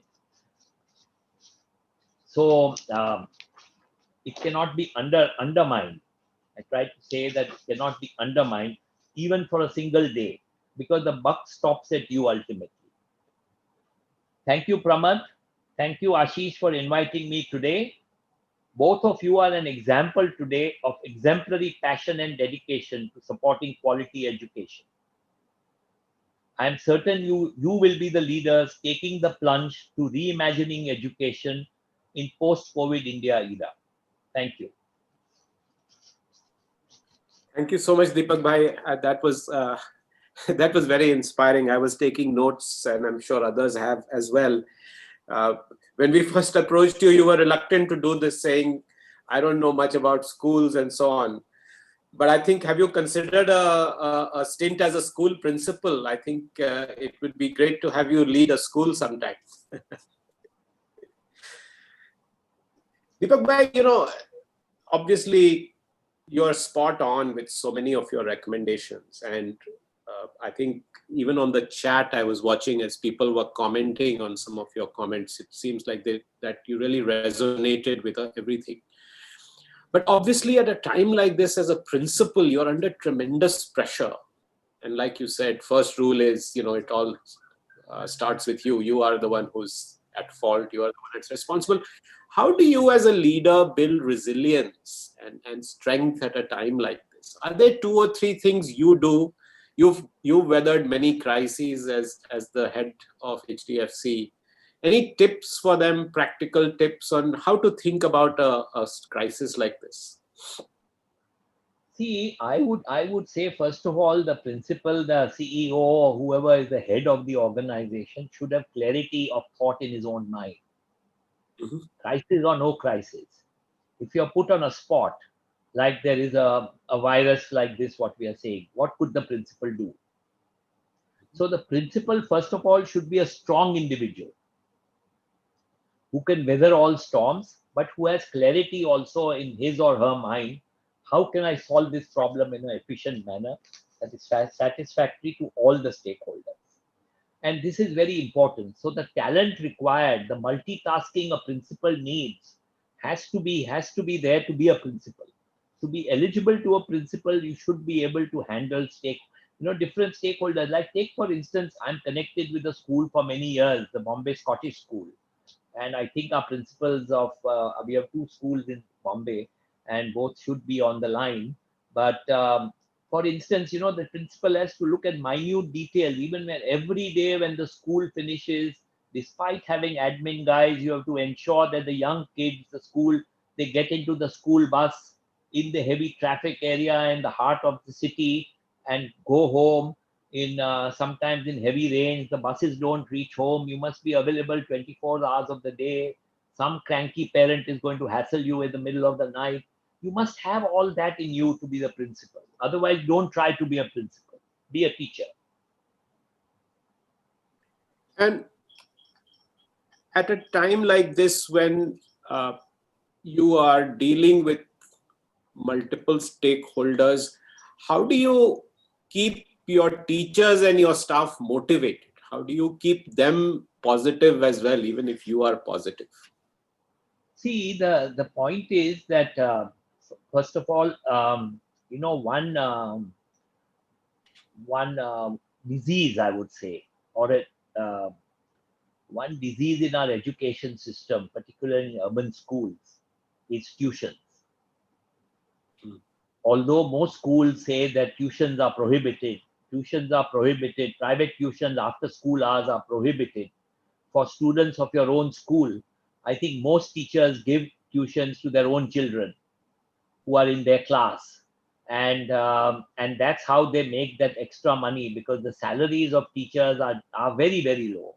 We have to upgrade the salaries if you want better commitment from them, if you want longer hours from them. You must look after them, not the kind of salaries, even in school, what we pay to our teachers. They have to be increased. But on the other hand, there is total reluctance for increase in fees. Some schools like the American school or something get away with charging whatever, but most ordinary middle class school, which we are, middle level schools, will not be able to keep increasing the fees. And the government, although it's an unaided school, government gets into the picture. You need, first of all, you need approval of the PTA to increase fees. That's also something necessary, and most parents in PTA refuse to increase fees. So, trying to meet two ends is very difficult. And to run an unaided school without donations, without donation becomes a real tough issue. But ultimately, the teachers have to learn more. Their professional development must happen, and the principal, the school owners must ensure how in your company, McKinsey, you used to send people on training assignments or colleges for 6 months or 1 year or something like that. Teachers also should be encouraged to take leave for 3 months and go and learn something in some other school or some university, India, abroad, or wherever, or come to Ashoka University, have a session for 50 school principals, and we will send our principals to you to see that how the school runs without a principal, how the deputy principal can run it, and teach something to our teachers, how to be stronger. We actually do programs for school principals and career counselors, but it's a great idea, and I wish we could do it at the scale. Right now, we have almost 1,500 people listening to us. It's just not possible for us to cater to all 1,500, but this conference is one example of adding value. Since you are talking about teachers, one of the questions that came up is a question which has been asked for a long time now, and does the current crisis present any opportunity? The question is, why do you think the best talent is not attracted to teaching in our country? How do we make working in the education space more aspirational? I think by remunerating better. Our remuneration paid are so bad, so low, and we wait for the pay commission of Government of India to increase the salaries of our teachers. And the pay commission report comes once in so many years, and when you backdate the salary, I think we have to compensate them more. But again, we have to keep them motivated. The only way you can motivate the principal's job is how, as a CEO of a company, you motivate the staff. How do you motivate your colleagues to work more efficiently, to be more productive? You have to talk to them, you have to meet them, you have to go to their tables, you have to go to their rooms. You have to be more outward looking rather than wait for them to come and ask. You should be more open. You should take suggestions from the teachers, implement them, keep them informed. I see many principals just take decisions without informing their, be a teamwork player. So the teacher, although they are poorly paid, at least they feel that they are involved in running of the school. They have a larger share in the operations of the school. I think it has to be a combination of number of things. There are some other very detailed questions that have come up. So somebody's asked this question that, many schools have terminated their bus drivers and support staff at a time like this. And obviously there is, dissonance. How do you deal with that at a time like this? Because on one hand, you have, everybody is taking the hard decisions. On the other hand, long term, it's not great for the organization. You must have faced these trade-offs in your career as well. Pramad, I was on another call in the morning. Maharashtra government has set up a committee to advise them what should be done on a number of issues, including labor and urban reforms and housing and all. But where we were talking that although we may be fortunate to get the migrant labor back, maybe in a month or 2 or 3, the real concern we all had was every company, small, medium, large, whether it's a shop or it's an organization, feels today that they can run the same thing more efficiently or as efficiently with 10 to 20% less staff from the top to the bottom. So the amount of unemployment that is going to be generated, I feel even in our organization, because working from home and doing things from home, we realize that we don't need so many people. We can be more productive. And so I see many manufacturing companies saying that we cannot afford to have the same factory workers as we had, because the demand is come down. 2, we can do better with higher productivity standards. And so the concern really is that how can schools afford to keep so many people? So various schools will have to take a call that ward boys or support staff or something have been given marching orders or pink slips, as you call them. Now, for this we have to ensure that even schools have something called a gratuity and retrenchment allowance or 1 year's salary for him to get another job. We need to ensure, depending on the length of the service or the performance of that individual, the school has to take care of his after he leaves the organization, particularly if he's been with the organization, he's hard worker for many years. Yeah, this whole issue of compensation and so on is becoming a big challenge. One of the attendees has mentioned that with the DAs being frozen by the government, TAs not being allowed to be deducted, expenses regarding internet and so on. But I would tell any school that they should use the services of Ashish Dhawan and Pramod Sinha, because they are very good in contacting alumni and taking out money from them to build schools and colleges, universities and all that. Because I think we don't exploit alumni. We really do not exploit them because they are so successful all over the world, and existing organizations must exploit the alum. That's an interesting point, Deepak Bhai. Nobody has actually talked. I think the colleges and universities do a lot more. Yeah. Get money from alumni. Have you seen good examples of schools being able to tap into alumni? And you're right, this is a good time perhaps to go after alumni to ask them to help out. See, it's not done in a systematic manner at all. And it is not the school approaching alumni. Sometimes the alum approaches the school. And we've had cases like that in our school where someone has come to us, an ex-student, and his children are also in the school. He said, I made some money, I want to give back. But that is very few rare cases. And it's the other way around. Instead of the school approaching, having a proper list of alumni, tracking them, what they are doing, where have they reached, that is just non-existent in school. It's much better done in colleges, in universities.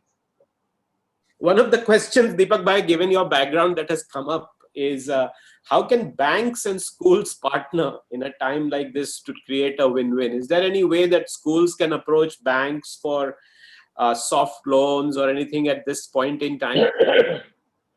I think loans can be possible against future fees receivable. Loans can be given for 15 years, 10 years or longer term. And rates of interest are low and they're coming down further. They will come down further. So maybe it's a good time for someone to lock in a 5-year, 10-year loan after a month or two. I expect some rates further fall down because inflation is coming down. So, lock yourself with a lower rate. If you can get 6-7% rate, I think it can work. So banks would be willing. See, securitization of fees receivable is a very common product. And it happens all over. It's all the time that you take a loan and future fees pays for it. Part of the fee pays for it. So that is certainly on. And what I have been seeing, which is rampant in the US, which has started again in a larger way in India, particularly in colleges and universities, that they're giving out their residential complexes to private equity players and getting upfront money for expansion, for improving the faculty. Like many colleges, Manipal and all say, we will give you our residential complex where the students come and pay rent. And the bank collects the rent, the private equity collects the rent.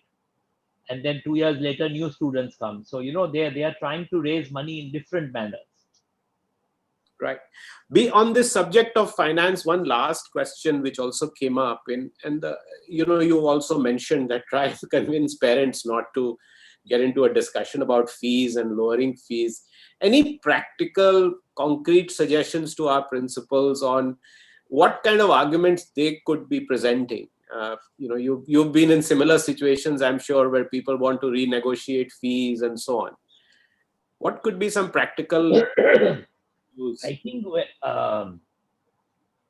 I think we have to insist that we can't, maybe a bad time to increase fees, for a couple of years, but you can't reduce the fees. And we have to convince them that they are doing more work sitting at home rather than coming to the office. And it's more complex because they've never done it this way. It's the first time the Indian education system is working like this. And we have to convince, you can't reduce fees. On the other hand, you can try and reduce your school rentals, or you can renegotiate with your bus contractor, because you can renegotiate with your canteen fellow to at least charge 20% less for 1 year, save some money. That's why I said look at all costs very closely and try and see you can reduce. You will be able to reduce. People will be sympathetic, and it's not permanent. It's for this year, 1 year. Yeah, we're all trying to look at every item. Even in the universities and colleges, we are saying where can we renegotiate, and people are somewhat more open to renegotiation at a time like this. Deepak bhai, one other issue here is the power tariff. Electricity cost of schools is very high. Because I don't think we take proper care. I think here again, I know some cases where the schools have approached the local electricity board, right, and asked them not to charge the normal industry rates or higher rates and give them a concession. And some cases have succeeded, that the electricity boards have given some concession because the power consumption is huge with a big school. So again, that is another way, but the initiative has to come from the school management, from the principal. Right. The last few questions, Deepak bhai, on the overall economic analysis which you gave, which was superb and couldn't have expected anything less. A lot of people are concerned about jobs, and what you also mentioned, people losing jobs here, migrant labor losing jobs, people losing jobs overseas and then coming back here from the Middle East. Where do you see this huge joblessness that this is creating going? And I think people are generally concerned, even though it's not related to schools. No, I know this is a big issue India will have. The silver lining, I would say, is e-commerce companies. E-commerce companies have suddenly started hiring large number of people, because everyone has got used to ordering from home and getting food stuff or whatever. And so then you need more warehouses, you need more people to go and deliver, you need all this. So Amazon and all these will hire many more people. May not be top salaries, but at least some sustenance money will be available. Similarly, in India, services out of the GDP, out of industry, agriculture and services really constitute 70% of our GDP. And we have to push services. Services is the area where jobs can be created. Like a street vendor who's making a food on the street, even he's a services guy, and he has stopped, his earnings has stopped for the last 3 months, 2.5 months. So if you look at farm laborers, if you look at roadside vendors, and if you look at casual labor in factories, this is real contract workers. This is really the bulk of our employment. Unfortunately, they're outside the formal system of employment. They're all informal. And how do we make that informal into formal? That has to be done. Then they get some benefits, some future benefits. That is absolutely necessary. But unemployment is a big issue. There are over 100,000, more than 100,000 people coming back from the UAE into India. Yes. Because of slowdown everywhere, there will be people coming back. That's one of the issues that one of the questioners asked. There's large numbers of people coming back. Sure. It does to the school a little bit, and this goes back to you being a master strategist. We are seeing this even at Ashoka, but I think school principals are also, and you mentioned it, you had this option 1 of online and option 2 of blended. It's a little bit confusing. One, it's not clear when schools will open. Number 2, it's not clear what the model will be. And even if it is opening, then there is this whole concept of social distancing. And you are seeing a range of solutions from other countries. Right now, we are not yet confronting it. But you have China, which is opening up. You have Korea, where 700 students were quarantined. Japan has opened up. if you look at the US, or if you look at Cambridge University, I don't know about schools in England, they're saying online for the whole year. Yeah. Stanford University just presented a model where students are going to come from one semester for one batch, next semester for. So as a principal, you are looking at all these and it's a bit confusing. So how do you strategize or how do you plan for such high uncertainty? It's really uncertain. Yeah, it is uncertain, and it really depends on what the state government comes out with. After all, we have to abide by the state government rules. But I think there are some options are available where people are looking at longer hours in the school and alternate day schools, and people are looking at part online and part attending. So people are looking at 50% of the students come in the first part of the morning, 50% come in the afternoon. The classes are empty, but then you need more teachers. You need to pay more to the teachers. So there are these couple of different models that will pan out. But ultimately, I think we have to be optimistic that this will also pass. This will also, the pandemic is not going to remain with us through our lifetime. And I think we have to take cognizance of the fact that why our rates are low. I don't think because tests are less. I think we have a younger population and our immunity levels are much higher than others because we are used to viruses and parasites and all that while we are growing up. So we are better equipped internally to manage this. So I think this will pass and things will come back to normal. And I don't think we need to worry. But if some classes can be taken online, it may be a good idea. At least the weaker students can be taught on the after school hours online or something. But at the moment, the schools have to work either morning shift, afternoon shift, or alternate days. Some change has to happen. Parents have to be convinced because parents will be reluctant to send their children to school also. Yes. We don't know. They will be ready. Yes, absolutely.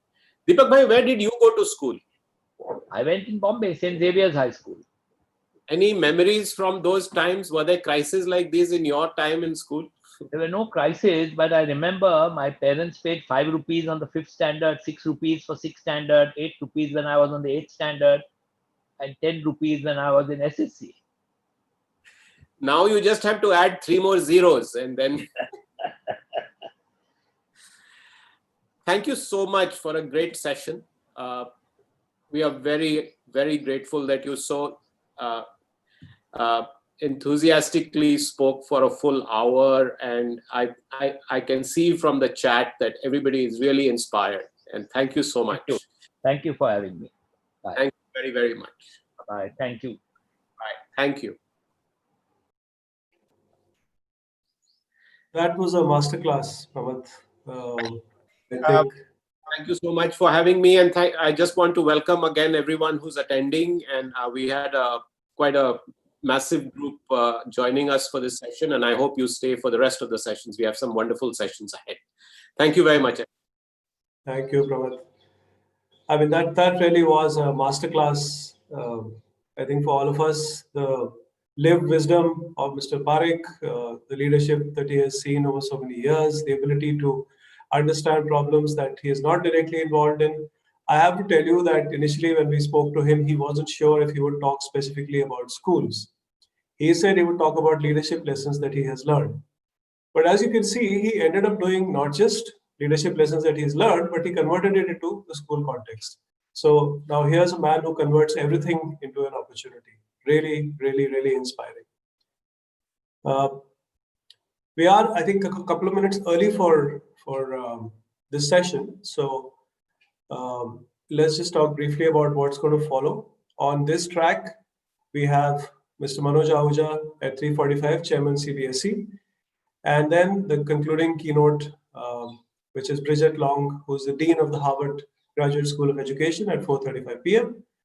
But right now, on track 2, we're going to have a session which is a very good follow-up actually to Mr. Parekh's talk, which is on adaptive leadership during a crisis.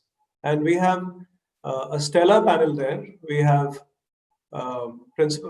school leaders from the Sri Ram School, from the Cathedral and John Connon School in Bombay, from Inventure Academy, from Strawberry Fields High School, and from TIC, who are going to be debating exactly the sort of issues that Mr. Parekh just talked about. So those of you who are interested, you must head over to track 2. It's going to be moderated by Anjali Raina, who is Executive Director of Harvard Business School, India Research Center.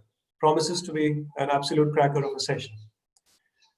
On this track, at 2:50 in about 4 minutes, we have a session about a reality that most schools had not had to deal with till the pandemic struck. And to that extent, we've talked about this from different points of view, but this one is going to be particularly interesting. How do you impart learning effectively when you're not meeting the learners physically? And when you're going to have to close down and open up and close down and open up, as Mr. Parekh just mentioned? The title for the session is Playbook for Enabling Learning Anytime and Anywhere. And the moderator will be Mr. Sandeep Bapna, who's the Managing Director of Khan Academy. We'll be back with you in exactly 1.5 minutes.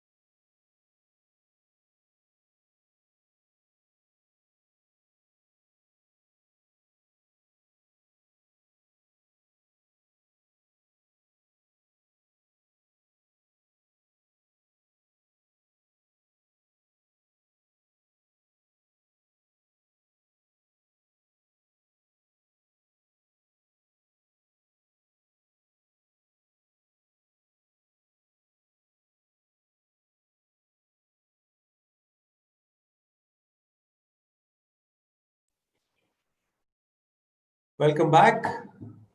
We're back on track 1. And the next session is going to be Playbook for Enabling Learning Anytime and Anywhere. The moderator for the session is Sandeep Bapna, who is Managing Director of Khan Academy India, a not-for-profit educational organization established by Khan Academy and Tata Trusts as founding partners. Sal Khan spoke about it in the morning, if you remember. Khan Academy India offers free K-12 content and tools in multiple languages, including English, Hindi, Kannada, and Gujarati, and works with public and private schools across India. Over to you, Sandeep, for what's going to be an absolutely wonderful session. Thanks, Ali. Thank you very much. Hello, everyone. We welcome you to this panel. We at Khan Academy recently did a survey of teachers and parents on our platform on how they are responding to COVID-19 closures. I wanted to open this session by sharing the top findings with you all. Number 1, 2/3 of teachers describe themselves as thriving instead of struggling, which is something even anecdotally we are hearing some great stories of teachers and how they are responding to this crisis. Number 2, however, only 4% said that they had a clear plan for the next academic year. And number 3, when it comes to parents, their biggest fear is, in addition to health and safety of their kids, that their kids will get left behind because of interrupted learning. At the same time, it seems a complete given now that things will not return to normal completely, and that we will need to have plans for students to learn both at school and at home. Nandan Nilekani gave this amazing talk this morning about the resilient school and talked a little bit about it. So over the next 50 minutes, we will talk to our panelists, who I will introduce very shortly, on how to build a playbook to enable learning anytime and anywhere. Before we begin, I must say, we don't have all the answers. None of us have the answers. But through this discussion, we hope to surface some new teaching and learning methods that have been tried, strategies to bring on board our teachers and parents, and most importantly, ways to excite our students to embrace these. And while we have this discussion, please keep adding your questions in the chat box, suggestions, comments, etc., and we will take as many of them at the end. So without further ado, I am super excited to introduce our panelists today, and I request them to turn on their video and audio as I call them out. First of all, we have Mrs. Avneeta Bir. Hello, ma'am. Hello. Mrs. Bir is Director Principal of R.N. Podar School in Mumbai. She has worked in the field of education for over 3 decades. A recipient of the prestigious National Award for Teachers, conferred by the Honorable President of India. She has also been honored by the President of Singapore for her contribution to the education sector. Mrs. Bir has been driving change at R.N. Podar School, and I'm fortunate to know some of the initiatives there. And the school has been selected as an Ashoka Changemaker School. Welcome, ma'am. Thank you. Next up, we have Mr. Vijay Shukla. Hi, Vijay. Hi, Sandeep. Namaskar, everyone. Vijay is the managing partner of EduVisors. EduVisors operates a chain of schools called Indus World Schools. Vijay holds an MBA from XLRI Jamshedpur and BTech from IIT BHU Varanasi. Welcome, Vijay. Thank you. And last but not the least, we have Mr. Roshan Gandhi. He's joining us from UK right now. Hi, Roshan. Hi, Sandeep. Hi, everyone. Hi. Roshan, as Director of Strategy, leads innovation and transformation across City Montessori Schools, which is the world's largest city school with 57,000 students. A graduate from the University of Oxford with an MBA in Educational Leadership from University College London. He has also worked in and continues to consult for various education technology companies. I welcome all of you. Thank you. All right, so with the introductions done, let's dive in. Maybe, ma'am, if I can start with you, and please others, please chime in.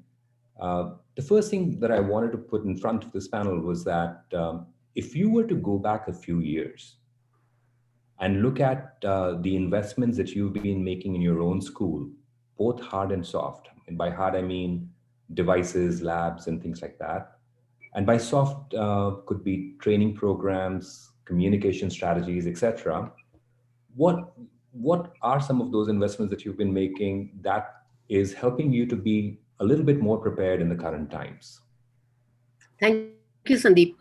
Let me just start by saying that, in my 3 decades of, experience with education, I've had 2 major missions in my life. One was that, teaching as a profession should feel valued and be, the teachers should feel pride at the work that they're doing. The second was about technology, and the more I experienced and tried technology, I felt that a technology-enabled classroom definitely, makes education more efficient and effective, and does not dehumanize, as most people generally worry about. So I'm very happy to say that in the last couple of months, I feel very heartened to see that both these missions are kind of getting achieved. One, that when I look at the teachers, and they've been at the forefront of change right now, and the way they have adapted, and the pride that they're feeling, and the value that they're attaching to the work that they're doing. To some extent, it's raising the value that the society is now attaching to teaching as a profession. So that mission, which seemed like a very, very improbable one when I started, because, even I started as a teacher only out of, accident. So I just feel that is a great high for me. It's an aha for me. The second is about technology, which I've always been an enthusiast of, not for the frill value, but for the fact that it has made my productivity much more. It has made me a better and a more effective and a more efficient educator. Having said that, let me go back on my journey, and this is a journey of over 1.5 decades. Okay, our management has always been very technology driven. Okay, so back in 2005 and 2006, we were the first group of schools which invested in interactive boards. And I remember at that time, I myself was, in denial. And I said, we don't need it. We're doing a great job. The teachers are fine. Why do we need to have these interactive boards where you can drag and drop and children can interact with their lessons? But once we started it, I realized the difference it made to, the way we were interacting, the way we were transacting education in our classrooms. So over the years, in terms of hardware, I think it's not a necessity, but I think it just kind of changes your outlook. It's almost like an attitude change that happens when you start to experiment, when you start to use devices.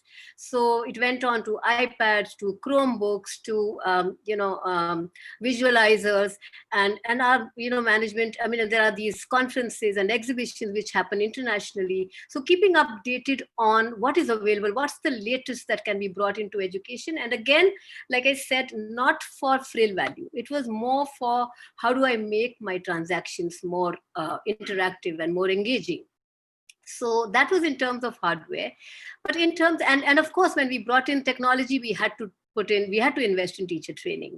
I remember the days when teachers had to buy a laptop and they were given at subsidized cost, and children were helping the students the teachers to learn how to use the mouse and all of that. So I felt the bond between the teacher and the taught was becoming stronger with the use of technology, because this is one scenario where the teacher was the student and the student became, the teacher.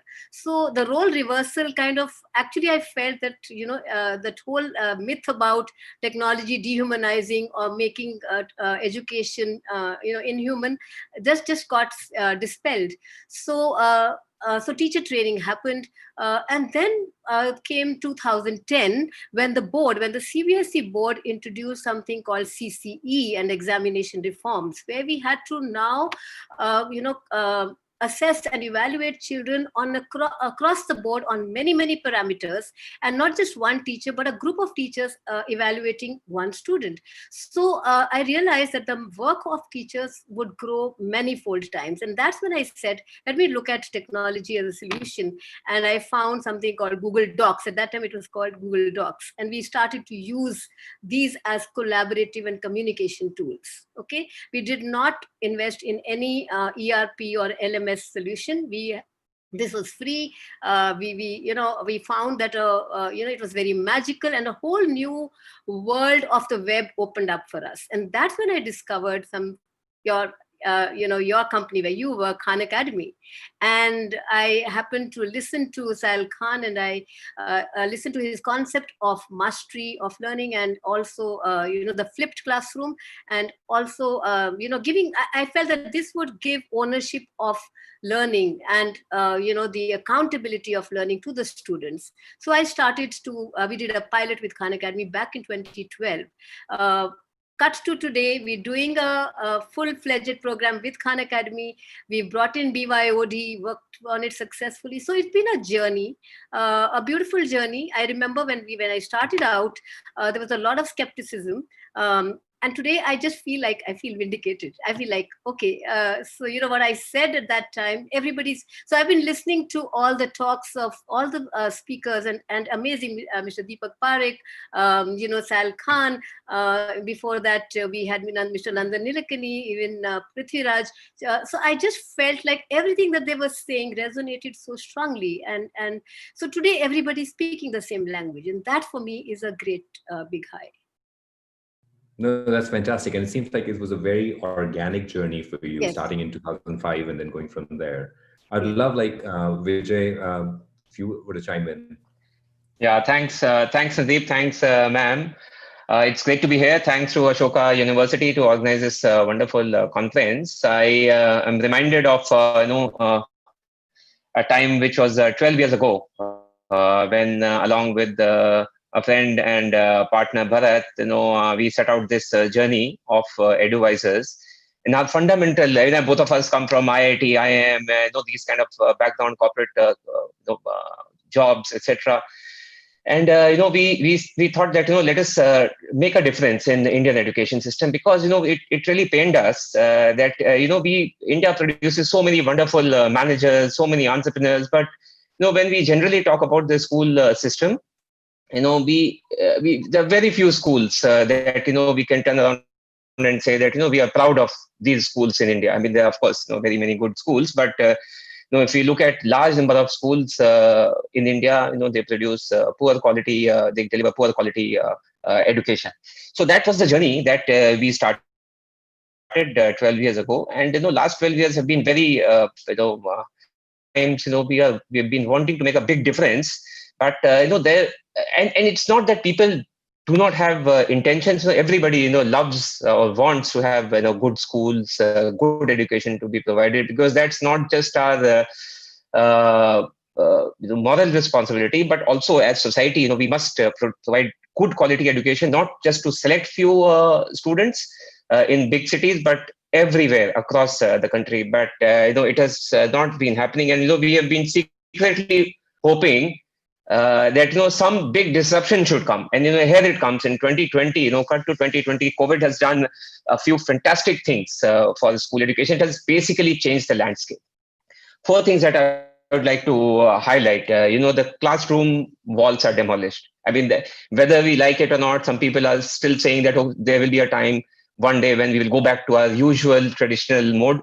And I'm thinking, oh my God, let's not go back, because the usual traditional mode was not transformational in nature fundamentally. So 4 things that have come up due to this COVID crisis. So one fundamental thing, the power structure has changed. See, for centuries, several hundred years, what was happening was, there was a very, very strong power play in the regular classroom. If I had to come inside the class, I would say, ma'am, may I come in? If I had to go out, I would say, ma'am, may I go out? If I were to, do anything, it was, the power play between the teacher and the student in a traditional structure was enormously skewed towards the teacher. And, if I'm not interested, I would look out of the window and, the teacher would say, look at the blackboard or whiteboard or whatever the board is. So that with this, remote learning, the onus has now shifted from the student to the teacher, saying that, you have to use influence and not power. You have to use inspiration and not instruction, saying that, I will teach you in a way that it is very, very engaging and very, very interesting. Otherwise, I lose the student. It's that simple as that.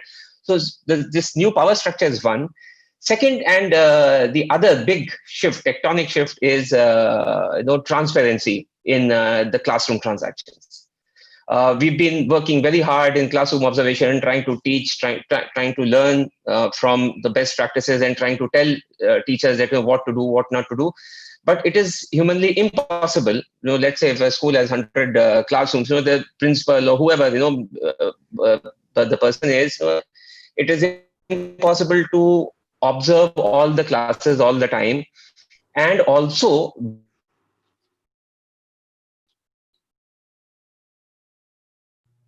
sorry, I think we're losing you, Vijay. Avnita, can you hear Vijay? That's okay. Sorry, we lost you for just 2 seconds, okay. Vijay. Oh, okay. So I was saying that higher transparency is the other aspect, and Hi, sorry, Vijay. I think we're having there seems to be some connectivity challenge. Do you want to turn off your video? Hello. Yeah.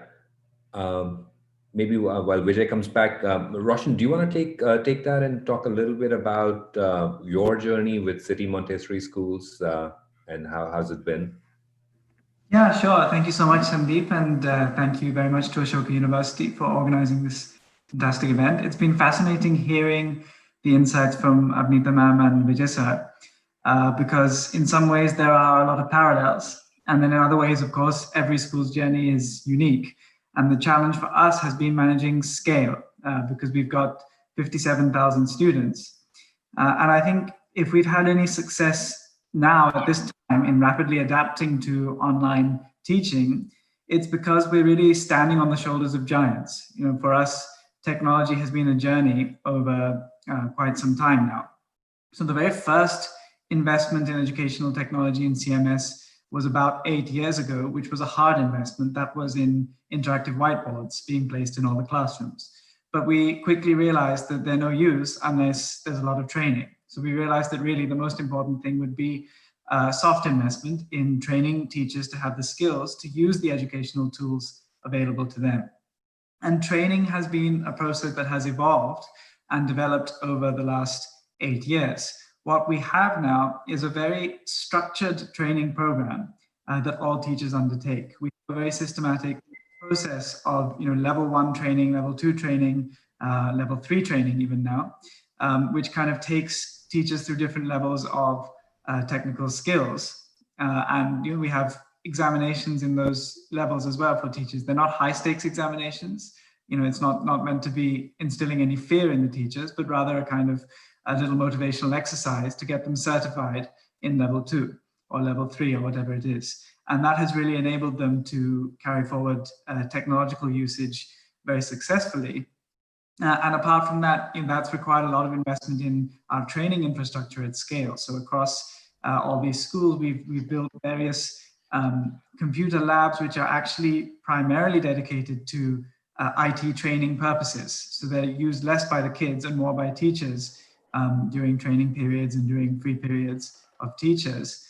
We have an IT training team, which is coordinated by the core team at the head office, and then also has representatives in each of our school campuses. And a big campus would have up to 3 full-time IT trainers who are there to support not just IT admin of the school, but specifically training in IT and the use of educational technology. So that's really been, the major investment that has happened has been on that side. And that's really paid dividends now at this time, partly because it meant that all the teachers were, already quite up to scratch in a lot of technological skills.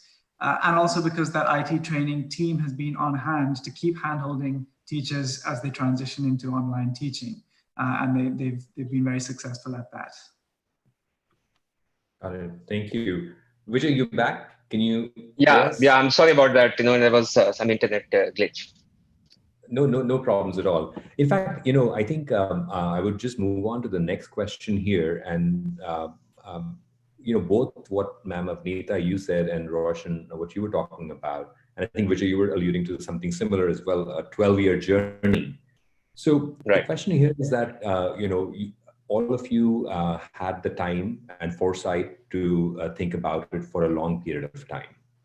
But the situation right now is that many of us are probably just starting out on that journey. And so, and any one of you can start taking this question, and then we can go around. But how does who's very early in this journey can accelerate this process, or is it going to be a very long process before schools and majority of schools can come to this level where you folks are? right? Please, please, ma'am. Yes, sure. Yeah. So I think what is very important, and what Mr. Deepak Parekh mentioned, was about building a culture of fearlessness and experimentation in a non-threatening environment, where teachers are ready to experiment and try new things.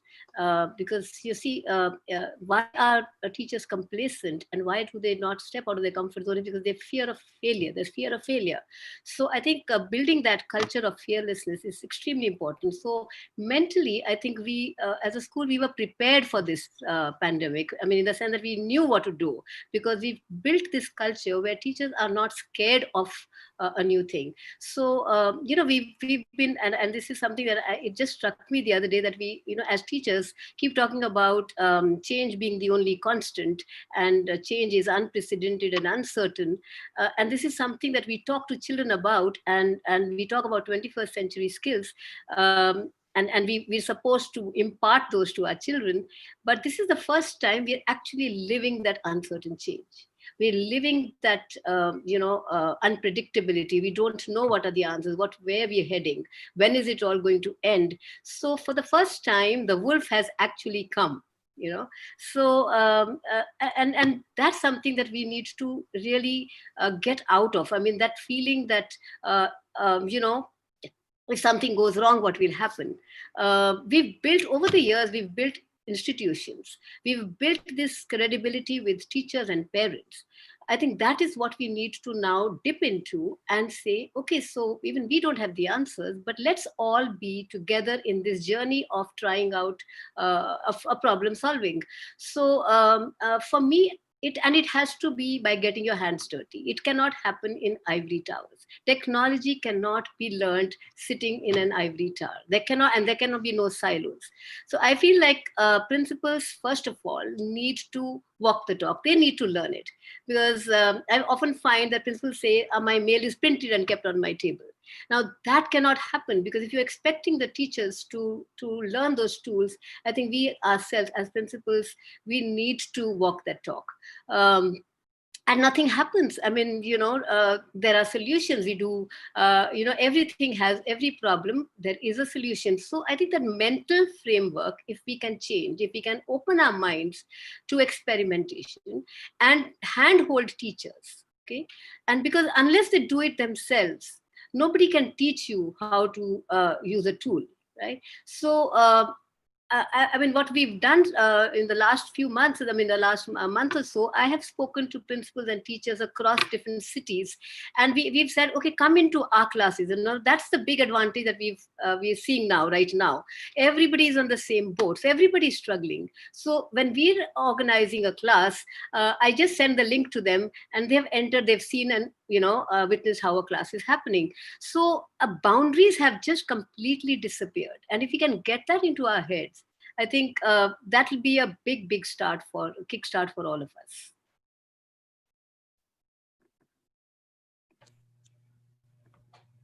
Roshan or Vijay, any words of advice on where should people starting out this journey, what should they focus on? Yeah, I would just add to what Abnita ma'am said.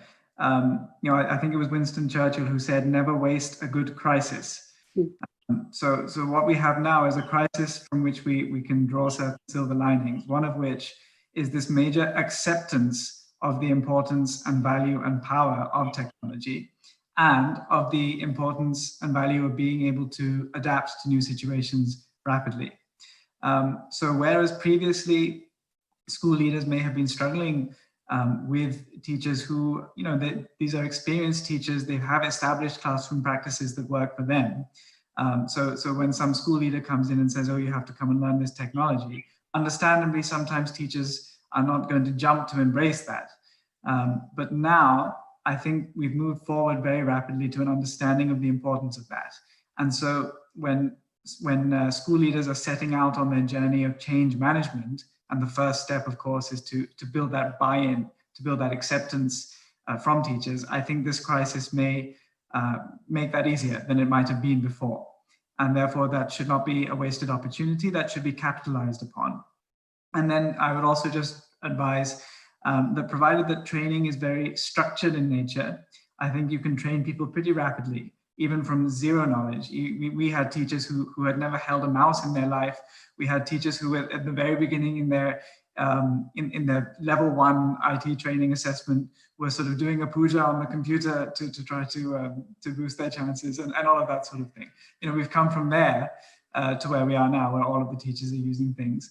And I think it was the structuring of training in a very systematic manner, which facilitated that, and also making sure that training is always relevant. So it's one thing to teach, I don't know, Microsoft Word and say this is what this button does and that button does, and this is how you use Microsoft Word. It's another thing if while doing so you say, and this is how it will help you in doing such and such a thing in your classroom. This is how it will make this aspect of your life easier as a teacher. That really boosts the buy-in and makes teachers learn very, very quickly. Yeah, just to add to what Roshan said, Sandeep, I think fundamentally, we need to really recognize that school, as we were discussing the other day, school is fundamentally not really a destination. School is a service. So if we recognize this shift in mindset that it's not about building, it is not about infrastructure, it is about service, and if we try to examine the service very carefully, whether to student or to parent or to society at large, there are 4 fundamentally different aspects to this service. There is a cognitive aspect of service, there's a social development aspect, there is emotional development aspect, and there's a physical development aspect. We talk about these virtual classrooms or online learning, etc. The default mindset for most schools is cognitive development. Meaning that just do whatever is happening in the classroom. That's a task to be done, but that's easy to do. There are plenty of learning management solutions. There are video conferencing platforms like Google Meet, Microsoft Teams, Zoom, etc. There are very many storage and retrieval systems. And the good news is many of these companies like Khan Academy are coming forward with free-to-use products or services. So that's the easy part to fix. The bigger challenge is about the social development, the emotional development, and the physical development of the child, which has to go hand in hand together. So I think in coming months or years, we really need to consider the possibility of trying to arrive at newer approaches, innovative ways on development of all these 3 things. And one point which I wanted to cover earlier was this entire role of parent. See, earlier, many parents, unfortunately, they think that if they send the child to the school, their job is done. And that's if you look at any success story, whether it's a child or a family is where parents and family members are involved in child's education, the child outperforms by huge margin. Fortunately, this COVID-19 scenario has given us the opportunity to involve parent, whether they like it or not, whether they appreciate, whether they understand it very well or not, to involve parent in the personalized learning journey of the child.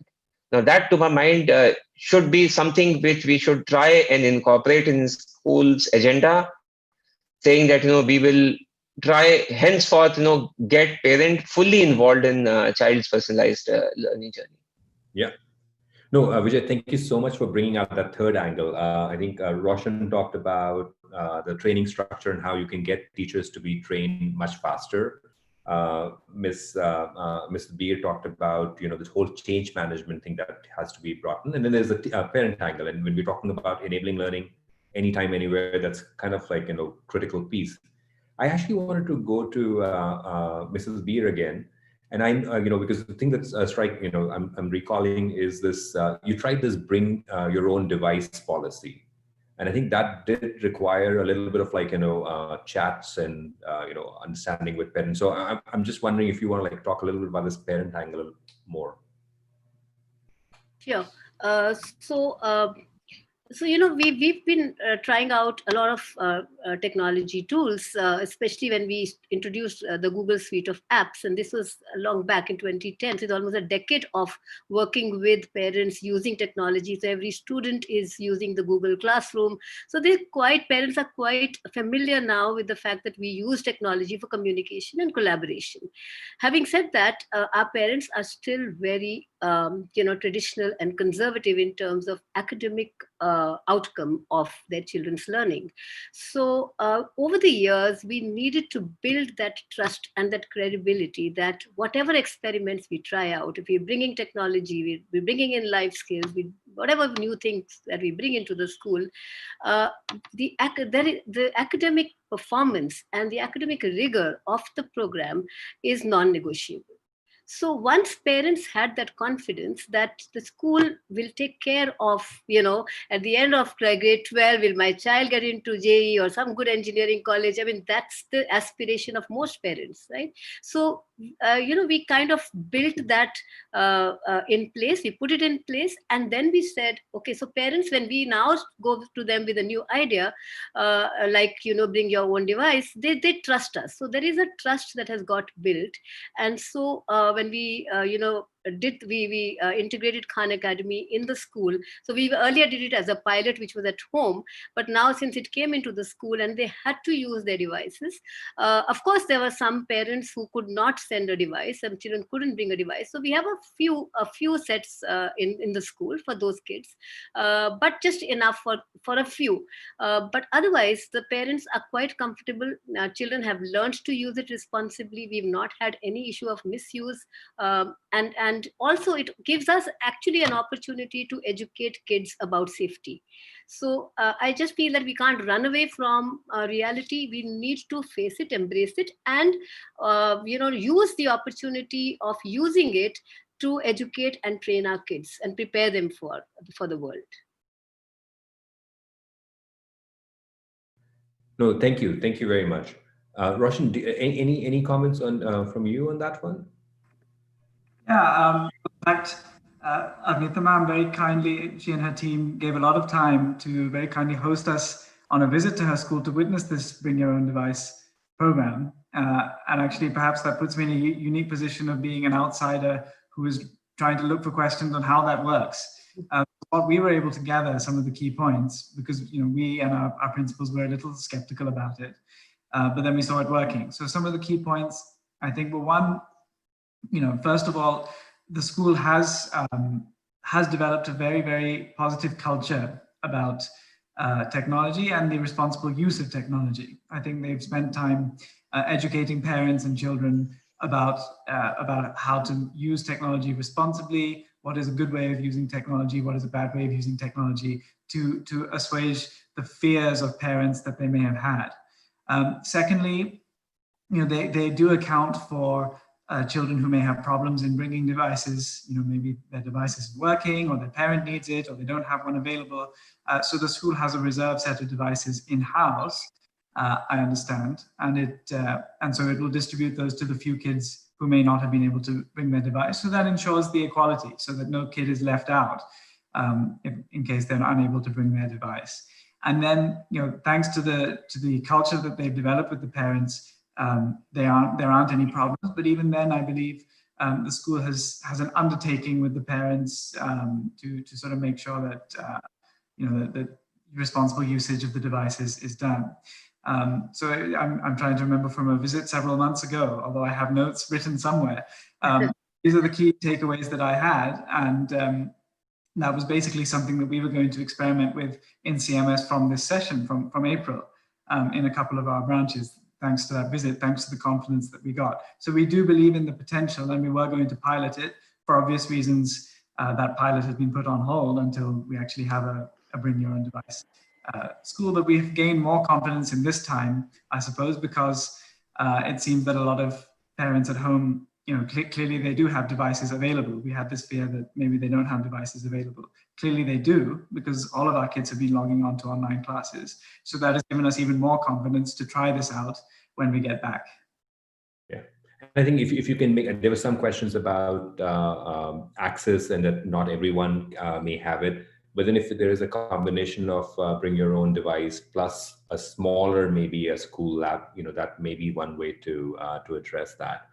I wanted to open go to some of the questions. We have a few questions from the audience, but there was one thing that Vijay had talked about, and I want to get very quick thoughts from all of you. He talked about the classroom walls are getting demolished, the power structure is changing, and there's a very high level of transparency in classrooms, in the sense that as these Zoom sessions are happening, I have young kids. I know when their classes are happening, I mean I can see what's going on in the class. How are you folks even thinking about that, and what is the what are the things that you would address, and address for whom? I mean, is it for teachers that you have to address? Is it parent expectation management? Or would love to hear some thoughts on that. Well, maybe if I can just share my view on the topic. See, the traditional approach said that one teacher would teach at a time, maybe 20, 25, 30, 35 as the case may be, so sometimes even 40 students in a classroom.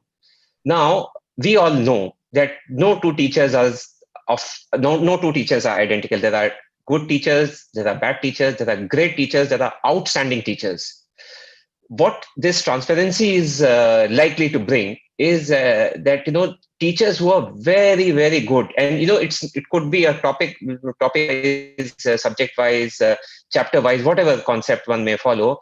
If let's say if you are an outstanding teacher of trigonometry, what is stopping 10,000 students to learn trigonometry?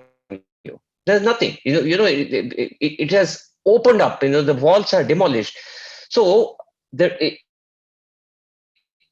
in a way, teachers will become like artists. Worry about anything else. You just keep doing.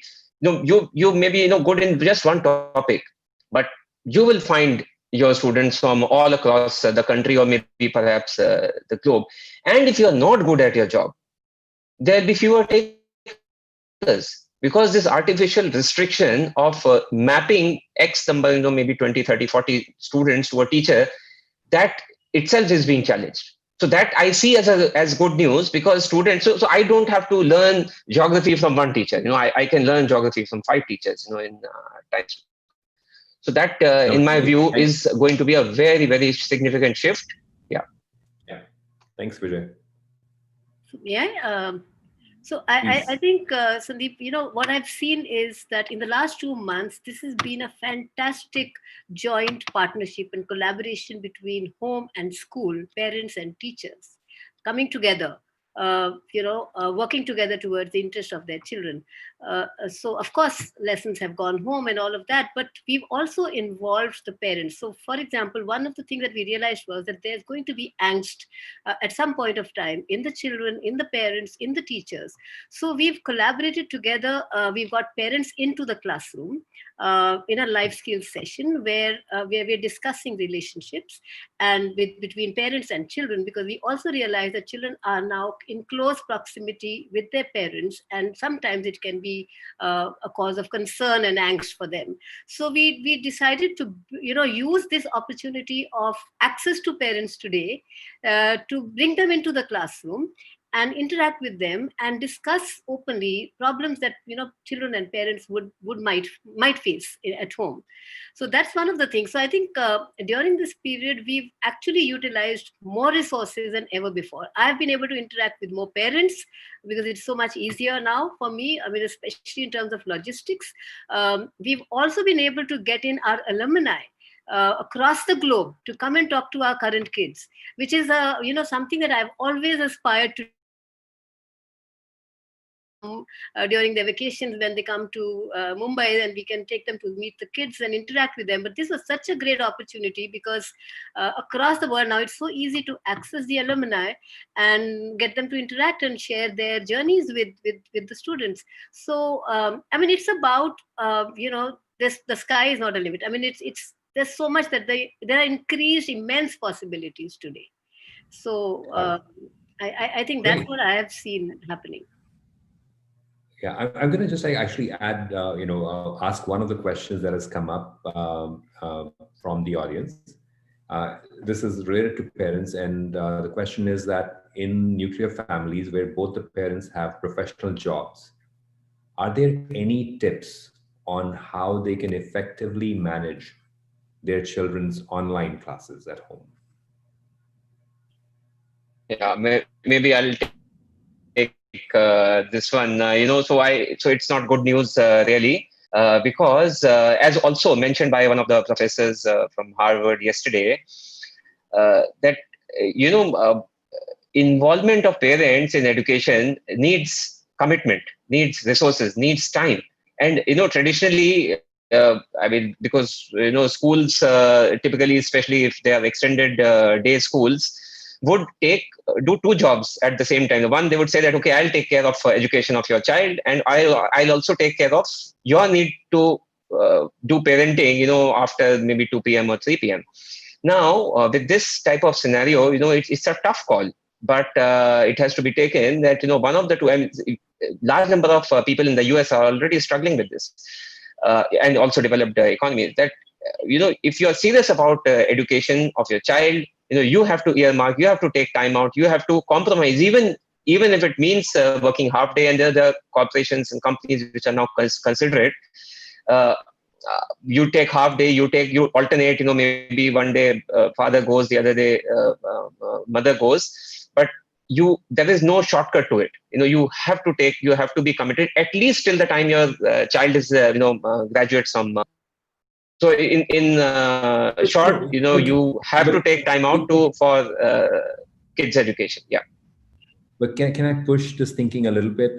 Is there also something that schools can do in terms of providing maybe clearer and simpler instructions to parents? Because it's like, you bring them into this whole classroom, which is suddenly opened up. How much is this communication, and how much is that involved, and how much room there is to really make it easy for them to to come and help as well? I think what we've done is... in fact, that was my... yes, ma'am. Sorry. No, you carry it. Oh, just very quickly, that was my other point, ma'am and Sandeep, that, the school will have to allocate significant resources on education of parents. See, one of the fundamental things that, we've realized that, parents...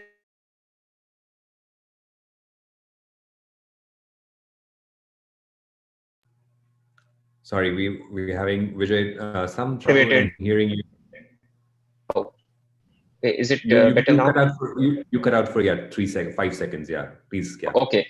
So in summary, significant resources need to be allocated for parent education from school standpoint as compared to students' education. So, fair point. Involvement does not just mean physical time. Involvement that you are part of the learning journey of the child. Ma'am, you were saying something? Go ahead, ma'am. That, we've used the asynchronous method more with the younger kids, especially where, where children need help from parents. We've used the Google Classroom a lot. So, and it's in a very structured form that, the teachers are, giving instructions or sharing a video or a text or something, which the children are just supposed to read, follow, and, follow the instructions. So very detailed instructions given to the kids on the Google Classroom. And it's not as if it's time bound. It's like over a week, whatever you can do with your child, whatever resources you have at home, work together. It's more of a DIY, simple experiments, simple life skills sessions. We've done more of that. In fact, we've spent a lot of time doing reflective kind of lessons with our kids, because we also realize that this is a time where we want to change the way we think, the way we're looking at our environment. So this is an opportunity to change, the curriculum, also focus of our curriculum more towards, the real world and the problems that we face in the real world, and so they become better real world problem solvers. So I think doing that has not put too much of pressure on the parents. And having said that, whatever synchronous learning, that video classes that we do are recorded, and whenever the child misses a class and the parent requests for it, we do share that. So I mean, a lot of our time has gone in very creative lessons. rather than, just the rote, the direct instruction kind of lessons. Yeah. I think we have probably another 10 minutes or so. I wanted to ask you folks, each one of you, how prepared are you feeling for this coming academic year? Maybe on a scale of 1 to 10, 10 being we're absolutely ready, and 1 being we don't know what's going to go on. And 2, if you could also just quickly add 2 or 3 things that you are currently focused on, that you are trying to get done in the next couple of months for the next academic year. Yeah. So if I were to put a number from 1 to 10, I think I would put a 5, because that's the halfway number, because there are a lot of things which we've gained new certainty about, and a lot of things which we've gained new uncertainty about. Quite just apart from the fact that there's basic legal uncertainty about what schools will be allowed to run and in what manner. At least in UP, we still haven't got a clear instruction. There's been a lot of talk and speculation. So maybe 50% of the class will be allowed to come and sit, maybe 30%. We don't know. And so we're trying. Sorry, Russians is coming in. I'm told that we only have 4 minutes left. So your score is 5. What are you working on specifically? Top things that you're working on for the next academic year. So I think because now we have this confidence that the basics of technology usage are very secure, now is the time to work on building on those basics and taking technology usage up to the next level. So now that we have all that basic acceptance in place, I think the next level includes 2 things primarily, which I hope to focus on. One is the greater use of data and the power of data in from technology in the classroom. I think the kind of data that is generated by various different e-learning platforms, the kind of continuous generation of data allows teachers to potentially personalize strategies for different students slightly more. Especially, obviously, it's impractical to completely personalize in a classroom, but it certainly helps to personalize with asynchronous learning and the kind of out-of-class assignments that teachers give to different students to really help individual students. So that power of data is one thing. And the other thing is, again, building on the point of asynchronous learning. I think there's a growing realization of the power of that and the effectiveness of that in improving students' learning. And so I think now is the time to start experimenting with more flipped learning, with more of children investing in their own learning outside of the classroom and then coming back into the classroom for further consolidation of things. I think now we're able to really build on that thanks to the new insights which have come out of this crisis. Awesome. Yeah. Ma'am? I second Roshan on all the points. Data-driven, definitely. I'm really excited about analytics and how to improve learning for our children, because now that we're using technology and we have so much data, I'm sure it can be put to good use. Definitely, a more self-directed learning. This is something that I've always been very keen on. Accountability and ownership of learning has to go onto the students. It's like they've always felt that the school will take care of our performance, or parents will take care, but they've never taken that ownership themselves. So this is a time for them to, take that. On a scale of, I come from a city of Mumbai, which is so full of constraints that I actually become more creative and a better problem solver when I face a constraint. So of course, I don't know what is going to be the future. It could be, we're already working in 2 shifts. Our school already runs in 2 shifts. So how are we going to accommodate the large numbers that we have? But I'm looking at this model of a lecture come tutorial, with larger number of children and as a lecture, but then have small groups for discussions like a tutorial, so that we don't leave out any child, no child left behind, because generally in a large number, So, ma'am, one minute left, and I want to give Vijay a chance too. So, what's your score? Yeah, thank you. 5 on 10, Sandeep, and focus on personalized learning journey. Investments in that order: teacher, parent, and technology. And the big aspect is to do zero-based budgeting from financial standpoint. Awesome. No, great. I mean, so I think that's what the average score is 5, so no one needs to worry. I mean, as we said in the beginning, we don't have all the answers, but good thing is that there are some things that we have experimented in the past and we can figure out. I think concrete things that I took away was focusing on change management with teachers, expectation management, and parent education. And then really finding improved training structures so that you can just like get to get your teachers at a much higher level much faster. So thank you all for sharing your views today. It was really delightful to talk to you all. Thank you. Thank you, Sandeep. Thank you very much, ma'am. Thank you, Roshan. Thank you. Thank you. Thank you very much, Sandeep.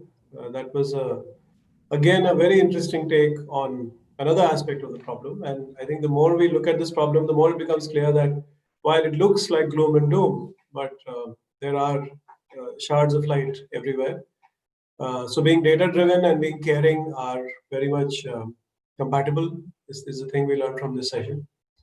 And also, there was a good mix of people from who looked at the problem from different aspects. We are now at around 3:40 p.m. We are coming up to our next keynote, a very important one.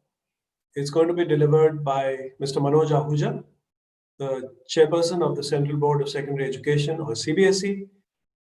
The talk is titled Moving Towards Competency-Based Education. And moderating the session will be Richa Sharma Agnihotri, Principal, Sanskriti School, New Delhi. We'll be back with you in exactly a minute and a half.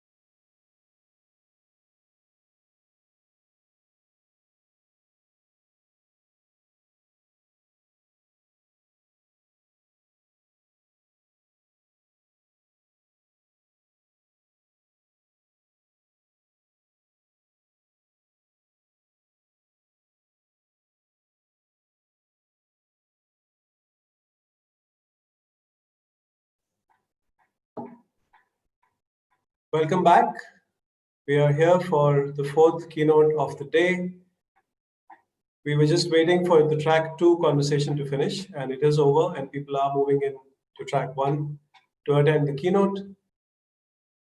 The title of the keynote is Moving Towards Competency-Based Education. The speaker is Mr. Manoj Ahuja, Chairperson of the Central Board of Secondary Education, or CBSE, and the session will be moderated by Richa Sharma Agnihotri, Principal, Sanskriti School, Delhi. With over 23 years of experience in the international curricula, Richa is a passionate teacher and a committed and creative educator. She spent over 15 years at the British School, New Delhi, where she taught physics from classes 9th to 12th and also led a number of school programs and initiatives. She has also worked for 8 years at Step by Step School, Noida. Richa, over to you. Thank you, Ali, and honored and privileged to be a part of the conference organized by Ashoka University. And I think doubly delighted to be moderating a session, which is the keynote speaker is Mr. Manoj Ahuja. So a warm welcome to you, Mr. Ahuja. Mr. Ahuja is the chairperson of the Central Board of Secondary Education, a 1990 Orissa cadre IAS officer. He has also been the special director at the Lal Bahadur Shastri National Academy for Administration, Department of Personnel and Training. So it's an absolute privilege and an honor to welcome you, Mr. Ahuja. I know these must be tough times for you to take up a position so recently and in such a tumultuous period. So I think on behalf of all the educators across the country, we are very, very eager to hear your views and a very warm welcome. So over to you, Mr. Ahuja. Thank you, Richa ji, for the welcome, Ali ji. And I must compliment Ashoka University for holding this conference on a very, very topical subject. I mean, I've been listening to these talks and finding them very interesting and very useful. So I have very recently joined as chairman CBSE.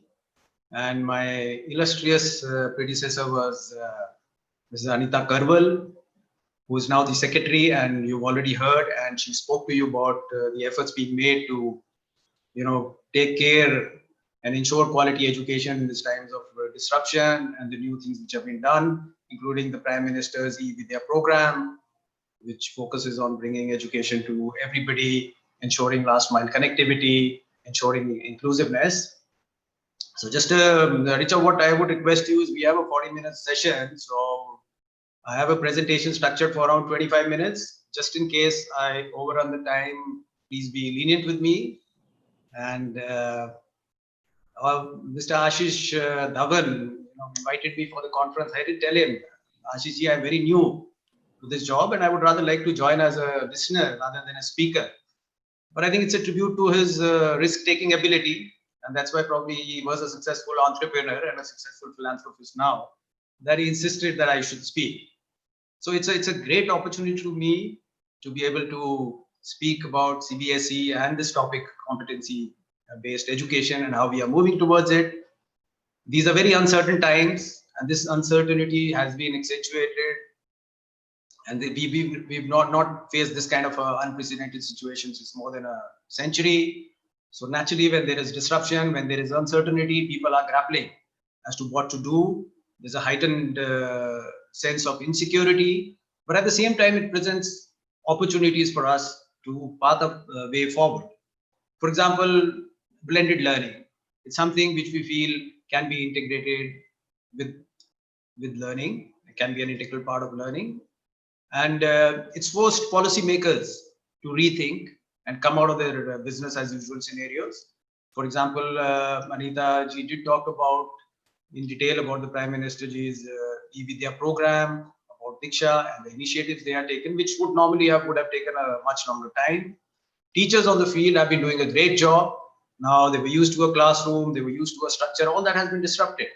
And now they have to decide, they have to work out new means. So they're using their autonomy to ensure that learning continues. Students who are used to a very structured way of doing things, again, when they don't have that, they are innovating at their own levels. How do they learn? Looking at other sources. But exercising their own agency. And I think historically, crises have been a time when a great opportunity has been presented for pushing in change. And I think we should use it for that. And with that, I'll begin my presentation. I'll just share my screen. Just give me a moment.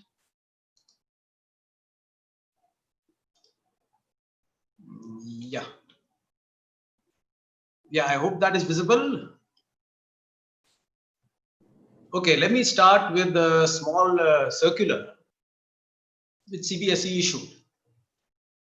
And it says that the theme for capacity building programs for the year 2020 is as competency-based education.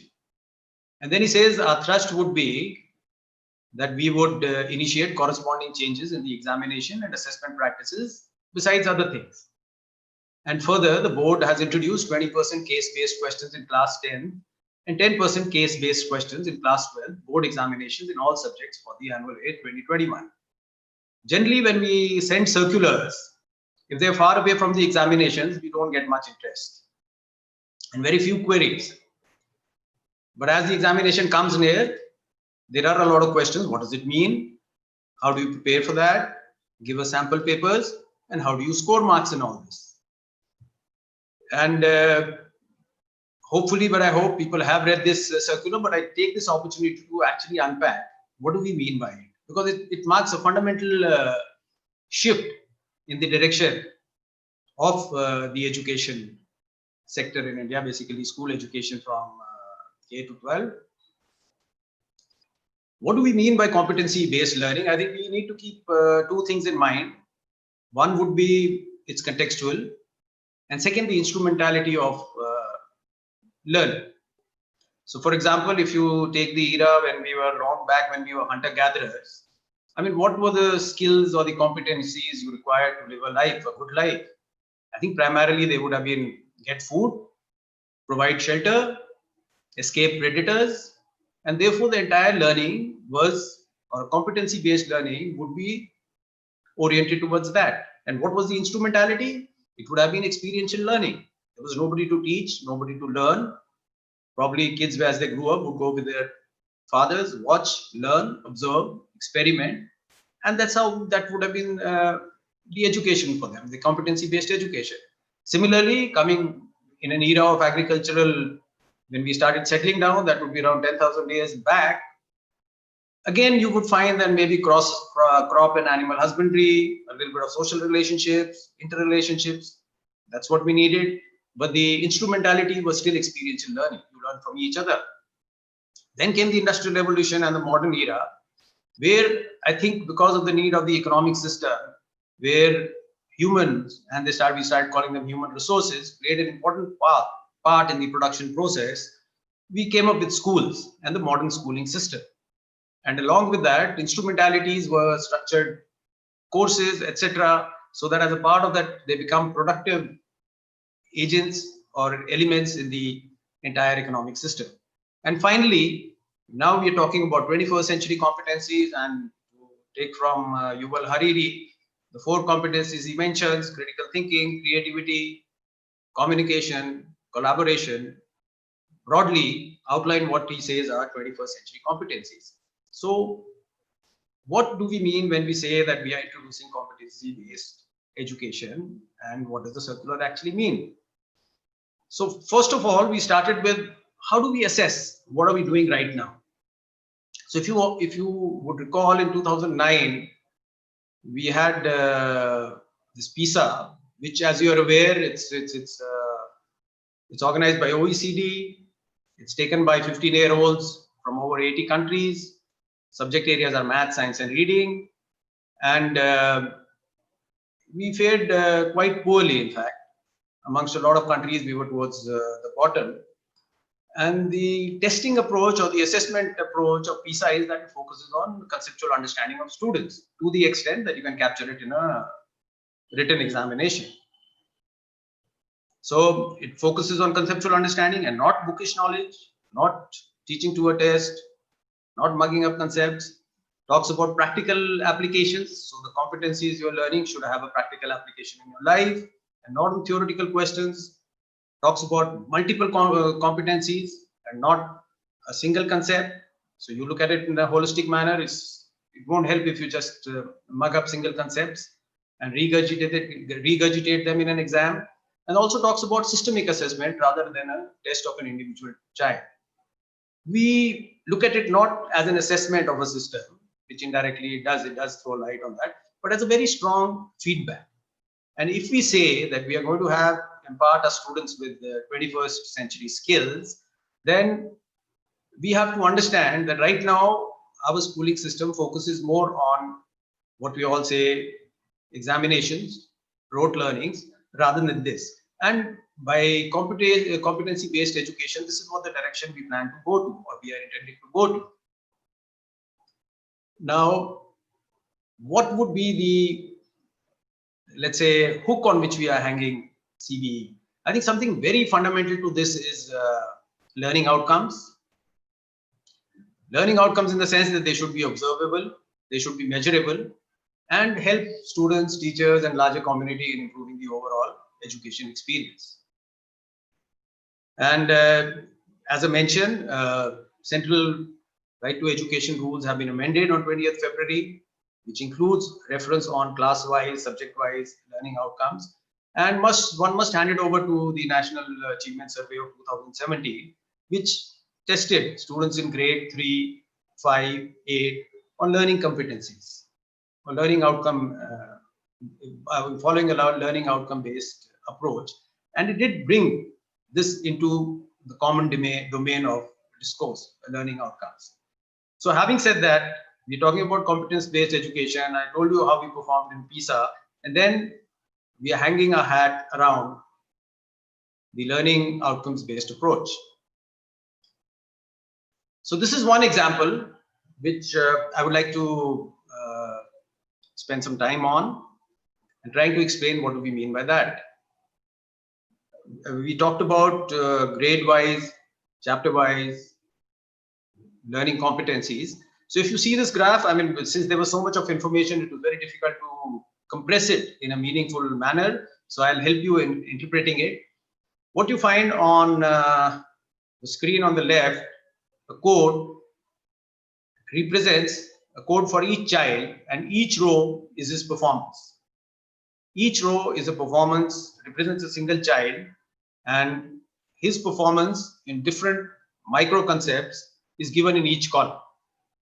So if you see on the top, there are different micro concepts or concepts in learning in numeracy, and the child's performance is shown in that. Yellow means he is performing well, whereas black would mean absence of that micro concept. So let's try and interpret this graph. So towards the left, where it's all yellow, these are grade 1 kind of competencies, and we are talking about now students in grade 3. In the middle are grade 2 competencies, and towards my right are grade 3 competencies, which a child studying in this class should normally know. Now we find that for a child who's presently in grade 3, he's quite familiar with grade 1 competencies as enumerated in each column, except some children on some micro concepts, which are isolated black boxes. Now look at grade 2. One thing which stays you in the face is that certain columns are fully blank. This is this column, another column here, and another column here. And mind you, these are children in grade 3.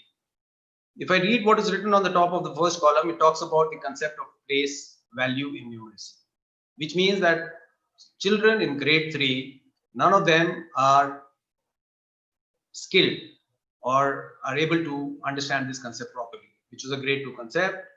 We also see that word problems of addition, they're not familiar. Word problems in subtraction, they're not aware. Then the grade 3 competencies which these students should have been proficient in are mostly black. So this is using learning outcomes to assess students or children, and this is the picture which is presented to us. What I want to draw your attention is, and if you're using a observable and measurable learning outcome approaches, it gives a lot of indication that maybe certain concepts like place value, because they were not picked up by children in grade 2, it has a long-term impact and is affecting learning in grade 3.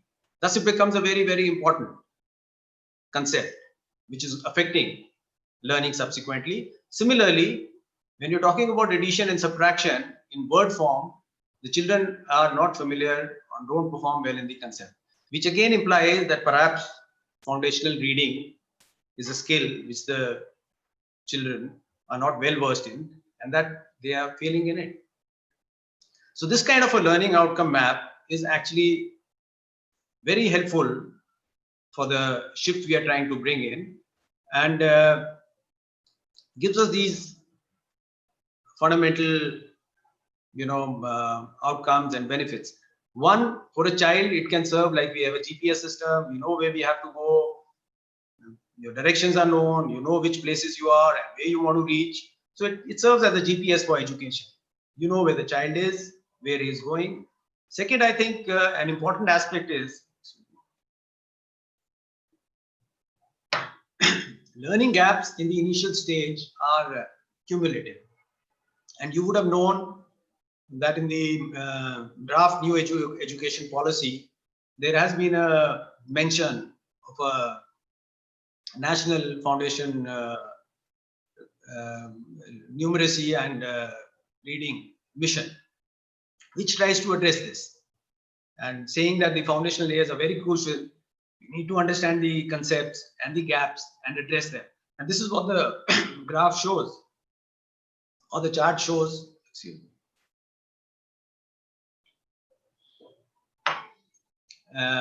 This shows that some gaps in the early stage years are going to have a cumulative impact on later learning, and you can't correct it back. You can't go back into time and correct it. Third is, if you need to address them, we need to actually, in an active manner, identify them. And these gaps, the teachers may be aware of in the class, but they're not explicitly shared common knowledge. They're not discussed, they're not shared, they're not researched, and we are not finding out ways to address them. So knowing them would also enable the teachers to address these issues. Now, what can be done? I'll just share a small example which has been done with the help of Step, educational initiatives. Once you identify that there is a problem, so first is, how do you find out about these learning outcomes and concepts? You can find out in certain common mistakes which children are making. So towards, again, this is a full slide, so a lot of information, so I'll take you through that. So you can give them problems to solve. Here's a simple addition problem. You find a lot of children get it wrong. So that's the mistake they are making. Where is the mistake they are making? When they're adding 9 plus 2 and putting it as 11, right? That's what they had learned earlier. And then 4 and 3, they're adding, putting it 7. So getting 711 instead of another figure which should have been here. And why is the mistake happening? Because when they were taught single digit or small additions, there's a certain way the brain was processing it, that algorithm which was there in that mind. And that same algorithm is making them do this mistake. And that's why you see they would add 49 and 32 as 711. So now once you understand that, you understand the concept behind it, and then you can correct the mistake through a certain activity.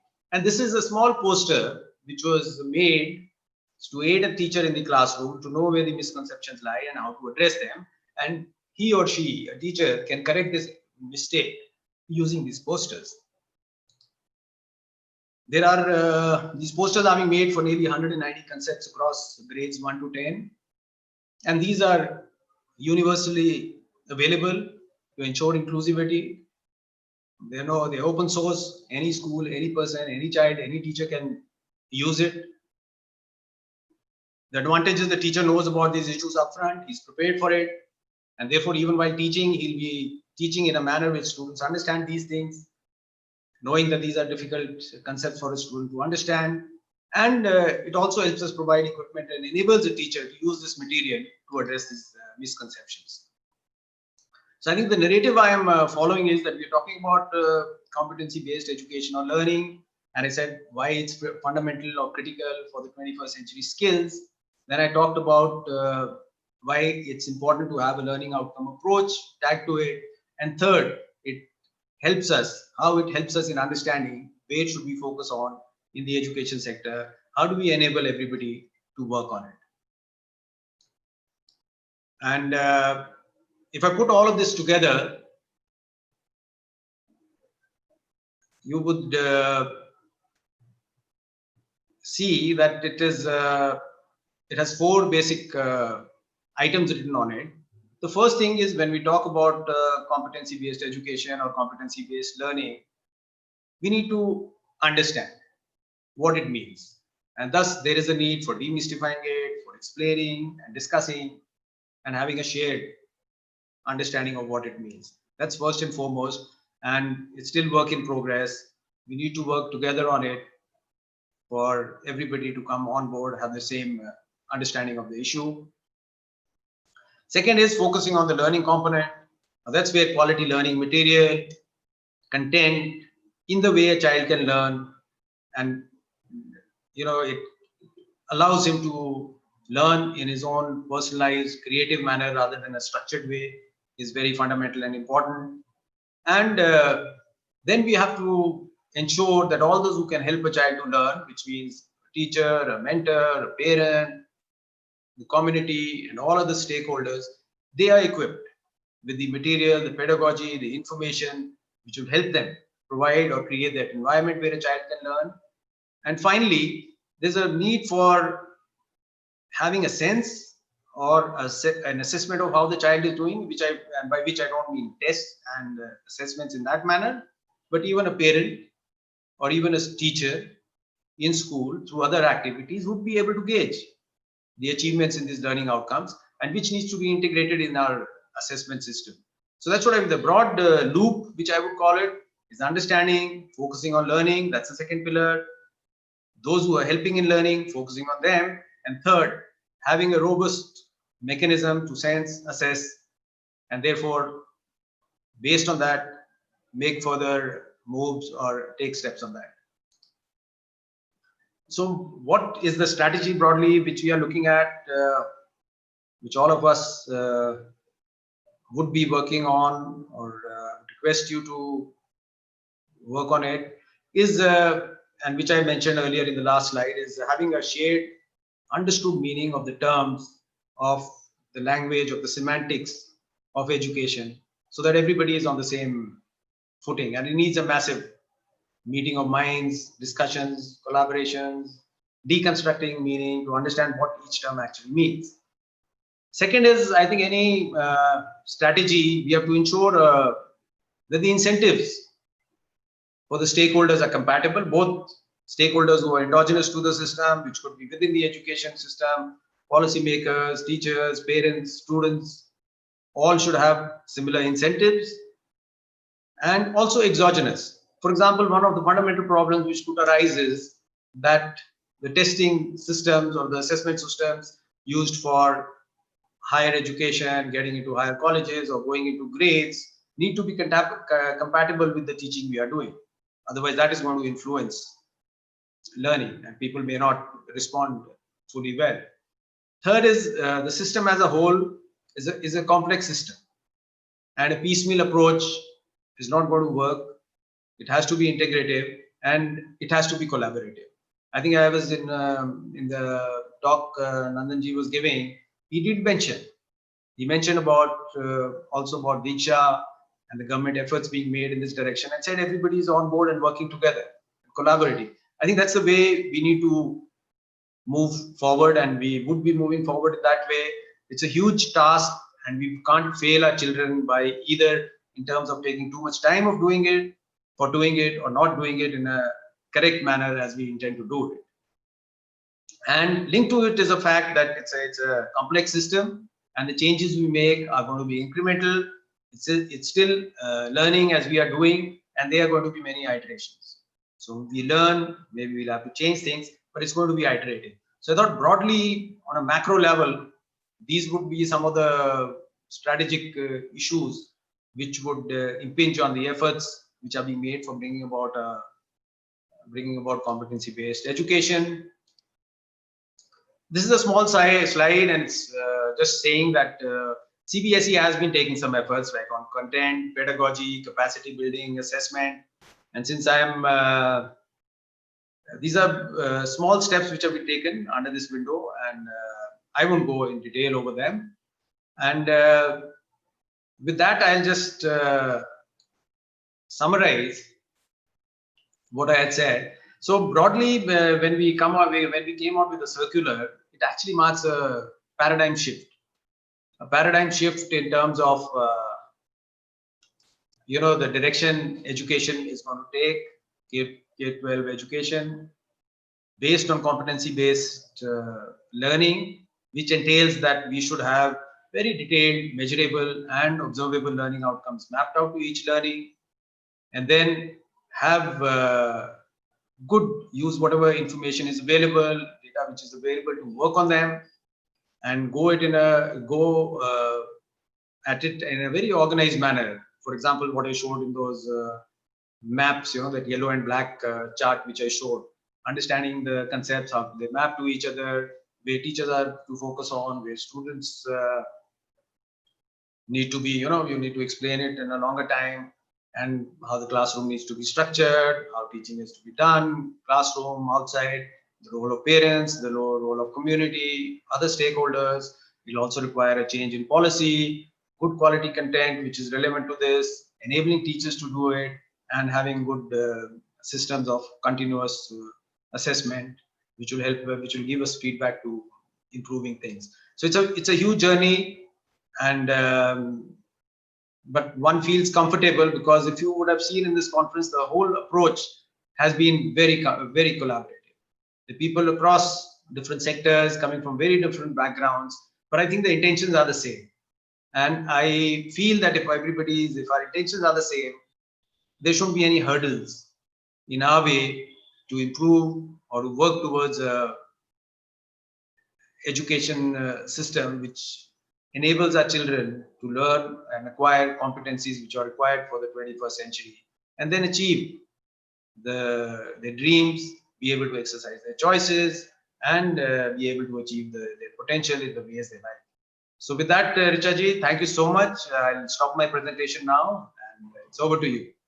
Thank you so much, Mr. Ahuja. I think it's indeed very encouraging to see the progressive steps that CBSE is taking. And I think we're all delighted that we're now moving forwards in a way that, children will be, the learning will be competency-based and not content-based. So we have a lot of questions, but broadly, they are sort of under 3 categories as I can see them.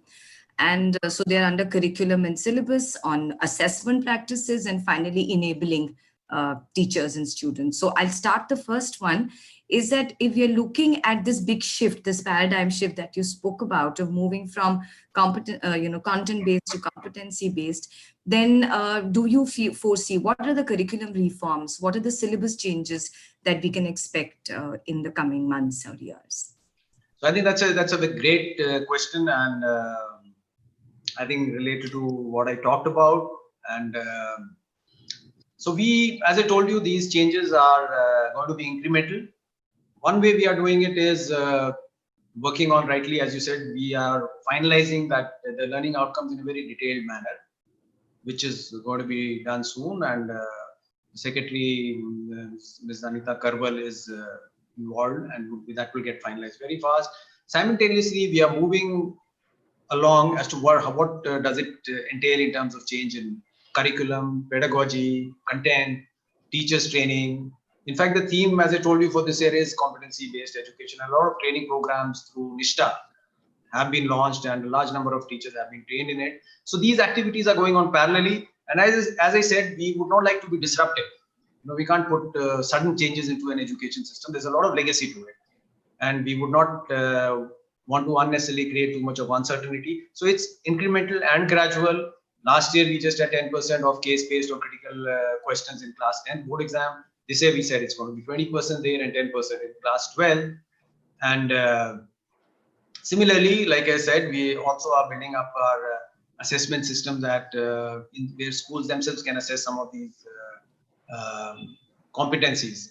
because the board exam would kind of, it's just a small nudge in terms of the direction we are taking in the time in terms of what we are assessing. But the real approach should start from class 1, where should be the teachers, the parents, and small assessment mechanisms where you are able to find out regarding the progress made by children in these competencies. So I think all these 4 pillars which I mentioned, work is going on and it's going to roll out. And like I said, it's going to be incremental. There are going to be no sudden shocks in the system or no disruptions. So it would, the entire process would take time.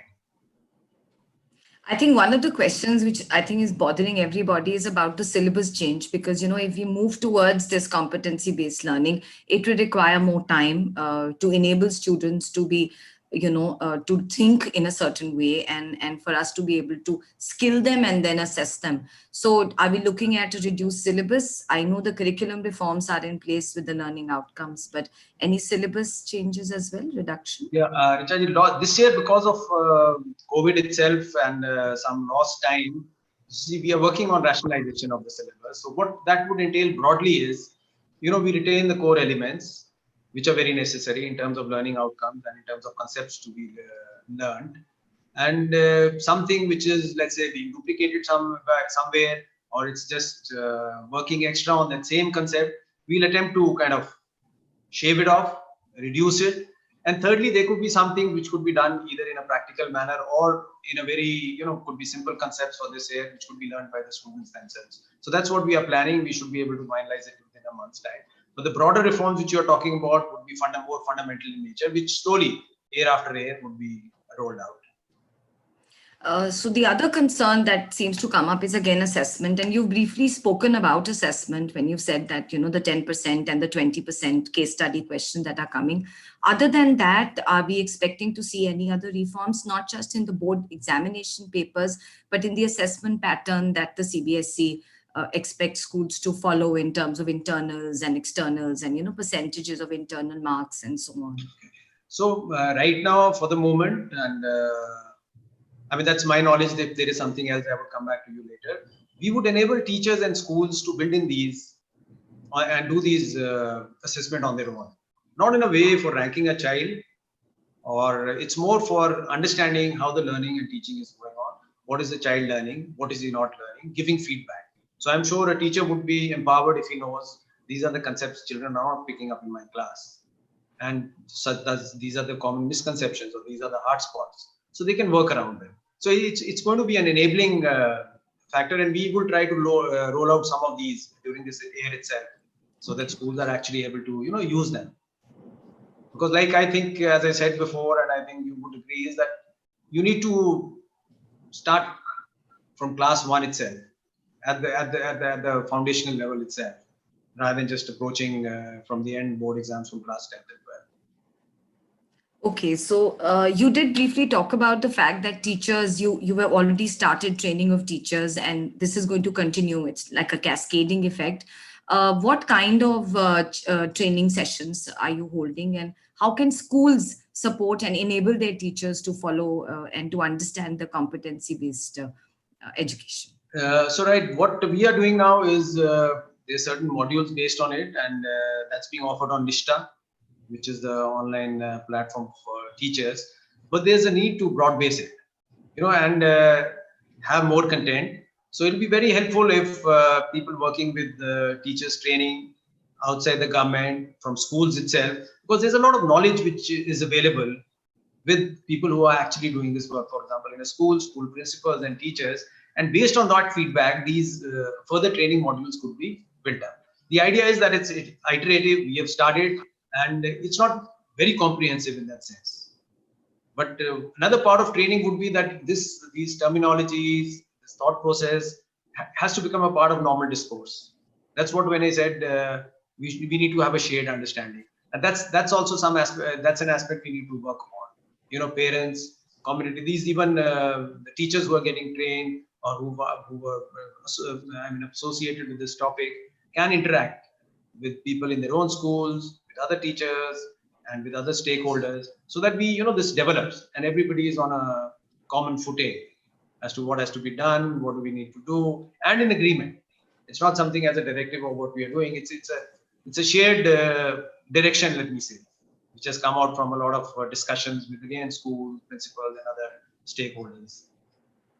So I noticed you mentioned parents there, and that's been a question on everyone's mind, because the real question is that there is a certain mindset. And culturally, I think the mindset has been on the traditional system of education, where we are sort of, comfortable with rote learning and with an exam at the end and, assessing the content. So, what are your suggestions, your views, and how do you think CBSE is going to take, what steps that CBSE would like to take on ensuring that we also discuss and we change the mindsets of people, not just teachers, but, all the adults, all stakeholders in the business of education, if I may say. So I think that's, in one of the slides I did mention that this is not going to change if you just ask people to change. We need to look at the entire system and the incentives which are right now. And the fact that it's like a chicken and egg kind of a situation. What do you change? By incentives, I meant, for example, if you're the exams where you get good jobs or where you get into good institutions are still based on the traditional way of content testing, things may not change. So the entire system and the incentives which are provided to people need to change entirely. And that's how people would respond to that. I would just saying that we need to change perhaps may not be as effective. And that's why it's more like a movement in that sense, where everybody has to be on board. And again, like I said, I'm repeating again and again, incrementally. It's not a big bang kind of a thing. It's just shifting to ecosystem which can provide our children with the 21st century skills. The other concern is that if the CBSE is moving towards competency-based, and you've just talked about how jobs still require that grade or that percentage, then is CBSE or is the MHRD also in conversation with the higher education authorities to see how, if once we move forward in this direction, we take it up to higher education as well in colleges and universities? It would be a necessity, and I'm sure right now, I'm not aware of that, but definitely it is going on. I mean, if we understand fundamentally that these are the skills which are required for 21st century, let's say these are the 21st century competencies, and these would be good anyway for all kinds of jobs. I think it's just a question of breaking the traditional way of doing things. Even the demand side, which would be the industries or institutes of higher learning, I mean, for them, conceptually, or if you argue about it, they would agree that this is required. And therefore, there should not be too much of a difficulty in terms of, convincing. You wouldn't need to convince them. They would want people with those skills. I mean, there's a latent demand, but it's not come to the surface because that's the way we are teaching and that's what they are testing. So I think if you make these changes simultaneously and slowly, it'll come about. I think the job market is still more flexible and more welcoming of skilled people. It's the colleges and the higher education, institutes who sort of are still stuck on percentages and grades. But we hope that this will bring about that change. One question is about special needs, children with special needs and children with learning disabilities. If in a competency-based system, how are we going to accommodate and ensure that we can take care of all the learning gaps across classes? Thank you, Richa ji. I think that's something very fundamental and of a major area and a priority area for us. Both inclusiveness. I mean, what we are looking for is a system where which is not exceptional in nature. Like it doesn't produce exceptional kids. So then we are raising everybody up to a certain level, which means we need to reach the last child. We need to reach the last mile, and we need to have special focused attention on children with special needs. We will have to go in detail into it, but the way it is coming out or the way we would develop things would take care to ensure that it includes them. We would need understanding their special abilities. We would have to work on the content, on the pedagogies, on the assessment to ensure that there's no discrimination and they are able to access it as well as any other children with different abilities. The other concern is about the diversity of the country, because, the way India is, competencies are also fairly contextual. And so given that, will there be flexibility within the curriculum for schools in a certain region or with a certain kind of a population to transact or deliver in a different manner to take care of context? I think that that would go without saying. When you're talking about competency-based this thing, there would be more autonomy, I guess, gradually. More decentralization. It's not going to be a monolithical, uniform, bureaucratic, structured process of education. There's going to be a lot of freedom for everybody, every actor in the system, and therefore more diversity and more decentralization in the way things are done. So that would be, I think, a natural outcome of the process. I think we are close to the ending of the session, but if I can ask one last question, any messages for students and teachers across the country in this particular time, and how can we, give our best? Well, I would like to say we are aware that all of you, I think everybody is going to a time which is unprecedented, does raise apprehensions about the future and the uncertainty involved. We are aware of that, and in every decision we take and every step we are taking, we would actually like to decrease it, and we would like, and which we are also working in a very collaborative manner with the schools, and all the decisions we are taking is with the involvement of schools, with the principals, to ensure that in no way is there any heightened anxiety about issues and all. We would like to bring that down, and we would ensure that a child and a parent is comfortable and is able to work his way in this situation and do as best as he can. We would do everything in this regard which we can. Thank you. Any update on schools post-COVID? Are you going to give us any directions vis-a-vis, and how soon will we expect the syllabus changes to come about? The rationalization of syllabus is undergoing. It will be quite soon. I think I don't have an exact date, but we're working very hard on it. It should be out very soon. And Anita ji also mentioned that we soon going to come out with the schooling at home till the schools open. That's going to be a decision which is going to be taken up by the ministry in consultation with the state governments.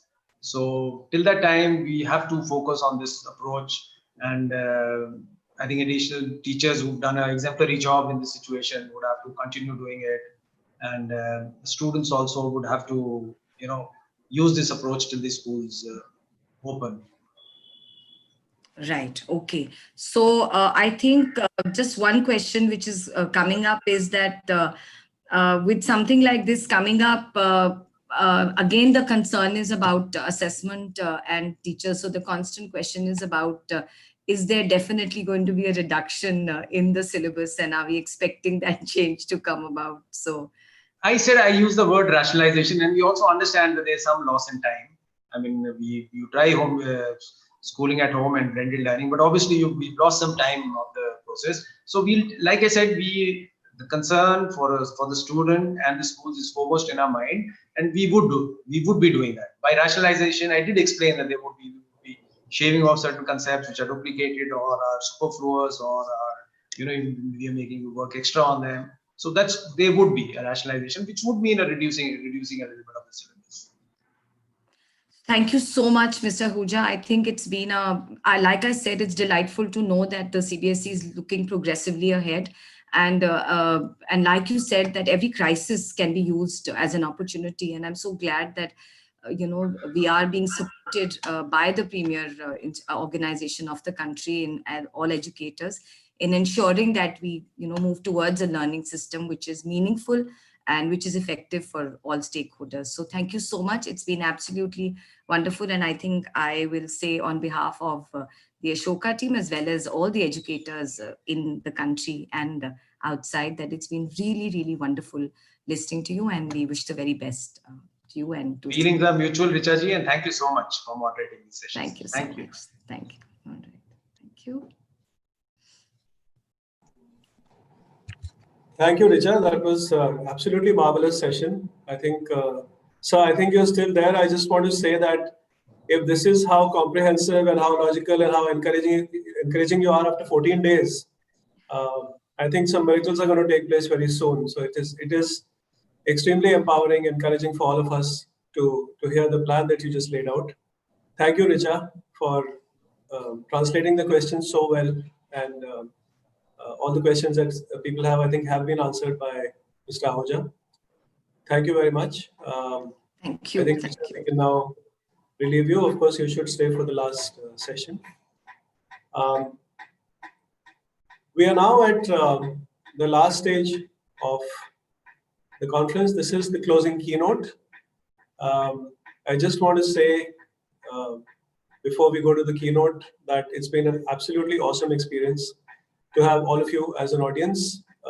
Your interest in the sessions, your questions, your passion, your commitment, it's all been extremely inspiring for us. We would like to thank, obviously, all our moderators, our speakers, our panelists for guiding us through some very interesting questions and finding some very interesting answers. I would obviously like to thank our partners, Harvard Business School, Khan Academy, IC3, FICCI Arise, College Board, TICE, Exceed, and CENTA for their unstinting support and for spreading the word far and wide. We will, of course, see you in the next Future of Schools conference, which will be next year. And we are certain there will be victories to describe and more challenges to be discussed. And now, coming to the session, which will, in a sense, close this conference on a high. The session is called Lessons from the Spring and Thoughts for the Future. And the speaker is Dean Bridget T. Long, who is Dean of the Harvard Graduate School of Education. The session is going to be moderated by Mr. Siddharth Yog, founder of Ashoka University. Siddharth, who prefers to be called Sid, is the founding partner of Xander Group Incorporated. He is also founder and chairman of Virtuous Retail. From 2014 to 2019, Sid served on the Harvard Business School faculty, where he wrote cases and taught courses on investing in emerging markets and real property asset management. He has previously worked with CBRE in Hong Kong, Singapore, and India, and with Bain & Company in New York. In 2006, he was voted by Private Equity Real Estate magazine as one of 20 global stars of the future. Sid is also a member of the President's Global Advisory Council and of the Committee on University Resources at Harvard University. He is also a co-founder and member of the governing body at Ashoka University in India, member of the Board of Trustees at the American Repertory Theatre in Cambridge, member of the International Advisory Council at Lincoln Center in New York, and chair of Yuj Kutum, the Yog Foundation. Sid received a BA in economics from the University of Delhi and was head of the Students' Union at Sri Ram College of Commerce. He earned an MBA with high distinction from Harvard Business School and was elected both a Baker Scholar and president of his class. Sid, over to you. Thank you very much for that very kind introduction, but I'm here actually to introduce our session's speaker, the last speaker for the day, Dr. Bridget Terry Long, who is Dean at the Harvard Graduate School of Education.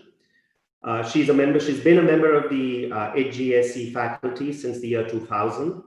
Dean Long is an economist whose scholarship has focused on educational access and student outcomes for a very long time. It's fair to say she's a pioneering researcher, she's a seasoned practitioner, and she's been an influential policymaker in her own right, broadly influencing policy in the United States and obviously influencing policy at the Harvard Graduate School of Education now. She has many accolades to her name, but let me just cite a few. She is a research associate of the National Bureau of Economic Research, where she was elected to become a member of the National Academy of Education. She's also a fellow of the International Academy of Education. President Obama appointed her to the National Board for Education Sciences, an advisory panel at the US Department of Education, where she went on to serve as vice chair and then chair during her appointment.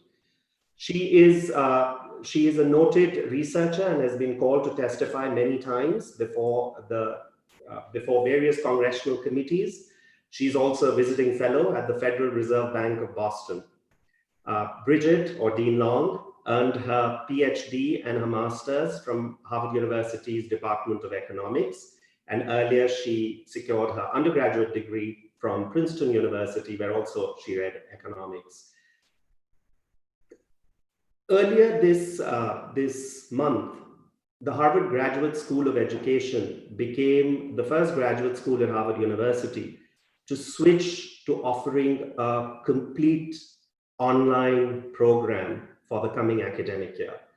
I think pretty much it's been the first time that a major graduate school at Harvard University, or perhaps any other university of note, has done so. What is quite amazing also is the speed with which the school managed to pivot to an offering which many would have considered unlikely just a few months ago. So I can think of no better person to talk to us about what opportunities and challenges are likely to confront us as we take this path towards a more online education, focused on our lessons learned in this spring gone by, and looking forward to the future that is in front of us. With no more ado, can I hand over to Bridget Terry Long, Dean of the Harvard Graduate School of Education and Saris Professor of Education and Economics at the Harvard Graduate School of Education. Bridget, to you. Thank you. Thank you so much. It is wonderful to be able to join all of you. I know this is afternoon for you. It's very early morning for me in Boston, but I'm glad that I could be here. And I want to say special thanks to Sid, who has been a longtime friend and supporter. I'm so glad that we could continue our partnership and engage on such important issues. I understand that you've had an absolutely fantastic conference, really focused on a number of important things that so many schools, educators, families are going through around the world focused on COVID. And I do want to take a moment to send special greetings to my former students and to many of my alumni from the Harvard Graduate School of Education. I know that there are a few of you in the audience, and it is absolutely wonderful to connect with you again. So as Sid said, I have been studying issues of educational access and opportunity for over 20 years, very active as a researcher in the economics of education, and now leading the Harvard Graduate School of Education. My work and my time is really spent straddling running my own institution. And so I join you, as a leader who's had to make a number of important decisions very, very quickly and move a team of people, but also spending a great deal of time with our partners. The Harvard Graduate School of Education is very outward focused. We work with many of our alumni. We have 29,000 alumni around the world, many partner schools and districts, both in the United States and outside of it. And so we have taken it very seriously that part of our mission and our responsibility is try to support our partners, our schools, and to try to share our expertise, help them connect with each other as so many are making really important decisions about how to continue to support their students. So what I'm bringing to you today is both what I am seeing within Harvard and what has been the conversation in higher education, but more importantly, we have been engaging in many ways, big and small, with our alumni and with practitioners in the field. We did a fairly large survey about a month ago, 6 weeks ago, with schools all over the United States and some outside. And it was amazing. In 3 days, we got about 4,000 responses with people telling us what are the big issues that are on their mind. And this has been important for us as we've tried to think more about our strategy. But I'll share with you some of what we have learned from the spring that different schools have tried. Some have been more successful than others. And then what people are thinking about for the fall and some considerations that I might suggest as you continue your conversations. I'm also happy to share a bit about our decisions at the Harvard Graduate School of Education to take a very bold step and to make the decision that we were going to be online for the entire 2020-2021 academic year, which we just publicly announced this week. So to help ground the presentation, I'm going to share my screen with you. Just a few slides with some of my major points. And so hopefully he'll give you some takeaways. So I just want to start by motivating perhaps more with the United States context. There's been a lot of discussion. The abrupt move to remote learning took many people by surprise. I think that's quite unfortunate. It didn't have to be that way if information had been shared differently for a number of reasons, but it was very abrupt. And so conversations have begun, and I think this is going to be true across the world, conversations about a lost generation. There was a New York Times article from mid-April that talks a bit about students who are lacking steady academic instruction, who might only retain a small part of what they learned during the last academic year, in particular for math. Very, very concerned about a slide there. So not only do we have summer learning loss, which is a great concern in the United States, but we also have just the loss of their learning from this academic year. How much are they actually going to be able to retain? In the US, this change came at about the 3/4 mark, for some around a little bit earlier than that. So students lost really the last quarter of what their academic year would have been.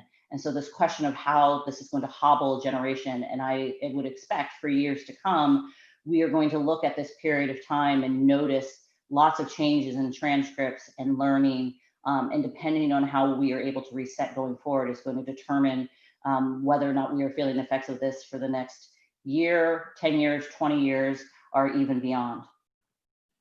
So as we look at the spring, what are some of the key lessons and takeaways? And again, I'm drawing this from some research that we've been doing with a major survey, but also a number of conversations I've had with superintendent system leaders around the United States, the private schools, consortia, and other big policy leaders.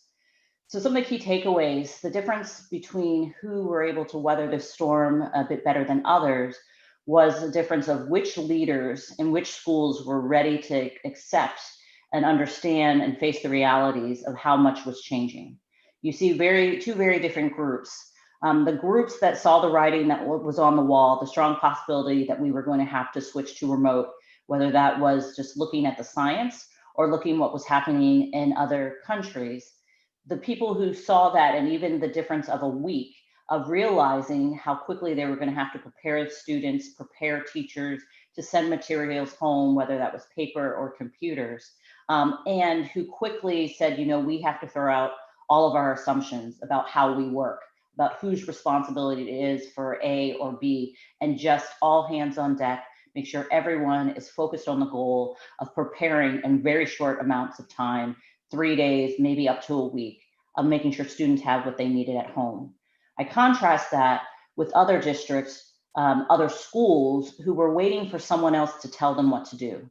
There were a number of schools, principals, who were waiting for perhaps their district leader to make the call, or for someone else to tell them, yes, this is what's going to happen. And so they were following business as usual up to the very last moment. And when children were sent home, they did not have time to prepare materials for them. And they did not have time to prepare their teaching staffs for critical group meetings face-to-face about how expectations were changing and how their jobs were going to change. So that made all the difference in the world. And I think for my institution, one of the things that we have tried to do is be very pragmatic in many ways. We have continued to be optimistic, and we continue to look for the possibility that we might be able to be physically together. But we also were completely honest with ourselves that possibility for our context is fairly low. And so we needed to be much more proactive in building a strategy that took into account and started thinking in new ways. And as I have said to my team multiple times, we cannot rely on the old ways of assuming whose job, whose role, how things were going to work. And instead, we had to become focused on the goal, and everyone needed to figure out how they were going to contribute to that goal. And this gets me to my second point, the importance of teams and collaborative cultures within schools. You can see a major difference. And in the US, it's actually often the private schools and some of the charter schools, which have a private element, even though they're still public schools, where the school leaders, the teachers already had a very collaborative culture. They already had strong collaborations with parents. And so when things quickly were happening, the ability to bring everyone together and have them work strongly as a team, as well as to communicate very important information that was constantly evolving, made all the difference in the world. Whereas schools where teachers were not used to working together, were not used to sharing resources, where they did not have good rapport with parents, are the ones that failed the most, who have struggled the most in order to try to continue to support their educational mission, as well as trying to get their educators additional professional development and materials, and to share practices across classrooms about what is working and what is not. And then third, very important in our context, and I think this is true for the world, you know, so oftentimes people think about education only being the academic, but we know our educators do so much more than that in supporting the human development of our students, and also providing things like food, nutrition, safety. A big concerning fact in the US is when we went to remote learning, reports of issues of child endangerment and child abuse have gone down, because we no longer have teachers seeing students face to face to recognize when something is wrong inside of a family. There's a lot of concerns that we are missing things with students now that we don't see them. And for so many of our low-income students who have not been connecting remotely with their teachers at all, there's a real concern that they are somehow being missed. There's also the issue of food, which is on the slide, food insecurity, poverty being such a huge problem, and our system is built on so much of that food. So much of the addressing that issue is implemented through our schools. So we had a number of our large cities that delayed closing down the schools because they had to figure out how they were still going to distribute breakfasts and lunches to families. And that became the primary goal rather than the academics and other pieces of it. So that just gives you three quick lessons and observations across all different kinds of schools and levels about what made the difference for the spring. But as we look to the future, and I know in India, your schools are about to start the new academic year sooner than we are. I know that this is certainly top of mind. I want to point out two complications that we have to think about how to address. The first one being that our students are going to arrive being at vastly different levels of academic learning. There's going to be tremendous variation in their learning levels. For some, they went home, they had parents, or you were able to provide supports, or they may have been at an age where they were able to work independently, where perhaps they were able to continue with their learning, they were able to get most of the content that they would have at that particular grade, and perhaps even outside of school continued learning. There are going to be others who, once they were sent home, learning stopped. And so not only did learning stop and they didn't continue to get additional content, but now if they have been out of touch with schools, and for us, we're calculating some students would have been out of touch with schools for up to 6 months. That's all, not only content that they did not receive, but it is also the learning loss of just being outside of this constant routine and supporting their memory and their learning. So we know that when students come back to us, that a fourth grader is not going to be a fourth grader. There's going to be a tremendous amount of variation. We're not going to be able to assume that 11-year-olds know this content and we're just dealing with summer learning loss. For us, we're going to know that we're going to have some students who are going to be as much as a half grade level behind their peers. So how are we going to assess that? How are we going to support that? And then the second piece, the importance of student mental health and the need for social emotional supports in schools. And talking to the principal of my children's own private school, he said something that really stuck with me. You know, that when students come back in the fall, it's not only content gaps that we have to worry about, it's the emotional gaps. And given variation and how COVID has impacted communities, we are going to have students who are facing trauma because it has directly impacted someone in their family. The being home, perhaps for some, unfortunately, in abusive neighborhoods or families, they are dealing with a lot of the uncertainty and stress that the adults are also feeling. So they're going to come back into our schools with greater needs than ever before. Bridget, so on my last slide, I'm just going to leave you with some thoughts about considerations for the future, and then hopefully we'll open it up for questions. The first is the importance of data analysis and research. As an economist, I can say my love of data has been true for decades, but it's certainly important right now. One, we need to have a better understanding of what worked from the spring so that we don't lose that learning and we can continue the practices that worked versus those did not. And every context had to adapt in different ways, but sharing those practices across schools, sharing for your teachers to share them across classrooms is going to be vitally important, because that is an important way of transmission of professional development. But if we don't have data, if we don't have some kind of analysis or documentation, we are going to lose the hard-won battles of what did go right during the spring.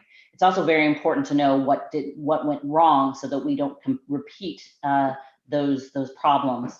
But data are also going to be important in assessing current needs, assessing where students are in terms of their learning, assessing what they have at home and what parents were able to help supplement or not, where teachers are in their professional development and their comfort level.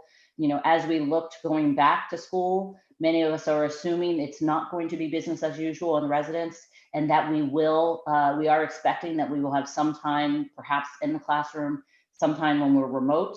We may be splitting classes to de-densify classrooms, things like that. And so you're really going to have to assess, if your teachers are those that are on the ground, what skills, what resources they have, and what do they need. And so figuring out how to do that. And again, I point to just basic surveys we've done to just capture what is most on people's minds so that we can respond with expertise, with the resources to help train people and prepare for what's ahead.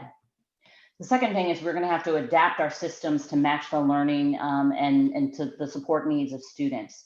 The important thing to keep in mind is we need to meet them where they are, and we can't make assumptions about where they have been in their learning. We have seen tremendous differences in the success of remote learning by low income versus high income students. The variation is tremendous, but there are also differences we're seeing by type of learner that aren't obvious from the surface. So we can't make assumptions. We are going to need formative assessments to try to understand where students are, what they retained, what they received versus not. And personalization is going to be important. How teachers split students into classrooms, how hopefully they continue to use technology to supplement in ways, and again, meeting students where they are for their particular learning needs. Increasing learning time, it seems like it's an obvious thing. For the US context, some districts had already been thinking a lot about summer learning and extended learning time. You now, for the first time, see this as a much larger movement where teachers' unions and other groups are understanding we may have to think about Saturdays. We still have the possibility of using summer to increase learning time. But just we have to be creative and think, again, outside of the box, lowering some assumptions about what a school day is, to think more about the goal of giving students the content and the support that they need. And then finally, because I know we're all resource constrained, and given what's happening economically, we expect this to continue. We have to think expansively about educator capacity and think widely beyond just teachers, school counselors, learning specialists, nurses, teaching assistants, but how do we do that with constrained resources? That brings in the piece about partners. Partners are going to be absolutely important, whether they are community-based organizations, companies who can somehow help provide additional resources, or people, whether that's after-school programs, tutors, and so forth. There have been a lot of movement of hiring some of our young people who are out of work given high unemployment, but having them instead be working as tutors. And this is a model that has been incredibly successful with Jeffrey Canada of the Harlem Children's Zone, which has been a very successful model in New York City. And he's talked extensively about the way they were able to do this is through partnerships, is everyone in the neighborhood, everyone in the community coming together to help not only inside the school day, but also outside of the school day. And so with that, I am going to stop sharing my screen so that we can open up the Q&A.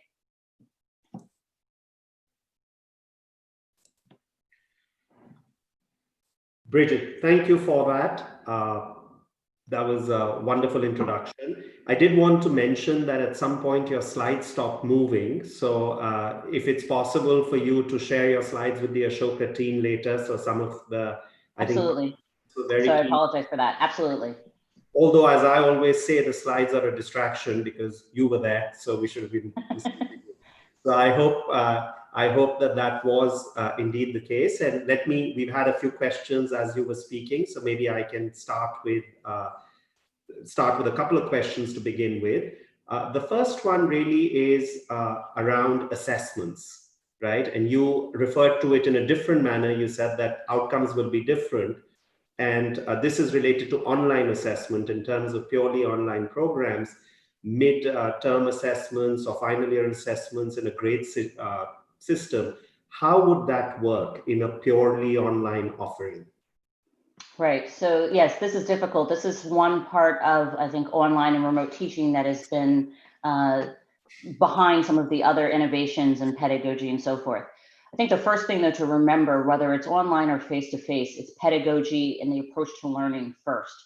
I think one of the wonderful things as we have had to move to online education and others as well, it causes you to be very deliberate with what are the learning goals. You can't just throw up a lecture. You have to think very concretely about what is the content, what are the learning goals, and what do we expect students to be able to demonstrate at the end of this lesson. And that's what guides what are those online assessments going to be. For some of this, when I think about math and I think about some of the programs that my own children have used, where there is one right answer, there's lots you can do in terms of assessments that are more kind of multiple choice or inputting the number and quickly checking along the way where a student falls off the pathway and kind of adaptive testing to hone in on what skills they have versus not. It becomes much more difficult if it's something like writing and reading and so forth. But this is where I think, we have to be careful with the technology and not understanding that the technology can bolster what the educator is doing, but it's still a requirement that educators need to connect with their students. Feedback continues to be important. Having students understand comments and so forth on writing and where they need additional strengths. I think the technology is continuing to go forward, and this is a little bit outside my area about how to do assessments that you are using more artificial intelligence, and I think there are fantastic ones there. What hasn't yet become clear, given there's a great deal of innovation, is the lens of the quality control to identify, well, which systems really are the best or not. And this is where a great deal of research is going on as school districts are having to pull, schools everywhere having to pull different programs and are experiencing them. We need to actually know if they're having good experiences, if they feel they're accurate or not, so that we can understand which ones are the better ones versus not. Great, thank you. You mentioned about, obviously, the difference in resource availability for different students. In India, we have about 250 million students, many of whom come from very underprivileged backgrounds. They don't have many resources. In fact, for many, going to school, much as in the US, you alluded to this in your talk, going to school, whether it's for a midday meal or for just spending those 6 hours in a different environment, is very much an enabling environment for learning. With online learning, especially, I mean, one is the access to technology, which we hope is going to rapidly increase, especially with what we're seeing. But two is also the environment in which many of these children live. One-room tenements, if at all, shared with multiple members of the family. And obviously, this is as much a technology question as it is an enabling environment question. But what kinds of things are you seeing already happen? Because human beings are innovative. They find new ways of doing things. Can you share any interesting or imaginative models or ways that people have responded to this challenge in enabling children who are in these environments to still be able to continue with their learning?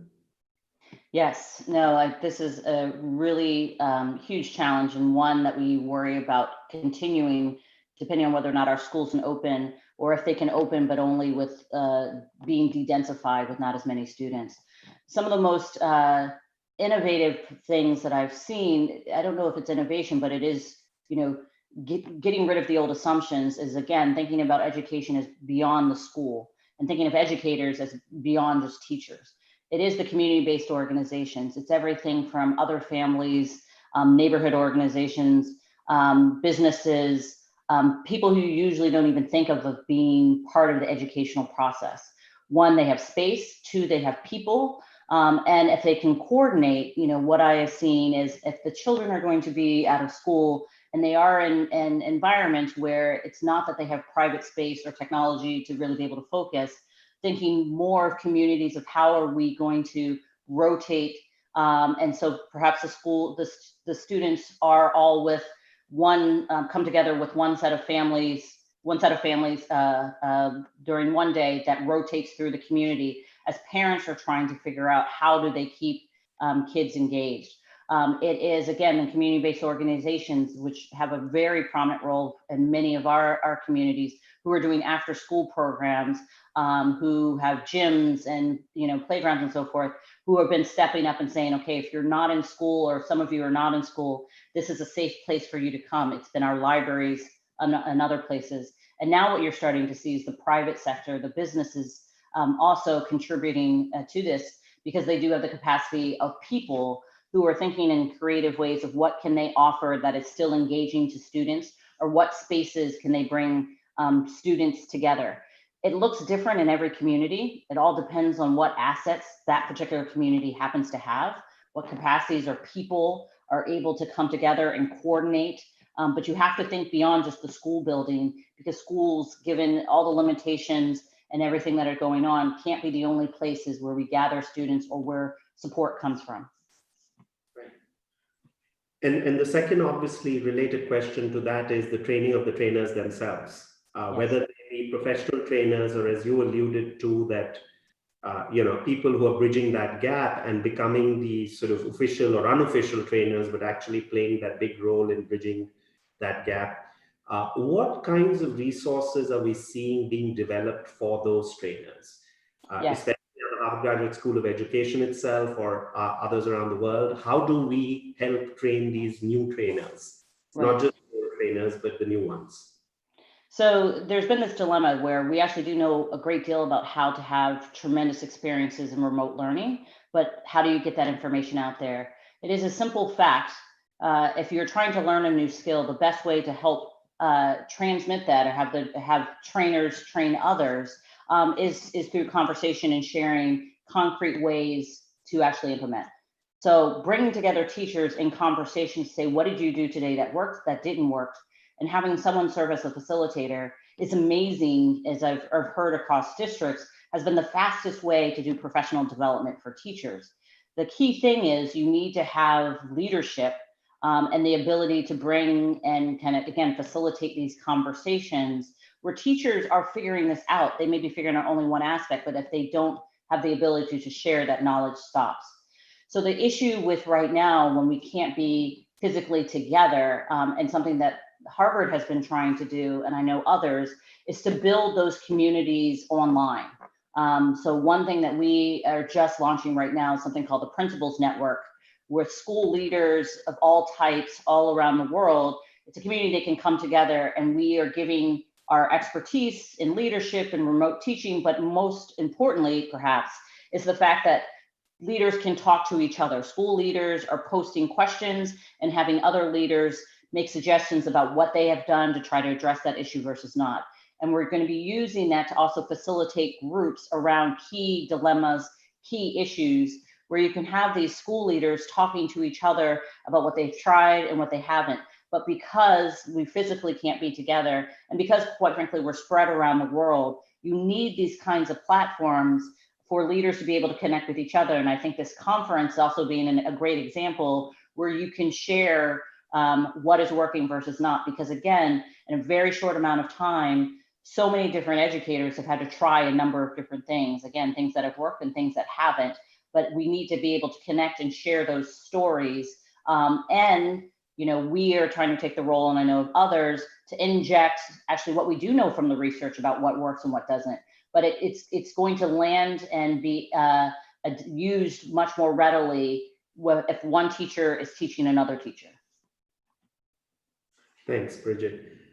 Bridget, I have been tracking questions from the audience. I'm going to try and address a few of those at the moment. Okay. This is an interesting one. In the new world, you as an educator, what's your opinion of what are the new skills students need to build in this innovative, challenging, and changing atmosphere? Has anything changed? Are there new types of skills that should be the focus now? Yes, I think we've known for a long time critical thinking and being able to adapt is important, but I think the last several months have made clear they are the absolutely essential skills. How do you take in new information that may be surprising? How do you reconcile it? How do you use that information to pivot, to make different decisions? This has been important for leaders. This has been important for students. It will continue to be important as the world continues to change. So this issue of being able to bring in information, sort it, analyze it, understand what the priorities are, and then what the implications are for the next thing that students do. Also important are, communication, whether that is, verbally or in written format. So, these kind of key skills that we've known about for a long time, again, I think have only become more important. And at Harvard, I end up talking with many of the other deans and the university president often, and we make this joke that what makes great leaders is a strong liberal arts education. And by that, I mean, it was this emphasis on writing, reading, analyzing data, and adapting and to help understand the world and understand where we go forward. That's what leaders need to do. And that's still a critical skill for students, which makes it difficult, in online environments. Most of our most successful, easy to use apps are more about concrete facts or skills.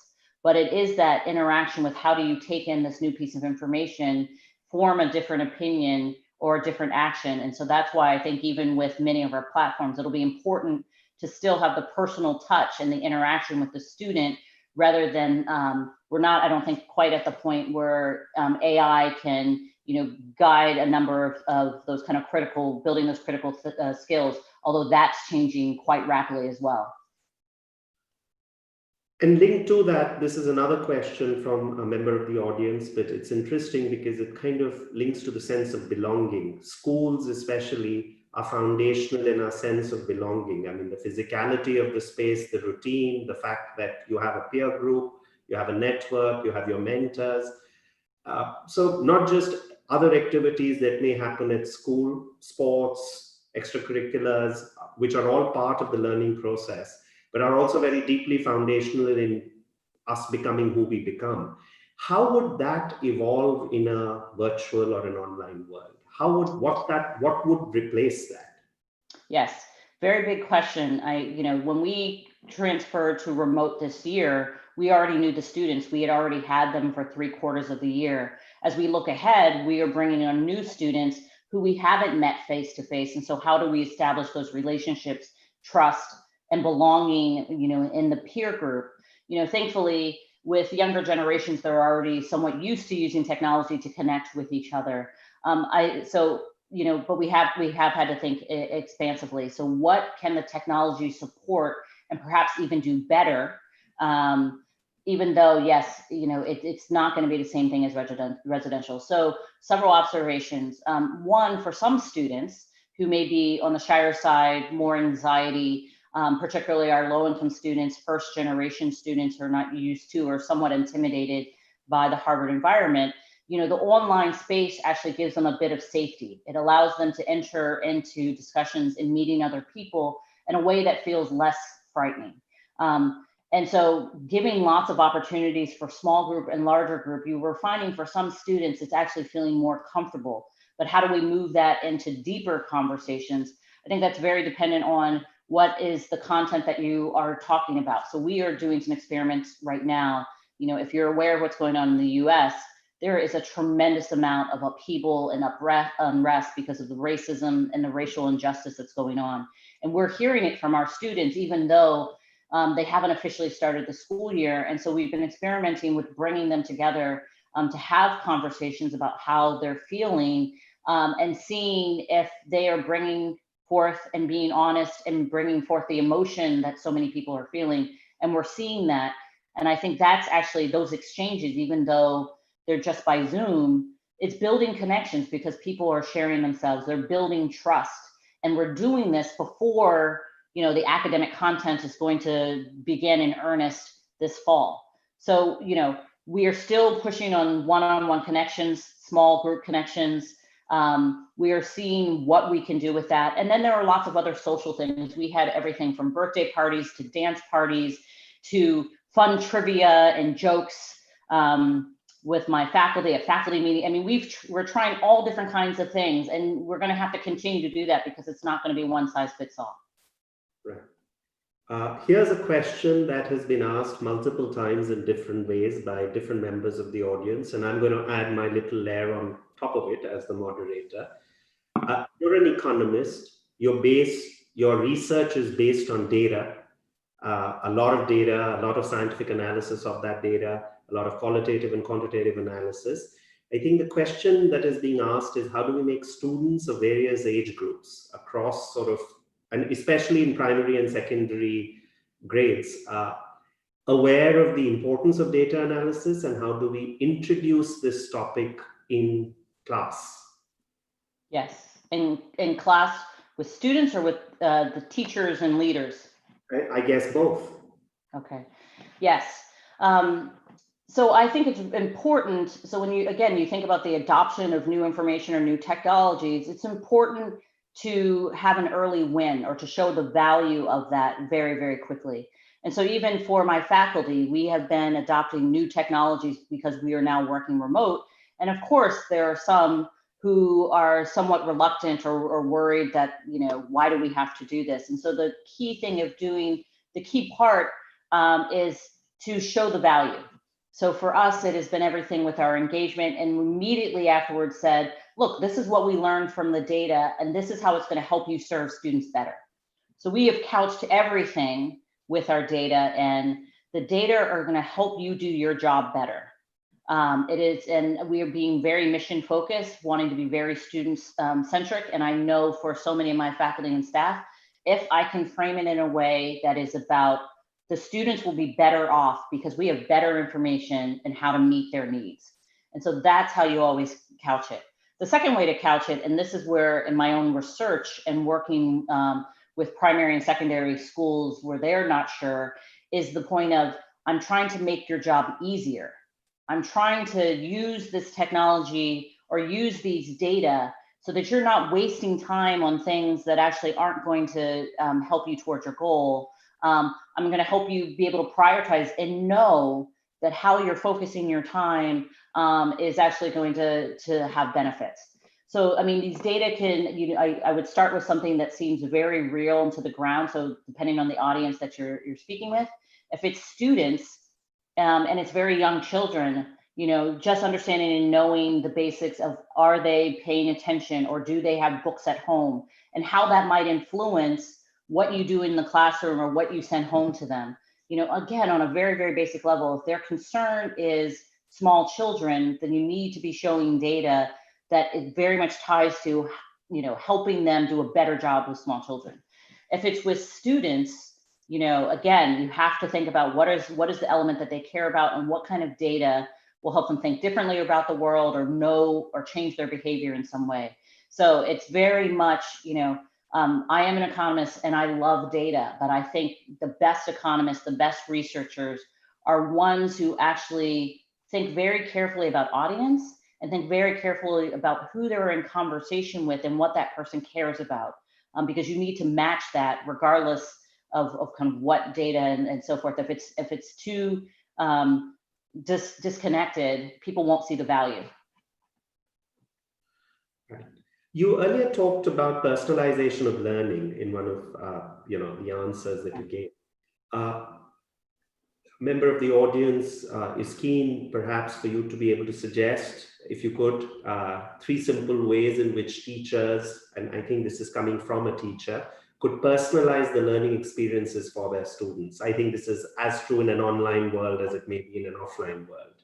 It is very much. And I think, a lot of the frustration that I have with districts that are not doing well are the sense of one size fits all.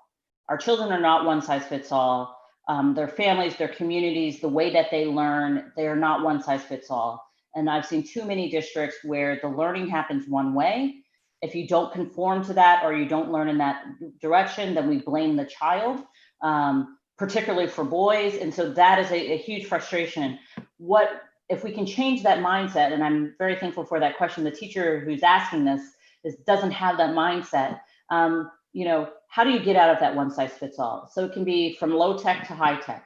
Low tech, and it will depend somewhat on the age of the child. When you have older children, breaking into smaller groups, and I don't mean this by tracking, and sometimes what you actually want is to have students with different levels in terms of the content actually being in the same group. But having small groups, and if you're by yourself, being able to rotate around those groups, knowing that when you're not present, students learn from each other. The peer-to-peer learning being incredibly important. And the thought that has to go into it from the start is how you design and what are the tasks you have the students doing that allows for this kind of differentiation or personalization of where students are, and then the teacher rotating around. That's a very low-tech way of thinking about it.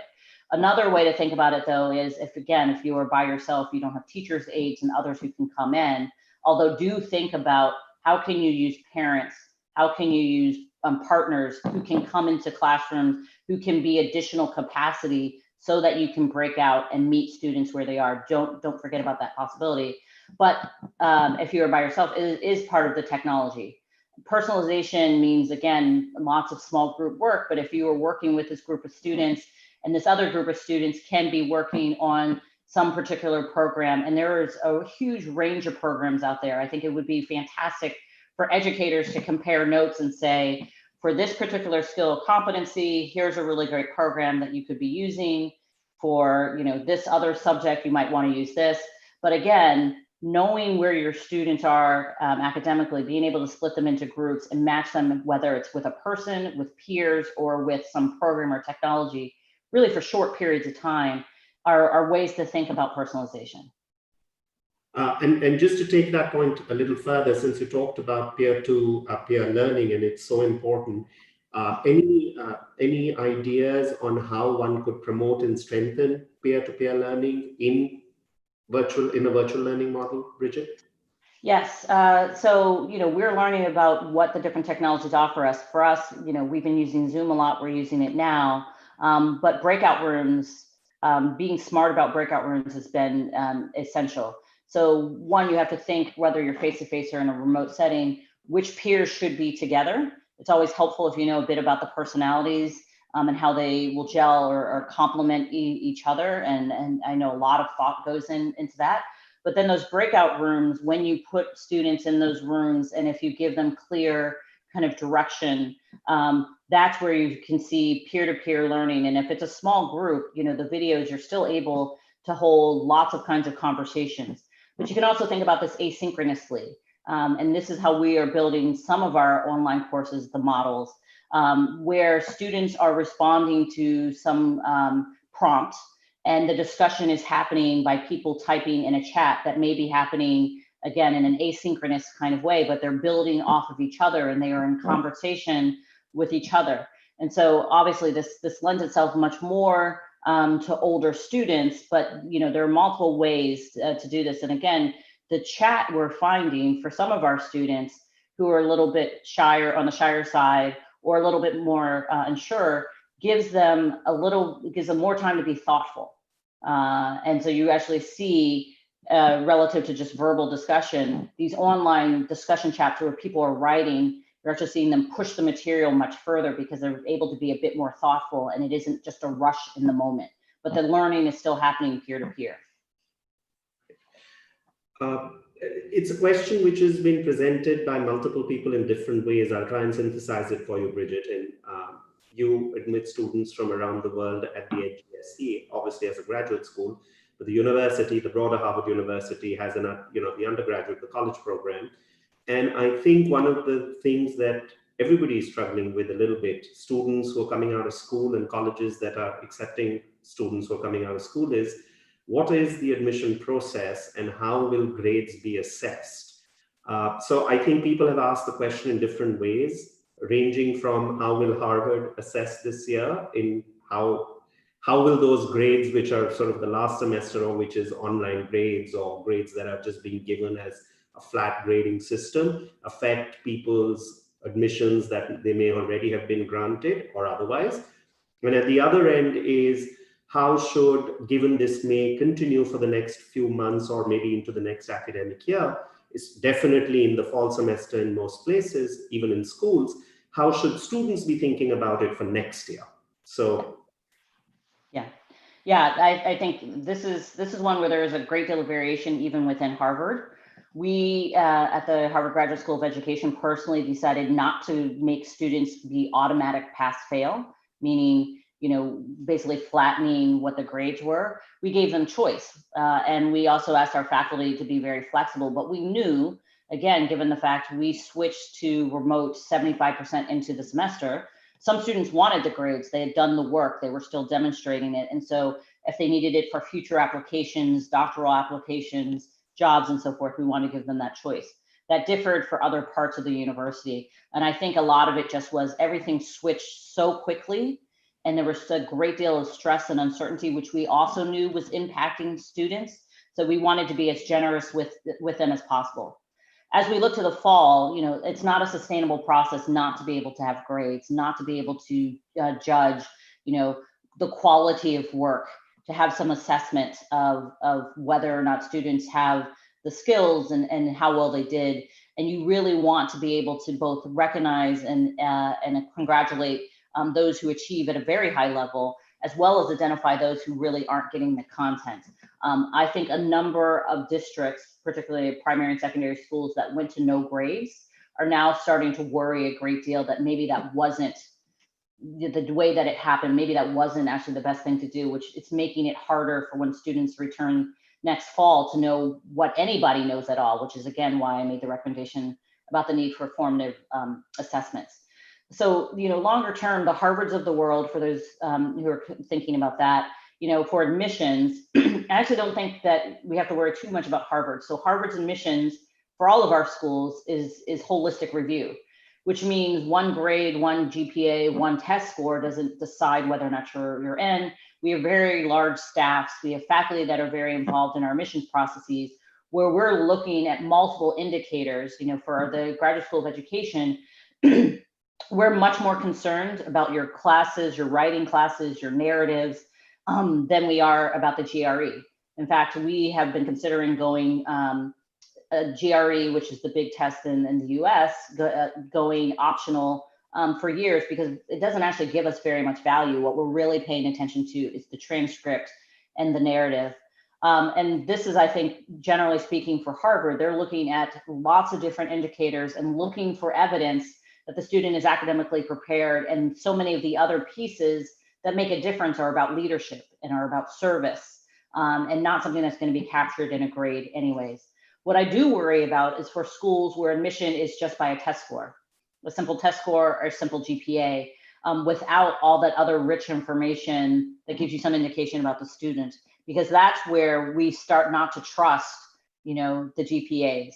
That's where we start not to trust, you know, testing around the world. And in the US, there's big questions about the SAT and, you know, our very big tests, because students have not been able to take it online, taking it at home online. It doesn't seem to be working. And there's lots of concerns in those environments around the world about cheating. Is this really your own work? And I think that's an area where we're starting to have a lot of people pay a great deal of attention to. I know at Harvard, even for some of our online courses, there already is technology in terms of typing, in terms of the video camera and eyes that somehow detect whether or not you are who you say you are. But those technologies are not ones that all schools have or have the resources to have. So again, I don't worry too much about the Harvards of the world, the really selective institutions who have large teams to look holistically, who have other kinds of technologies. But I do worry for those high stakes admissions that are based on one test score, one GPA, how they're going to account for the fact that we do have this lost semester and we do have this even next year that's going to be full of disruption. Thanks, Bridget. Another question, again, 2-3 members of the audience have said this in different ways. I'll try and address it into one question, which is really of collaboration among schools and universities and educators, really, to come up with a common vision of transforming students, if that is the common vision of most educational institutions. How can they share best practices which are working for them in this journey of transformation that everybody is doing, to build up a more effective teaching learning network? And this, for the GSE, is kind of like the sweet spot, right? So it's aptly directed to you, Bridget. Okay.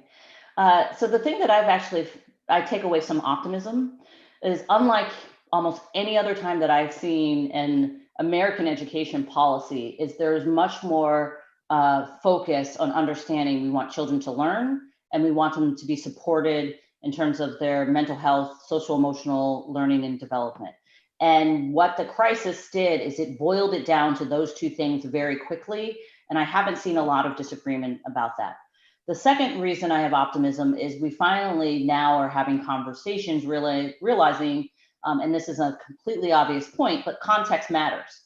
So while we are all focused on these similar goals, we do realize how it is going to look in Chicago versus New York versus anywhere around the world is going to be different, because every community, families, the assets and deficits that they have, the other organizations, and even just how intense COVID has been in impacting health, and whether or not there's stay-at-home orders and quarantines, there's tremendous amount of variation.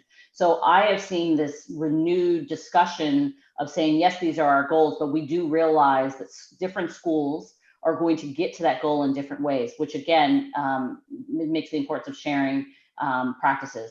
And then the third thing that gives me optimism is because we all went through this and this major shock in a very short amount of time, where we're all basically coming together, and there aren't too many schools who are coming as the authoritative leaders being critical of other schools. Again, we're all kind of muddling through this. So this is a time when it's been somewhat of a safe time to share practices. And I've seen much more of the growth mindset across leaders, across educators, where everyone is trying to figure this out and this common goal. And I've seen much more sharing of what has actually worked. So again, in terms of sharing, I think it's just a little bit of finding some commonality and then having conversation. And our approach, my approach, both as a leader of my own institution and what I've also seen in other areas, is connecting principals with principals and teachers with teachers. The work is getting done is at the school level, not at big systems. It's in the classroom level. And so having one teacher talk to another teacher has been incredibly valuable, but we have to set up those forums to allow that to happen. Where mistakes have been made is when I instead see this kind of top-down district telling people, this is what you need to do, when that's not their lived reality, that's not what their students, what they're seeing with their students, it's not addressing what they need. But if you can quickly build these groups with some kind of commonality, with something similar in the context, or just even sharing ideas. And this doesn't have to even be face-to-face. This is, again, we've been experimenting with just discussion boards, and you just see a wealth of information where teachers sharing, well, I tried this and this worked. You might check out this website. You might use this resource. And one thing I think that we are going to have to try to do as researchers at Harvard is help to distill the vast amounts of information that are coming in, because as an individual teacher, you don't have time to read and discern what really is going on. So that's, I think, part of our role in this process, is to try to distill that very, very quickly so we can help empower the educators who need it. So I think we have time for 2 more questions, and let me take this first one from the audience again. And let me just say really quickly, I do know from the chat, people don't like to share their mistakes. I completely understand that. I've actually been surprised at how many times I have seen teachers say, this is not working. They oftentimes will blame the district did not, or the school did not give them enough resources and supports. But I have seen a lot more people saying, this is not working, I need another solution.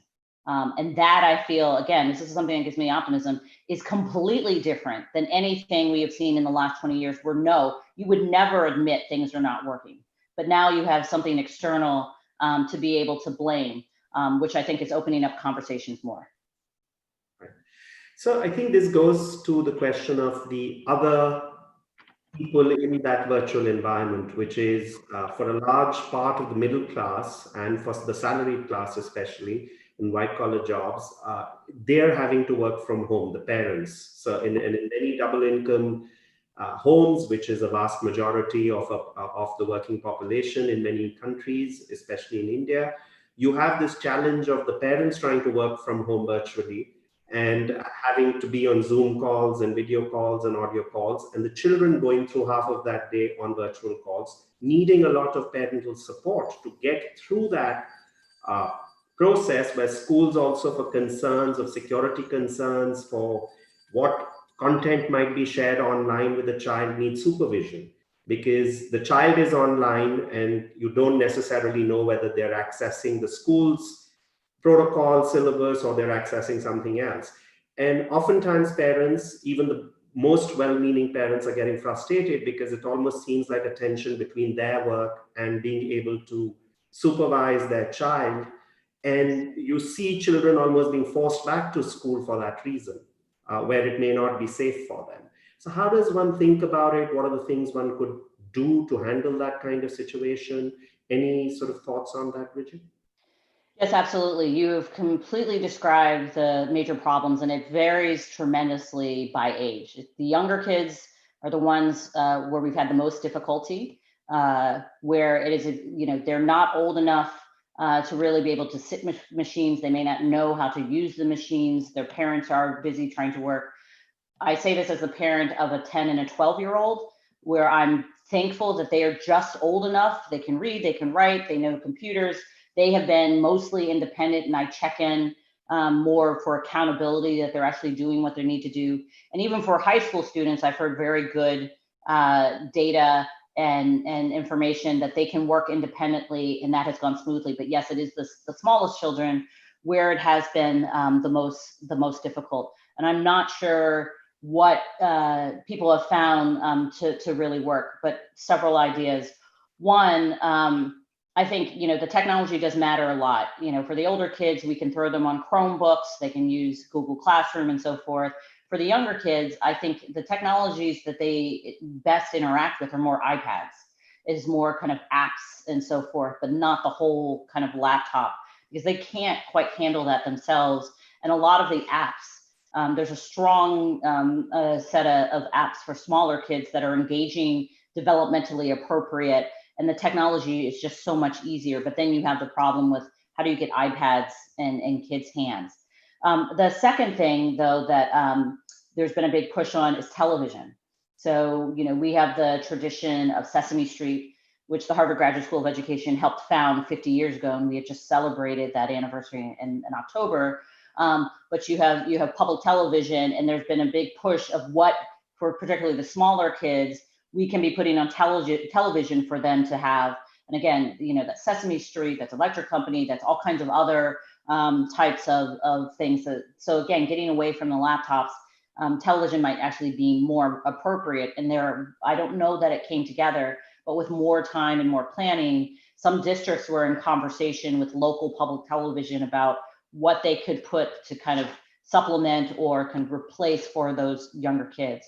And then the third thing, in some of my conversation, a friend of Harvard is thinking about what YouTube is doing. Again, this is more videos. And I think that gets to personalization. I mean, the hard thing with YouTube is it has everything under the sun and a lot that's not developmentally appropriate for students. And again, as a mother, this is the one that I have to watch closely with my own children to make sure they're not in appropriate spaces.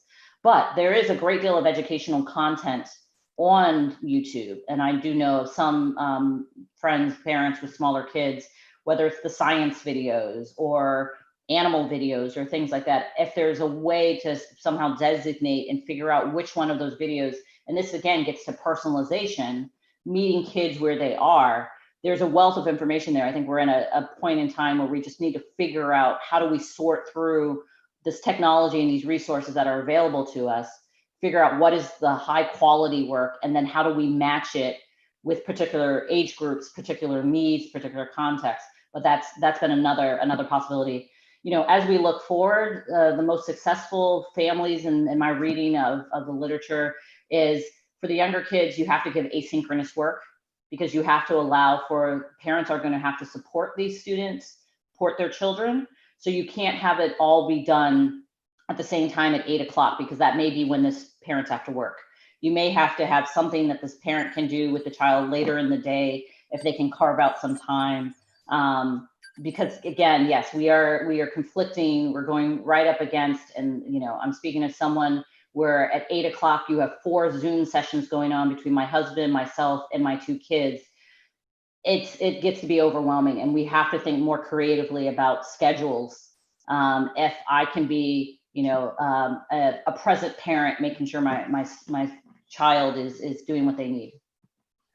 Talking about schedules, and I'm very cognizant that we are at the end of our time for today. I'm also very cognizant that it's 8:05 in the morning on a Saturday morning in Boston, and it's 8:05 evening in Singapore where I am, but late in the evening in India as well on a Saturday. And I know that children have been, you know, left to their own devices for most of the week, and you would like to have not come barging in yet, so we're and I'm sure that many participants have children waiting at home who they would like to get back to. So I would like to, on behalf of Ashoka University, the conference organizers, all of us, and particularly me personally, Bridget, thank you for taking so much time, sharing your thoughts with us, sharing what you see as the opportunities, what you see as the challenges, of course, but what you see as the opportunities out of these challenges, I think, and the bright sort of, you know, light at the end of the tunnel, if we have it, which I'm sure we will. So I'm joined by multiple people on the chat, I can see, in thanking you for taking this time to speak to us and share your thoughts on topics that are extremely important to us. Thank you very much. Thank you everyone, and thank you for what you're doing. This work could not be more important. Good luck to you, and if we can be a resource, please do reach out. We will. Thank you, Bridget. I will hand over back to Imran. Imran, over to you. Thank you, Sid, and thank you, Dean Long. That was a scintillating session. The level of interest from our participants was amazing. And Dean Long, I have to thank you for answering the questions so patiently and with so much commitment. That brings us to the end of the first Future of Schools conference. Our theme was overcoming the COVID-19 challenge and beyond. We've definitely made a lot of progress in understanding the issues better, and also hopefully in exploring solutions, many of which lie in the area of collaboration and learning to live with technology. Thank you, all of you, for your patience, your commitment, your passion, and your energy, which gave us, as conference organizers, a lot of energy in turn. We will be back next year with the second Future of Schools conference, by which time, hopefully, many of the issues which are currently confronting us will be behind us, and we will have new issues to conquer. I would like to thank, on behalf of Ashoka University, all the moderators, all the speakers and panelists, and our partners, Harvard Business School, Khan Academy, FICCI Arise, the IC3 Movement, College Board, TICE, Exceed, and Center for their support. Thank you very much, everybody, for attending. Have a good evening, and do stay safe, please.